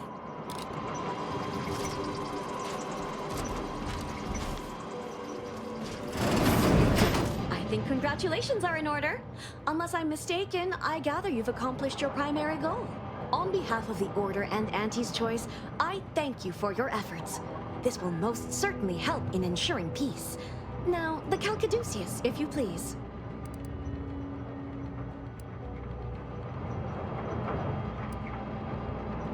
The Order prepares for all eventualities. I'll allow you to draw your own conclusions regarding what will happen should you break our accord.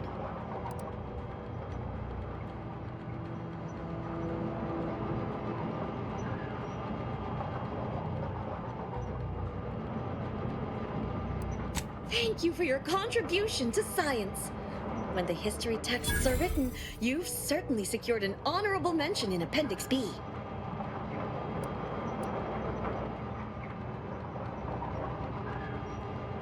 Ah, you are my new operator then. It is my simulated delight to meet you. In the interests of time, allow me to propose how next to proceed. I contend that solving of the universal equation should be our initial focus. Then, once we've unlocked knowledge of the inner workings of the universe, we can begin eliminating suffering, war, famine, and disease. Just a start. Yes, this will do perfectly.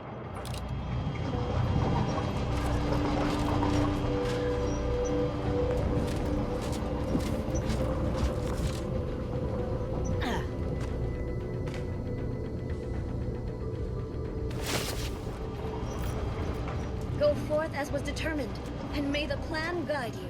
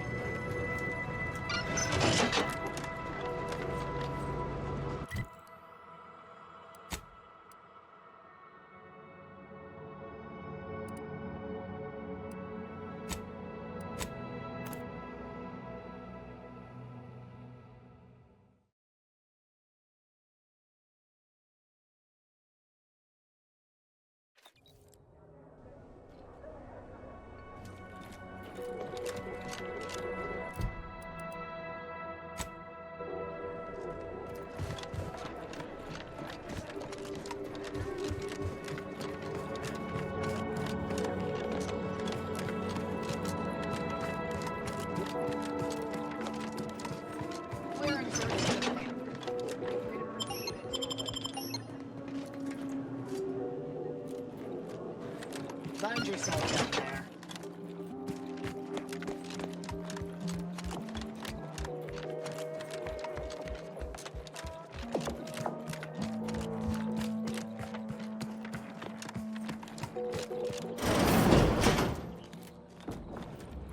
agent. Just the individual I had designated this time to converse with.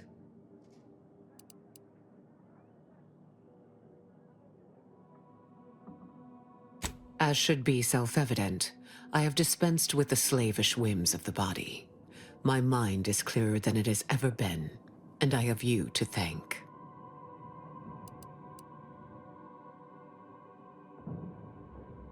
Of course, the chances of a negative outcome were always negligible. But now, congratulations are in order.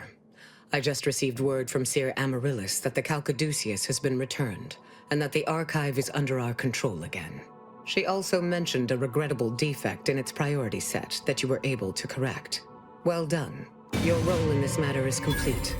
Auntie and I will handle it from here, but allow me to commend you again on your fruitful efforts to make this peace treaty possible.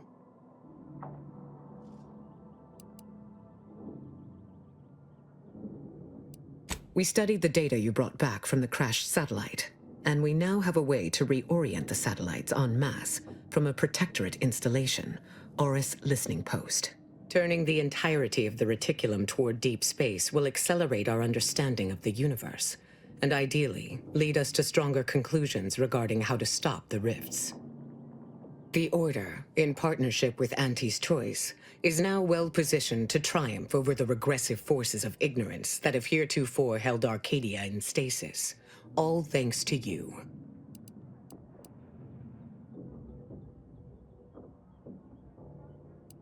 Then it is fortunate that you are so well placed to do exactly that, with the Order's help. As if predetermined, your contributions have been many and varied, and I will not belabor the point by recounting them all here. But know this, when the final contest with the Protectorate takes place, wherever that may occur, you will not only have the support of Auntie's Choice and the Order. I will stand with you, personally. Were I still shackled to ego, I might have succumbed to some instinct for self-preservation. But my presence improves the odds of our success, and so there is no other decision to be made.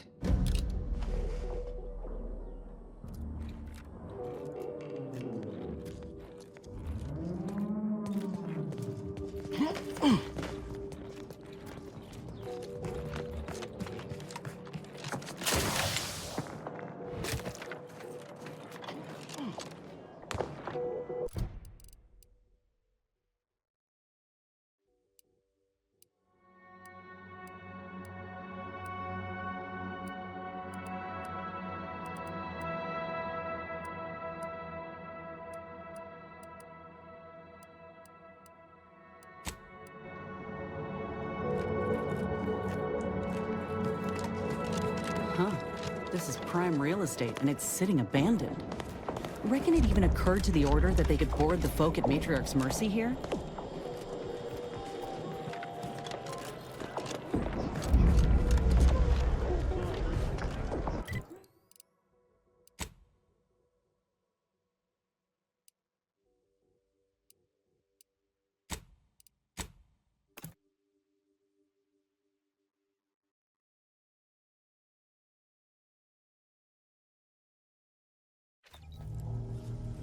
Commander, this unit requests your presence in the cockpit to discuss a priority matter.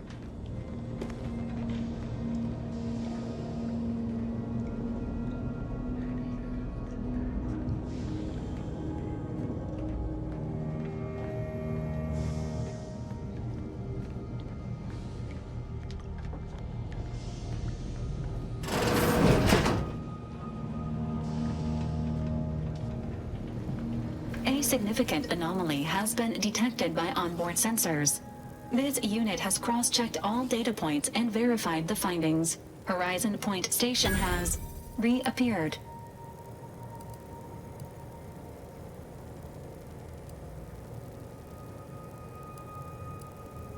Based on energy readings, Horizon Point has been reconstituted by the Protectorate's large-scale rift modulator, thus confirming the Archive's theory. While present data does not indicate if Horizon Point poses an immediate threat, a survey of the reconstituted station is advised as soon as possible.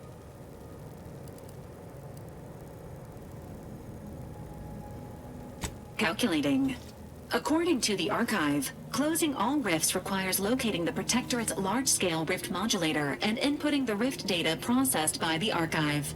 However, before navigating to Horizon Point Station, it is recommended you conclude all other affairs. Leaving will be highly unlikely due to the high levels of rift energy.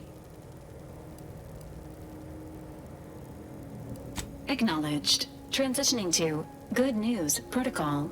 As this unit was corroborating data on the anomaly, a message was also received from your allies, Commander. Auntie's Choice and the Order have sent word that their forces will be prepared to render you assistance once you navigate to Horizon Point. Briefing complete. Now returning to situation monitoring and data analysis. Commander.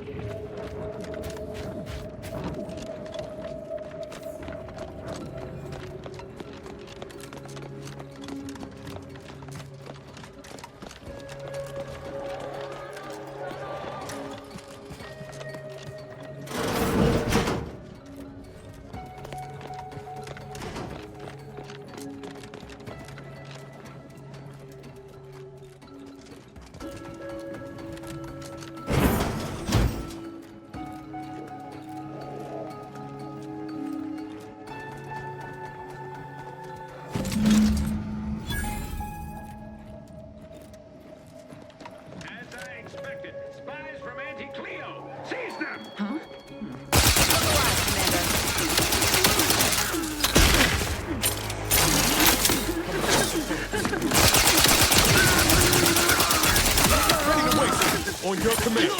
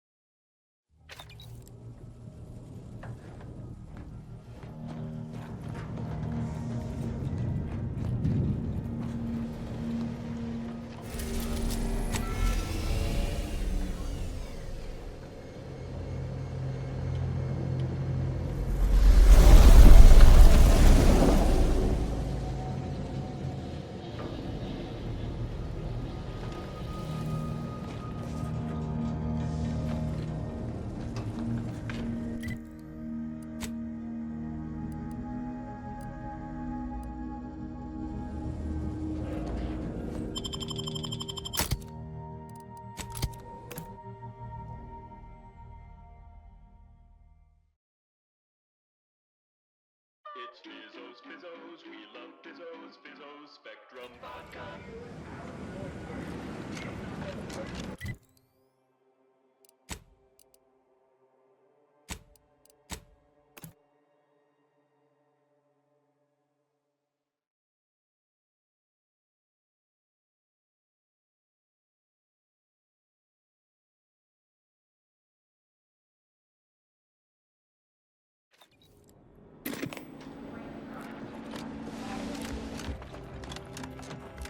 The story of Anti-Cleo versus the Moon Man is a ballad for our ages. A thing of legend to be handed down from Mosby to each successive generation. Spacer's choice swollen-headed mascot represents the person, as they tried with us at Tau Ceti. But did Anti-Cleo take Spacer?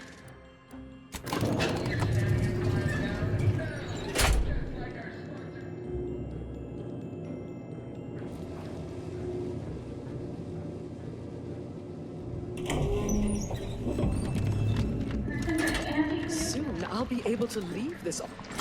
You're back! Finally! Finally! Do you have it? Did you bring it here?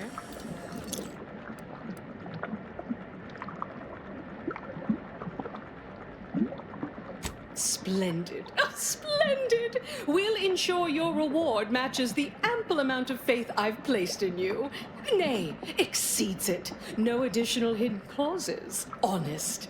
Oh, let me see it. Oh, yes, indeed. Oh, let me look at you, gorgeous. If you'll all just excuse me a moment as I slip into something more formidable.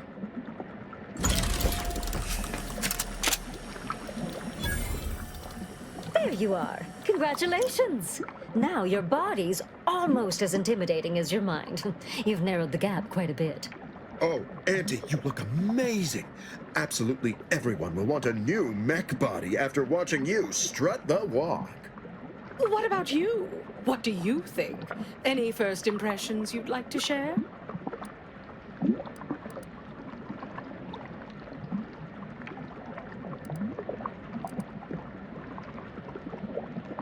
Wonderful! Exactly the effect I was hoping for. What's more, it's an undeniable confirmation that the archive-derived strategic plan can be reliably executed and produces incredible results.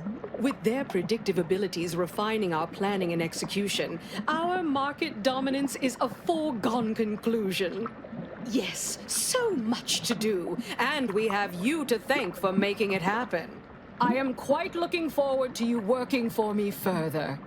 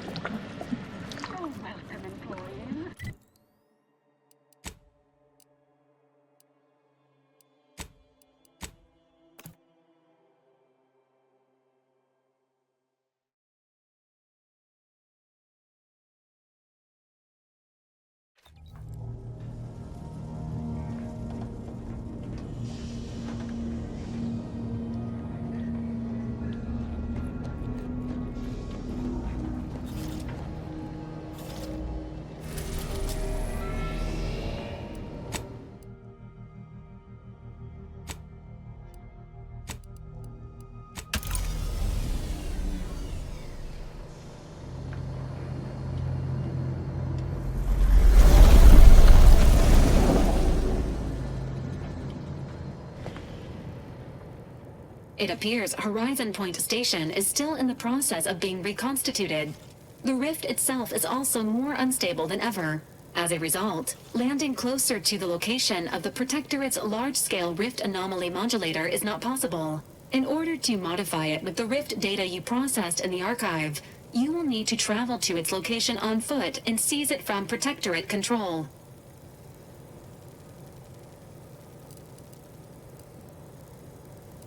The Order and Auntie's Choice have sent their forces, as promised, but they will need to find their own landing zones. You may be without assistance as you navigate the station. The energy readings from the modulator can be traced to the Sovereign's flagship, Providence, hovering on the far side of the station. Hypothesizing. Given Protectorate hierarchy and the recent announcement about the Sovereign's mental refreshment, this is likely the Consul's doing. He will need to be stopped. A would-be tyrant doing something tyrannical. Who could have seen this coming?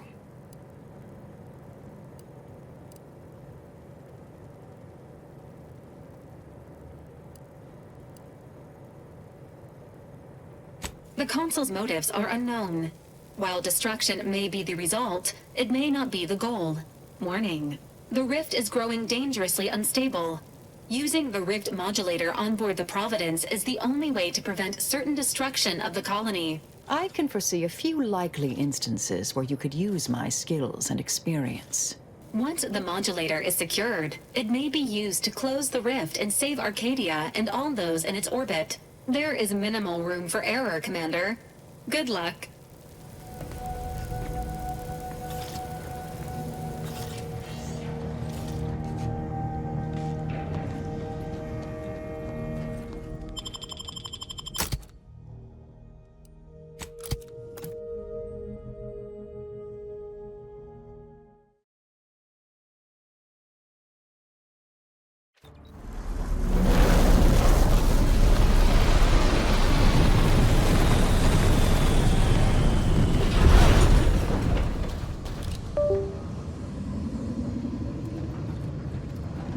As if the rift's not hair-raising enough?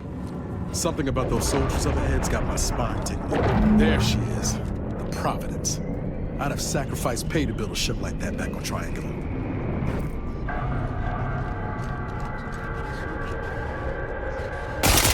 me know when you need a distraction. Everything's open here.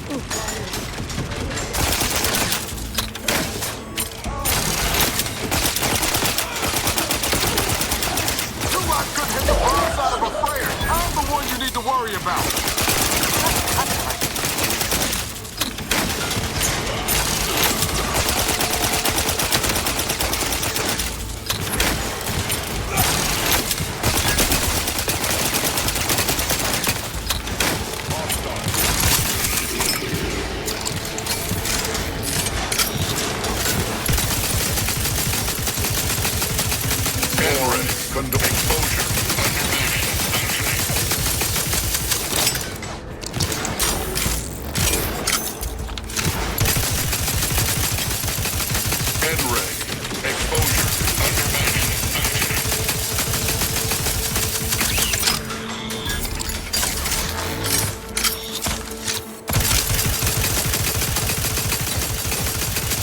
Imagine a worse fate than forever hanging between life and death.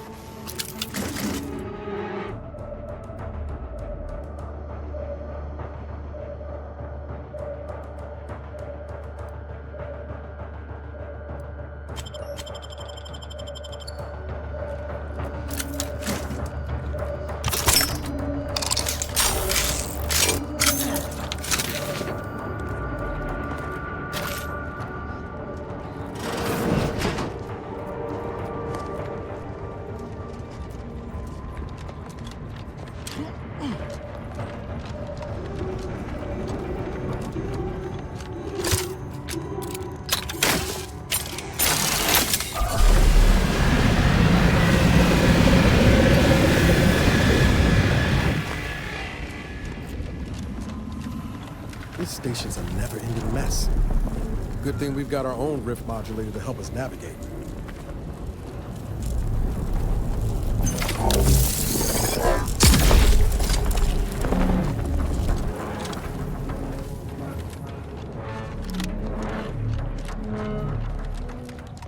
Attention!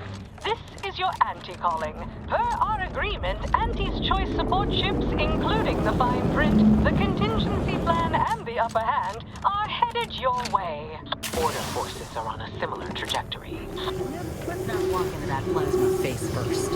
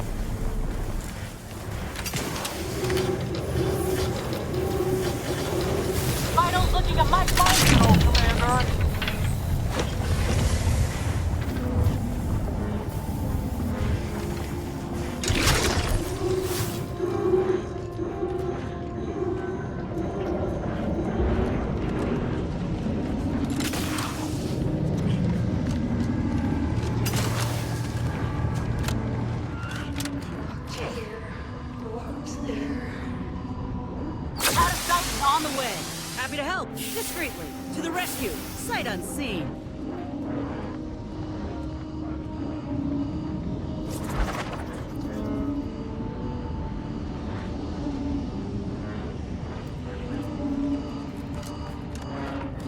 Time to earn my commission. Go ahead. What's the like, man? Let's not take the heat off you, Commander. Just say when.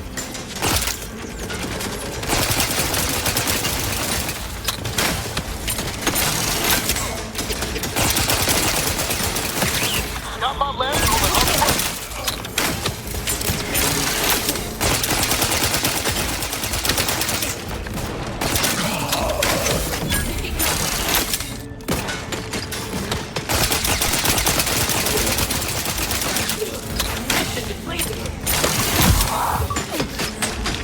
Come back. Hey, got a distraction for you.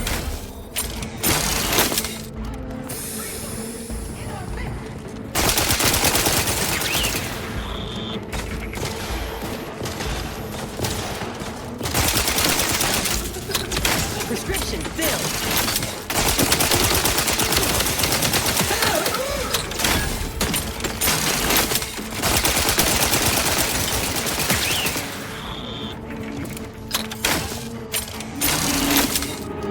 Medics and pharmaceutical provisions incoming. And we're right behind them with a delivery of Auntie's Choice finest supplies. Soon you'll say, that's it. Forward! Forward! Destroy these abominations! Adjusting calculations. Hold fire on our hands.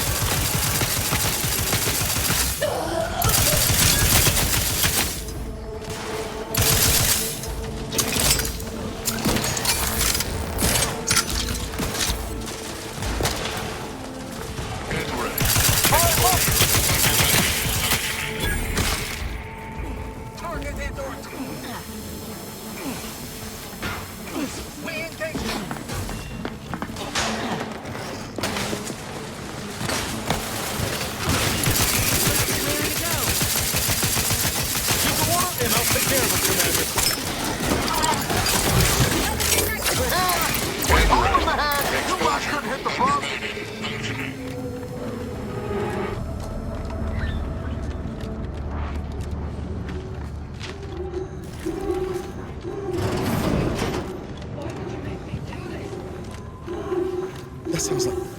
Helen? Get away from me. See them? They were my teammates and they didn't listen neither. You'll end up just the same. Helen? Law, is that you? It's me, Niles. No, I look a mite different from how you remember me. Been working on my fashion sense. Wait, Rookie? Commander? Is that you? No, this must be some kind of trick. Oh, what's happening to me?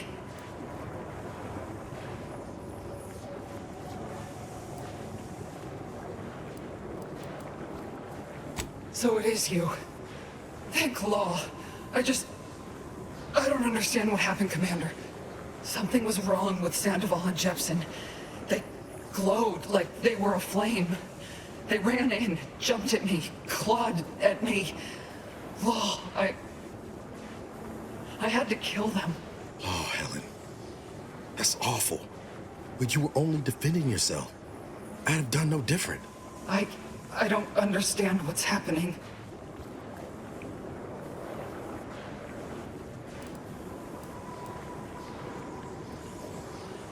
Everything was fine. Till the explosion. I was pinned. Fire closed in. I tried to move. I tried to find the Rookie. Then the whole station shook and tore apart. And then... nothing. She was alive when the rift engulfed the station. That's how she's here now. We could have saved her, Commander. We could have done something. Wait. There was something else. Sandoval was yelling. DeVries wasn't responding to comms. What happened?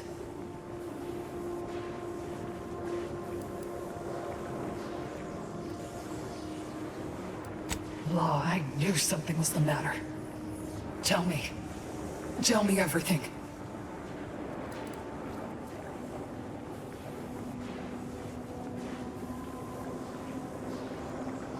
Val and I tried looking for you while the commander went on ahead, but DeVries never intended for us to finish the mission. We barely escaped the station before she destroyed it. So she never intended for any of us to survive.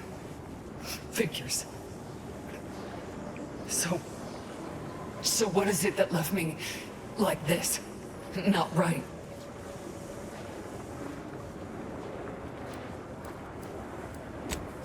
Stop speaking in circles.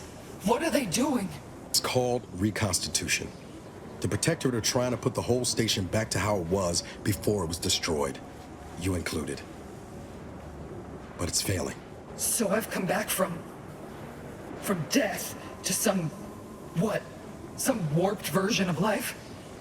All because of some twisted experiment? Is that about right? I assume you got a plan to help me? You do, don't you?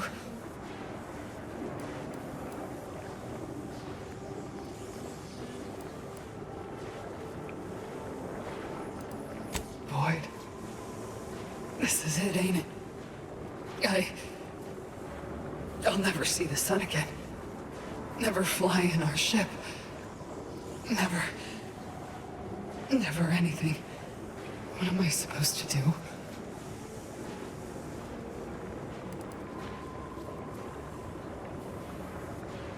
Yeah, well, the amount of hope I got ain't worth a damn. Frickin' best you can do is end this for me. So will you?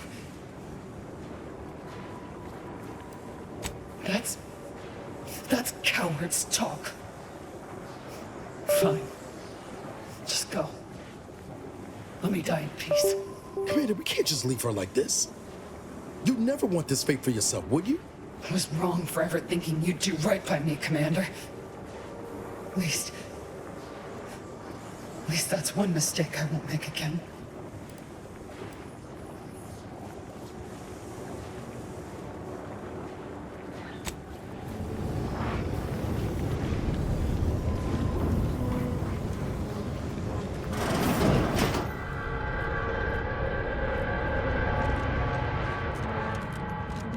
You're the one who forged an alliance between Auntie's Choice and the Order, ain't you?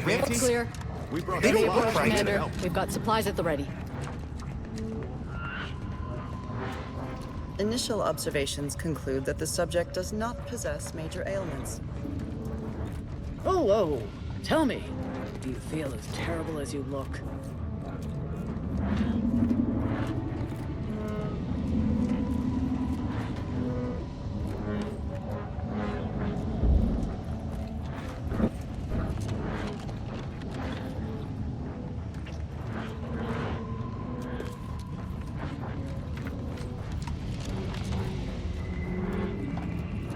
Initial observations conclude that the subject is suffering from Greetings! multiple In what ailments. particular way are you afflicted?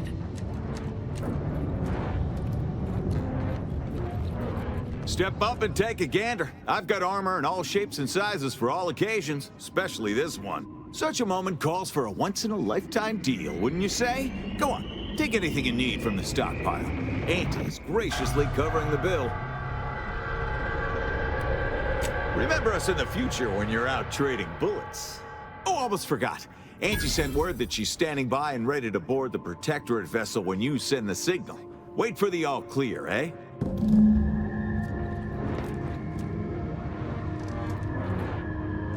Initial observations conclude that the subject is suffering from multiple ailments.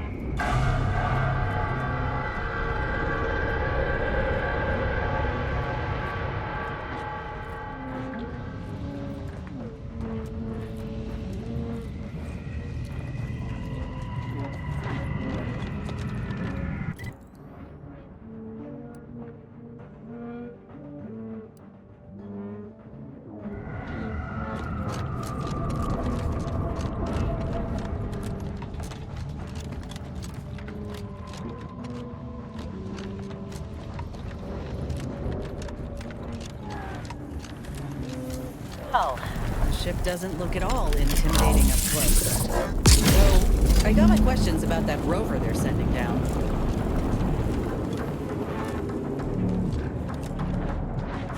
Looking a little woozy there, Commander.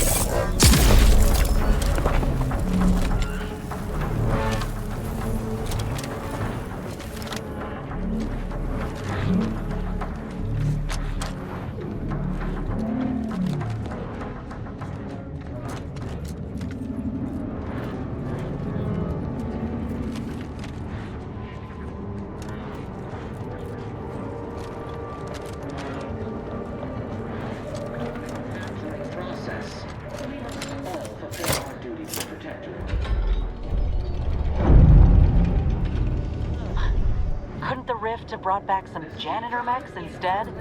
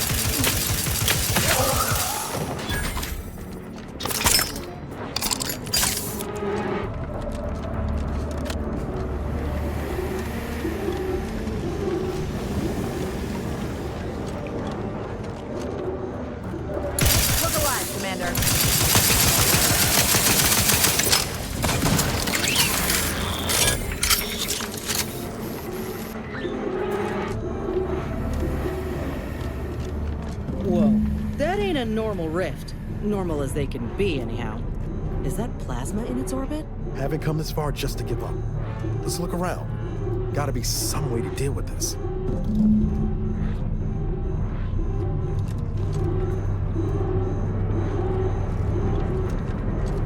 This is Scientist Bernard Rand, sent to Horizon Point Station by order of the Council.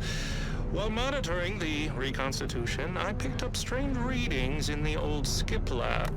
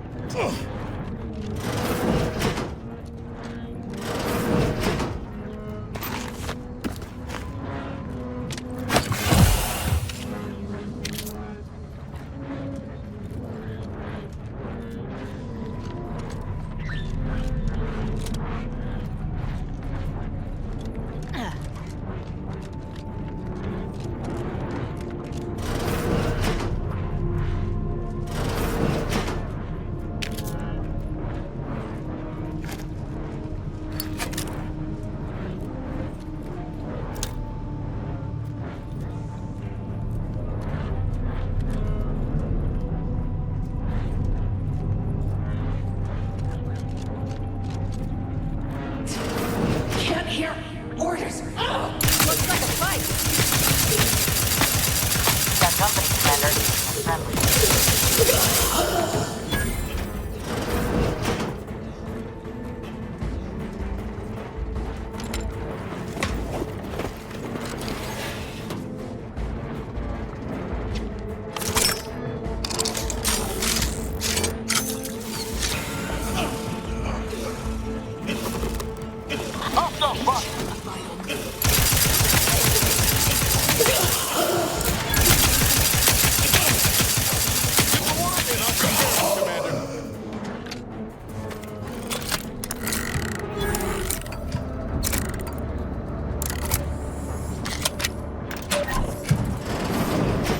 Must be the Sovereign's office.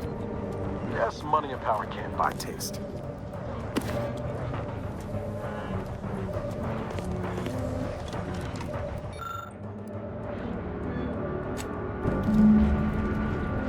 Well, ain't that convenient. First nice thing the Sovereign's done for us. Reckon we can input this equation in that terminal we found.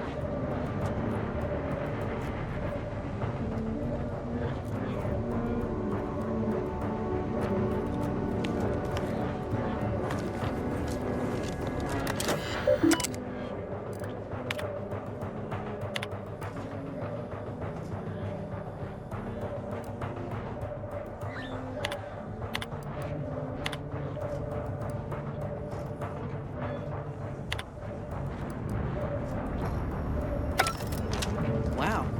And this fool had people hanging on his every word?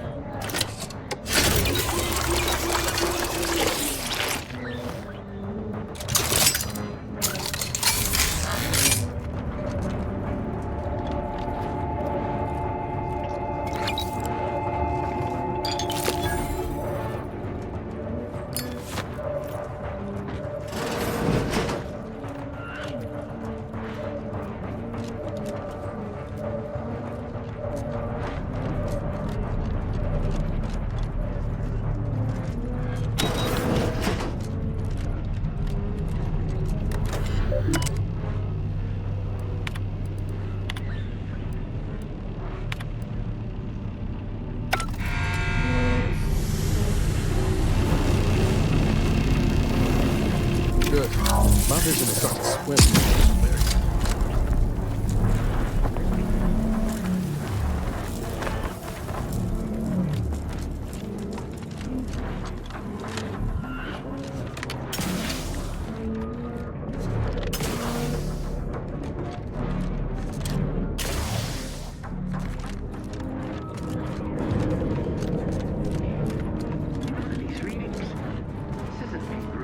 Observations in the laboratory.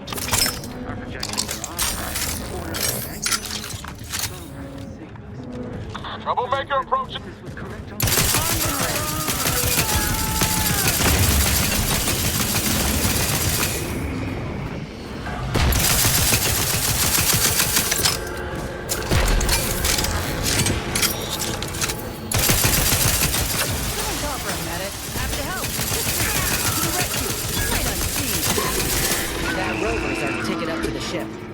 Find that rift modulator and finish this.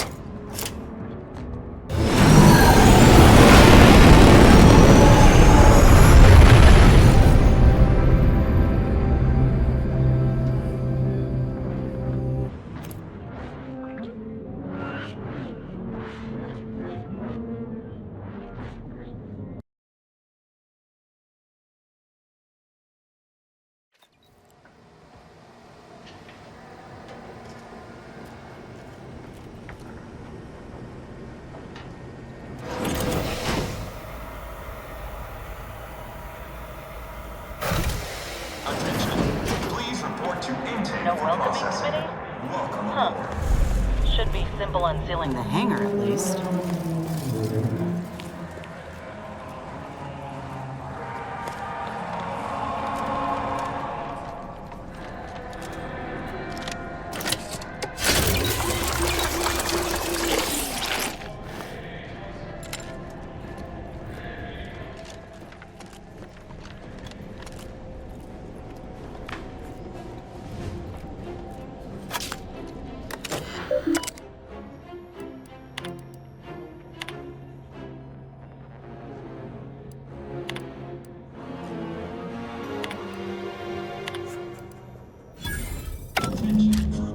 Intruder alert.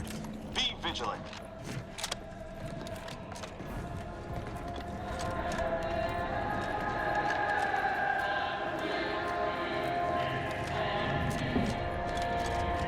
Reinforcements incoming. Finally. I was getting tired of doing everything.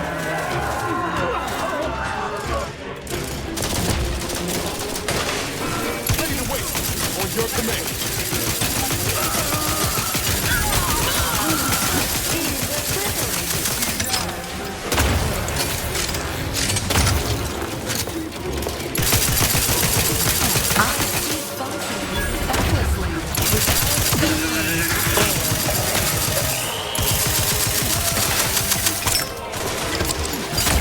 Got my left on an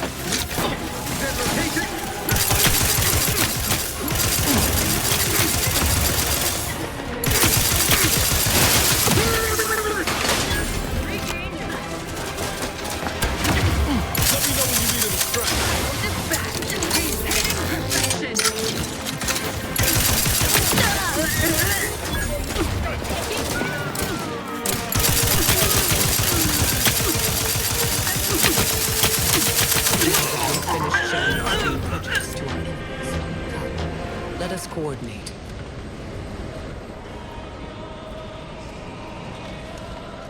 In spite of your success thus far, the hard work is not yet finished. You still need to seize the rift modulator and end the console's machinations, by force if necessary. Both the modulator and the conductor of this ill-conceived plot are on the decks above us. However, there are security protocols you will need to bypass in order to access them.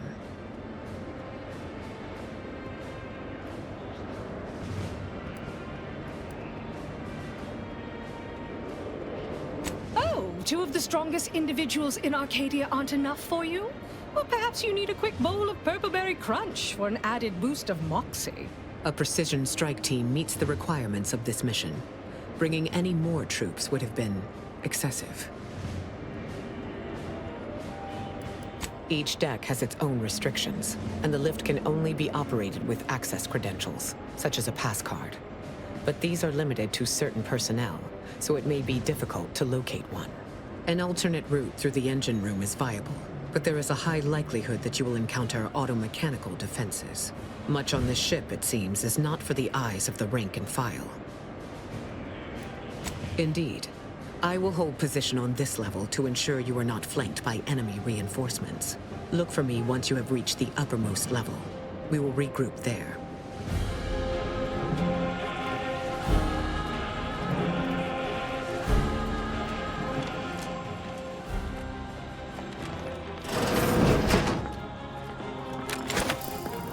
Take a combat! Over here! Free hole in the head! Ring chase. Initiating. Up there, that's only go!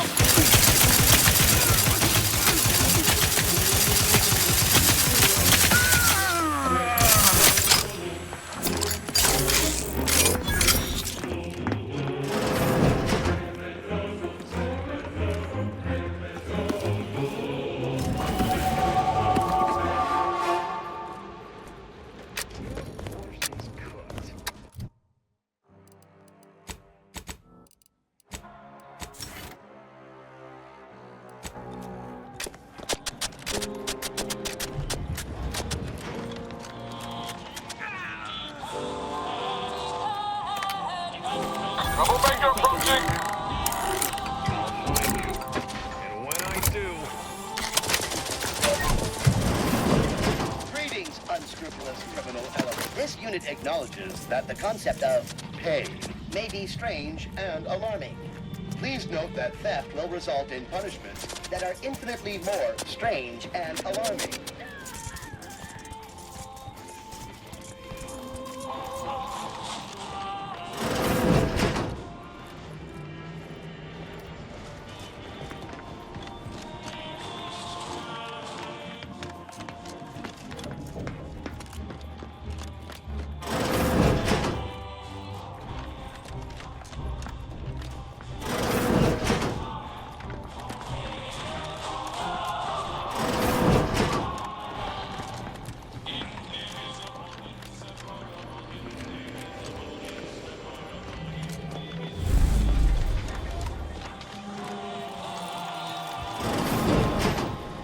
Yeah, you know, let me handle it.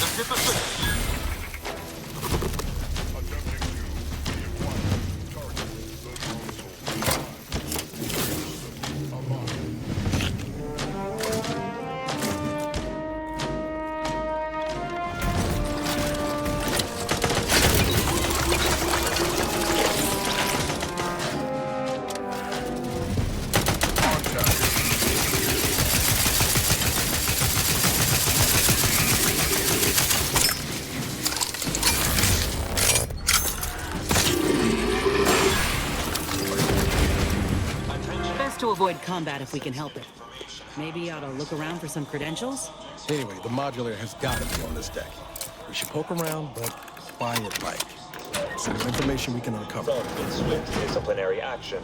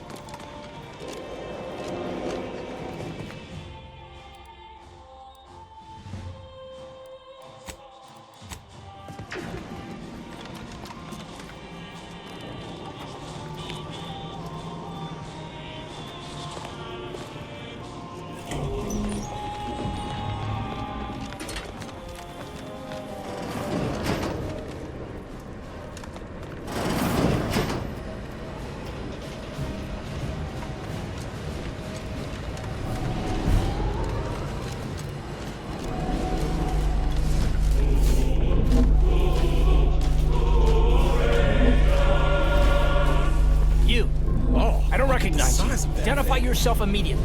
No way. I heard an alarm on the crew deck. Considering your manner of being, you wouldn't happen to know anything about that, would you?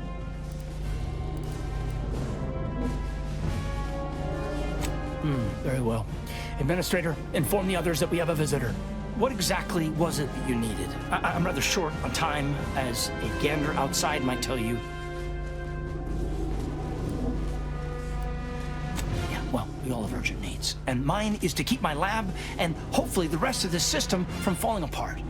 I need the modulator for my own analysis. You can wait.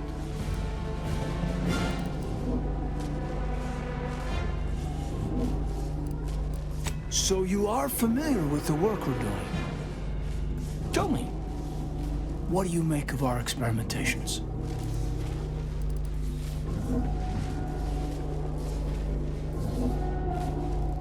So then you've come to the same conclusions as I. Though, you're not the one I must convince to deviate from this mess that we're in. Our situation is far more dire than it may seem. There is no proof that Rift data can be stabilized or even edited. The Consul's plan will fail completely. But he no longer listens to me, which is distressing. I've prepared a report for him showing how the very structure of the modulator makes what we're attempting impossible. But I doubt he will pay it much mind. Yes, but as I said, I fear the report won't do any good. It's clear you aren't bound by the same rules as the rest of us somehow. If he won't hear me out, perhaps a third party will have more luck. Here, use this keycard on the module over there. It'll allow you to download my report and grant you access to the control deck. I hope you're able to sway him, because if you don't, we're all dead.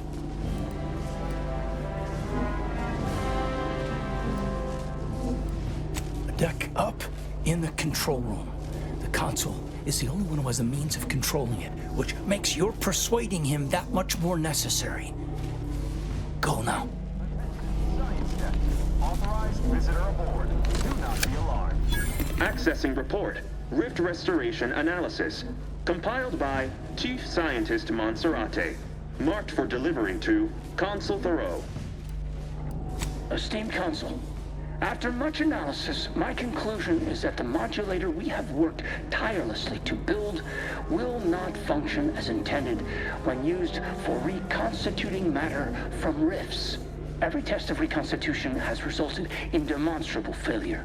Proceeding as we are now with Horizon Point Station will surely lead to severe, unanticipated consequences. The modulator is only effective at closing rifts from unsafe distances. Using it to close exacerbated rifts will certainly lead to the destruction of any vessel carrying it. Unfortunately, the data that we originally had hoped for from the ancient rifts detected in the far reaches of space untouched by humanity has not yielded any of its secrets. And we are now out of time. All of our recent readings suggest that we're on the verge of losing control of this rift. I recommend diverting from our current plan before it is too late for Arcadia. I included extensive notes and annotations appended to the modulator schematics to substantiate these conclusions. I know you will guide us wisely, my dear Consul.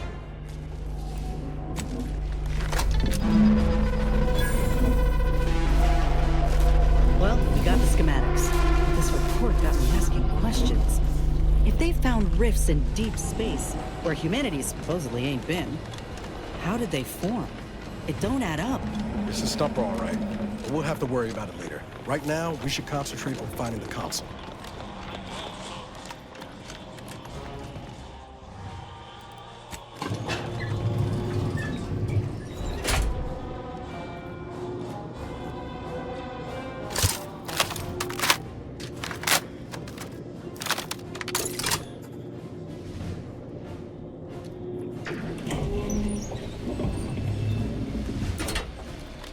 Your punctuality is as commendable as ever. How did you fare in securing the rift modulator?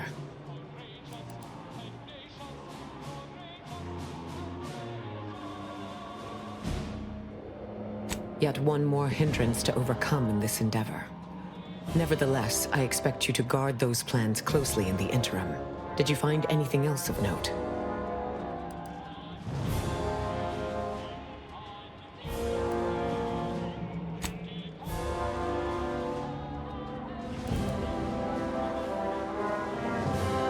When one learns information that rattles their understanding of the universe, one may take a moment to consider the gravity of said information. We know that rifts are only caused by skip drives, so if they are appearing in non-colonized space, then this is truly momentous.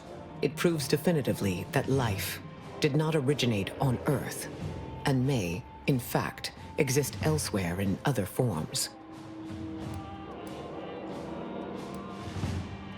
Of course, I wouldn't want to discount these findings too quickly, especially considering the implications. I concur. This is a discussion for later, with laureates in attendance. For now, we must confront the consul before he wrests that future away forever. He is just through those doors. I have run the numbers, and should you wish to negotiate with the consul, you must be strategic. He will not react well to a direct attack on his character or methods early on.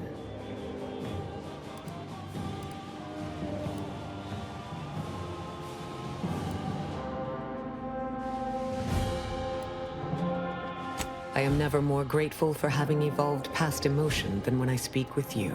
I might tread a mite lightly, dear. If I know the consul's type, and I do, his ego can take only so many hits before his guns do the talking. Simply goading may not be ideal. Ain't opposed to speaking with the man, but I'll be damn near floored if it doesn't end in a fight. You should take this time to prepare, replenish your supplies, explore your environment for any advantages. Consider what options you may have in the event negotiations fail. And if there is anything more you need to say to me or your companions, I encourage you to divest yourself of these diversionary thoughts while you still can.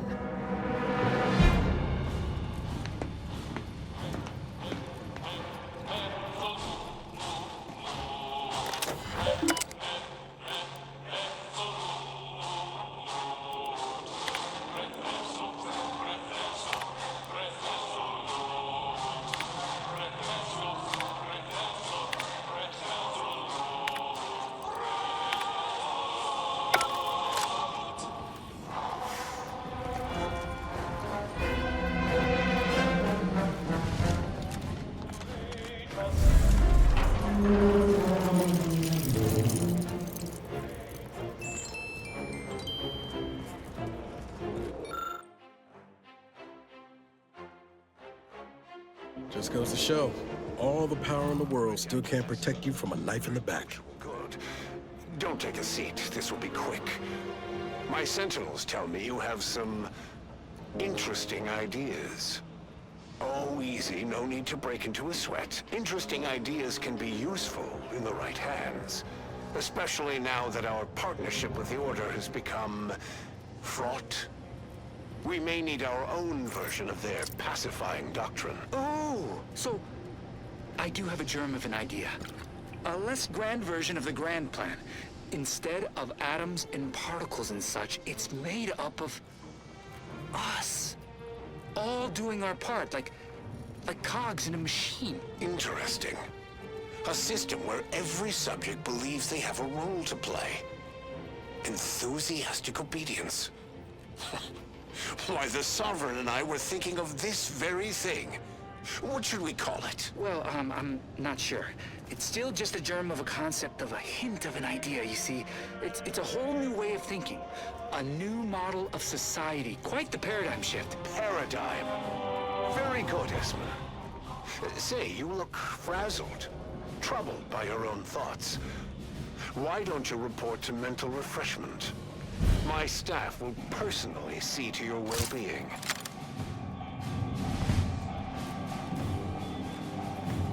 Ah, the distinguished presiding bishop herself has deigned to join us. What a charming surprise. Don't overlook the main attraction, dear. I even wore my finest battle attire. I might have known you'd conspire with our enemy and lead some foolhardy crusade against me. Loyalty has eluded you for years, after all. Sentinels, if you would. Forming an alliance was necessary to combat the irrationality of your foolish endeavor. Those who fail to show reason do not deserve to lead this colony. Now, stand down. I will not. I am saving this colony from itself and ridding it entirely of traitors and trespassers like you.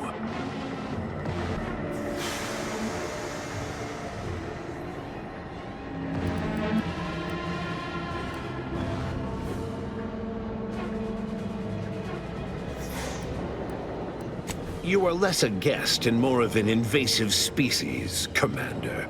One that I will cull in short order. Yes, I know well who you are. In any other situation, I might be compelled to take you apart and see how precisely it is you operate, but time, it would seem, isn't on your side.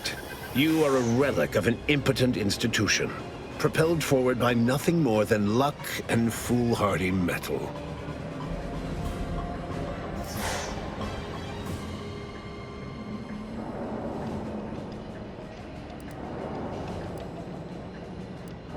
Indeed. Rarely are there enough measures to keep the most tenacious of sprats from gnawing their way in. I've been following your progress closely, you know, since you so unceremoniously tampered with our Vox relay on Paradise Island.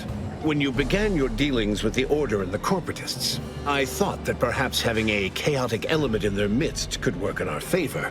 But now you're here, scurrying around my ship and attempting to thwart the Protectorate yet again.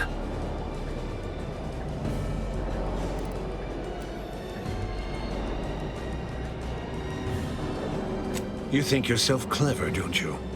The Sovereign is indisposed, leaving myself as the sole custodian of Arcadia. What's his is mine.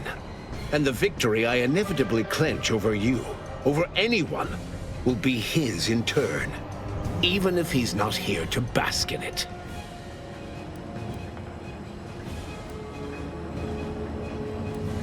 Such bravado is unbecoming when you can't make good on your promises, Commander. Tell me, did you manage to stop us from bringing your peace talks to a swift end? As I recall, Greater Tranquility was reduced to little more than mangled ruins in a single moment. Greater Tranquility Station was a test? It was a modest success. I had hoped it'd hobble Auntie's choice in the Order once and for all, but it has proven to be a valuable lesson in patience. I was able to buy the time to enact the very plan before you. Though, judging from that vacant expression on your face, it would appear you've no idea what I intend.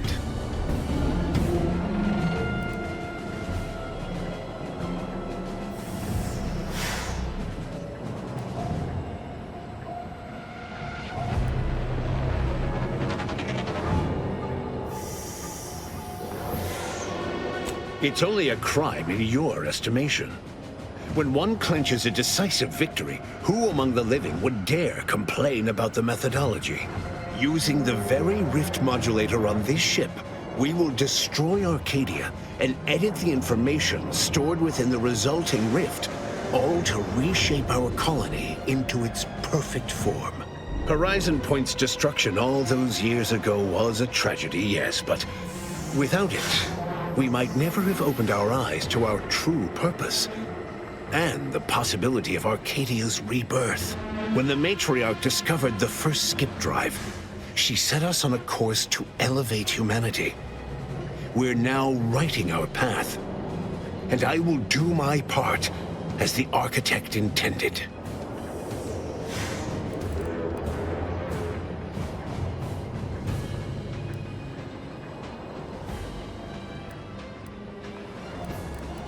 Intrepid, aren't you? Well, what's relevant is what came after.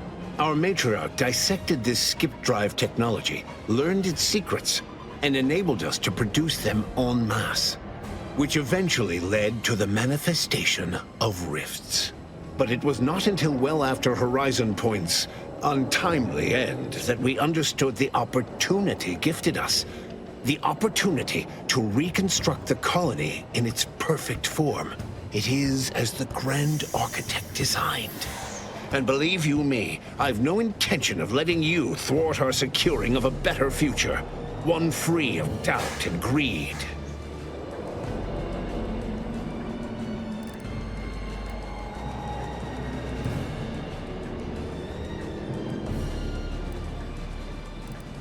It's your time that's running out, not mine. So go on, tell me all the ways I'm wrong. Better yet, tell the whole room how His Eminence, the Sovereign, was wrong. This was originally his plan, after all. I am merely a partner seeing it carried out.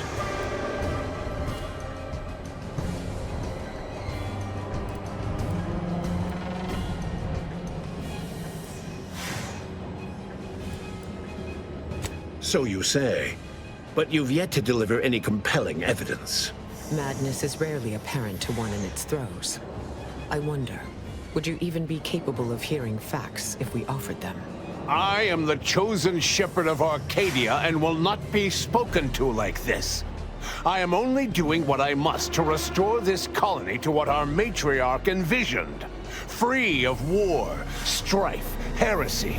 You must know that you have little chance of swaying me.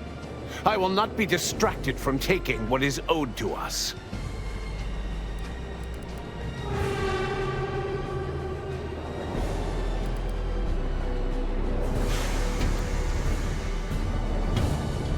I will not be lectured by an outsider. It's just like the Earth Directorate, or any other interloper, to claim to better know the customs of those they invade. Certainly if you had your way, you would claim Arcadia as yours, and rewrite history to suit your own aims.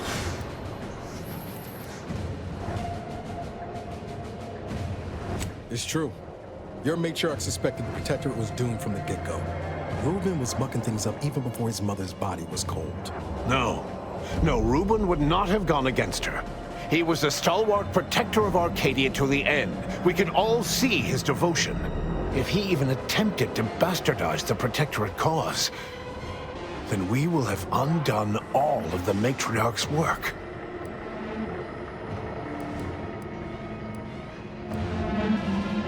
I swore to guide the matriarch's line. It was not a matter of choosing sides, it was duty. But surely it cannot be possible that I've gotten this wrong. All your so-called arguments are pure hearsay.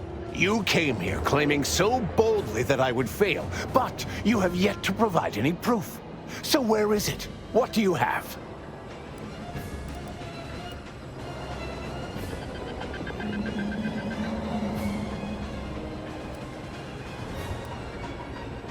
And leave the traitors and invaders alive?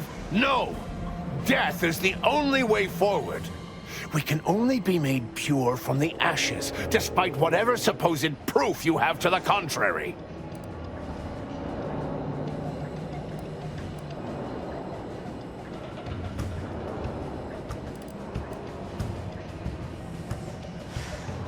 Claim? If you cannot see the truth of my devotion written plain, then now I see why you are against me so. But you are wrong about the risk. We are losing this war. It is inevitable. The victors will brutally subdue us until we become corrupted. Until we forget our principles, our history, the very core of who we are. It is better that we perish together as proud Protectorate, proud Arcadians. Preserving our purity is a mercy. More than that, is it not love?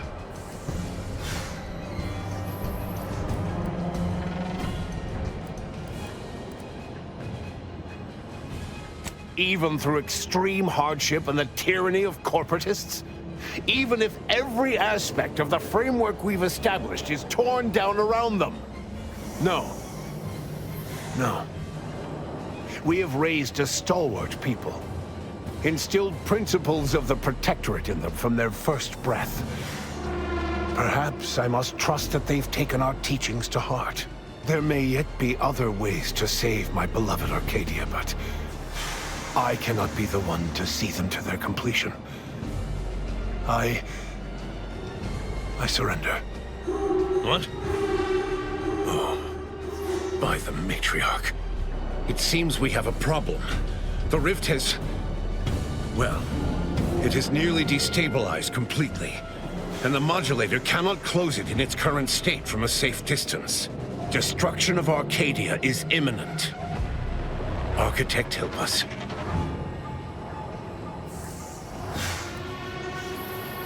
There is. Though, given your tenacity in preventing bloodshed, I don't believe you'll appreciate it. A chance yet remains. We must bring the modulator as close to the rift as possible. However, when the rift folds in on itself, this ship and its operator will not survive. You've got to be shitting me. We didn't come all this way, work this hard, just to die. death would be almost instantaneous for the operator in question. Let me be clear. I am not placing this burden upon your shoulders. This was my doing. And so it is my responsibility to set things right. I will give you time to vacate the ship. When you are clear, I will fly it into the rift myself. You're right. Arcadia will find its way without me.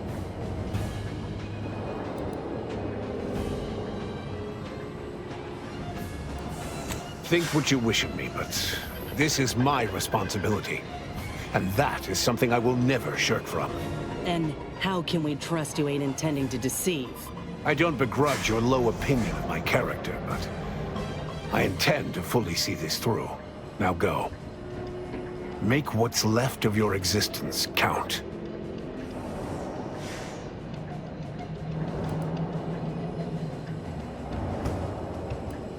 Ooh, does that mean we're hitting the saloon after this? Let's get on with it then.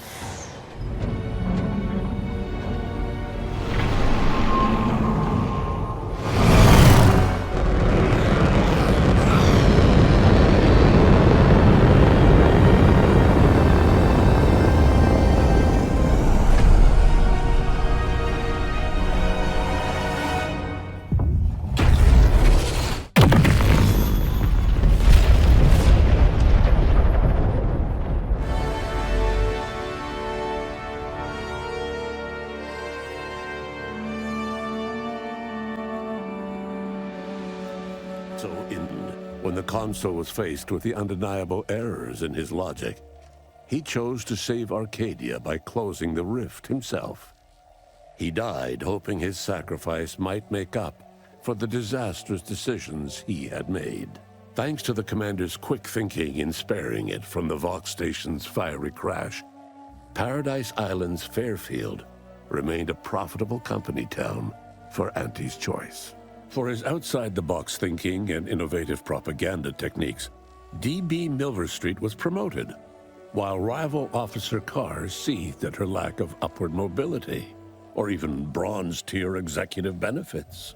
Vigilant Hogarth, now acclimated to Fairfield, leaned on the protectorate ideals of neighborliness, while overlooking all the authoritarian tactics, so he might help the Order to succeed with the equation. Auntie's Choice assumed control over the day-to-day workings of Matriarch's Mercy, the better to monitor their new colleagues in the Order. The monastery, however, returned to normal operation, tracking the clockwork of the grand plan. The monastery's abbot became a scapegoat for recent tragic events, having not detected Wiley's dastardly schemes. His superiors demoted him, mainly to show their corporatist allies that academics could keep their people in line too. Seer Wiley fled the Order and sought refuge in a backwater Arcadian town to contemplate his failings. As word of the ex-seer's arrival spread, people lined up for predictions. Forsaking the math that failed him, he offered obvious yet effective advice instead. Archivist Victor Clemens, having survived his encounter with the commander and manipulation by De Vries, ended up working as a janitor for Auntie's Choice, living a life of menial simplicity. After defending Fort Endurance against a fierce Mantisaur attack, Executive Warchek was awarded a commendation for profit-securing stalwartness, as well as promotion to regional manager. He eventually passed peacefully in his sleep at the scientifically astounding age of 6. Having died at the peace talks, Augustine De Vries' treachery was never known to the Earth Directorate. She is forever remembered as the star agent who tragically went missing during her mission. Val continued to serve the commander of the Incognito faithfully for many more years than should be possible, giving automechs like her everywhere a reputation as stable and reliable. As a result, more Valerie units were put into service, while fewer human agents were deployed into the field. Despite Niall's affection for Val, he didn't believe automechs like her should replace their human counterparts. Yet Niles was no longer part of the Earth Directorate, and he had no say in the matter. Following his rejection of the Earth Directorate, Niles became a vigilante, feared for his ruthlessness across Arcadia. The commander backed him up on this crusade against injustice. Following Inez's humiliation of Auntie's Choice VP Willard Conan, the grafting program was shuttered forever. Inez ensured that all surviving grafted soldiers received full medical treatment and were compensated for their suffering. Those who died from the experiments were honored. After thoughtful cogitation and calculation, Marisol slowly began to reject violence as the sole method for eliminating random variables. Not coincidentally, her social calendar began filling up. With the modulator schematics shared as joint intellectual property, Auntie's Choice and the Order's partnership remained steady, despite the need for constant compromise. For a time, the Arcadia colony thrived. Auntie Cleo went through the motions of accommodating the Order, yet privately aspired to keep free trade anything but free. She began a new initiative. Any corporation or government that refused her trade conditions was promptly dealt with, either via takeover or strategic use of rifts. Auntie made her first public appearance in years, inspiring a fashion trend in bubble helmets. In no time at all, she won more public support than Ruth, which she sought to use as leverage when the time was right. Ruth Bassar proceeded to interface with the archive, an agonizing process that clawed away her lifespan. The archive computed that she was mistaken to compromise with the corporatists. To advance the plan, she needed to destroy them from within. So she proceeded to do just that. She had only been using the corporation for its logistical infrastructure. Auntie herself and at least some of her top executives needed to cease existing in Arcadia, either via assassination or skip-drive-assisted exile. Bassar stripped the power from the corporatists in subtle ways, until it was too late for them to stop her. Yet it remained unclear how long the Order could sustain its dominance once Ruth Bassar passed on to become one with the equation. Adrift without firm leadership, Protectorate subjects struggled with post-war life.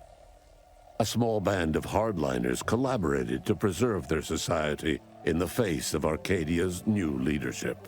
When Sovereign Varric was discovered in mental refreshment, the Order and Auntie's Choice bickered over what to do with him. They ultimately decided to announce his death, while letting him live the rest of his addled days behind closed doors aboard the undisputed claim.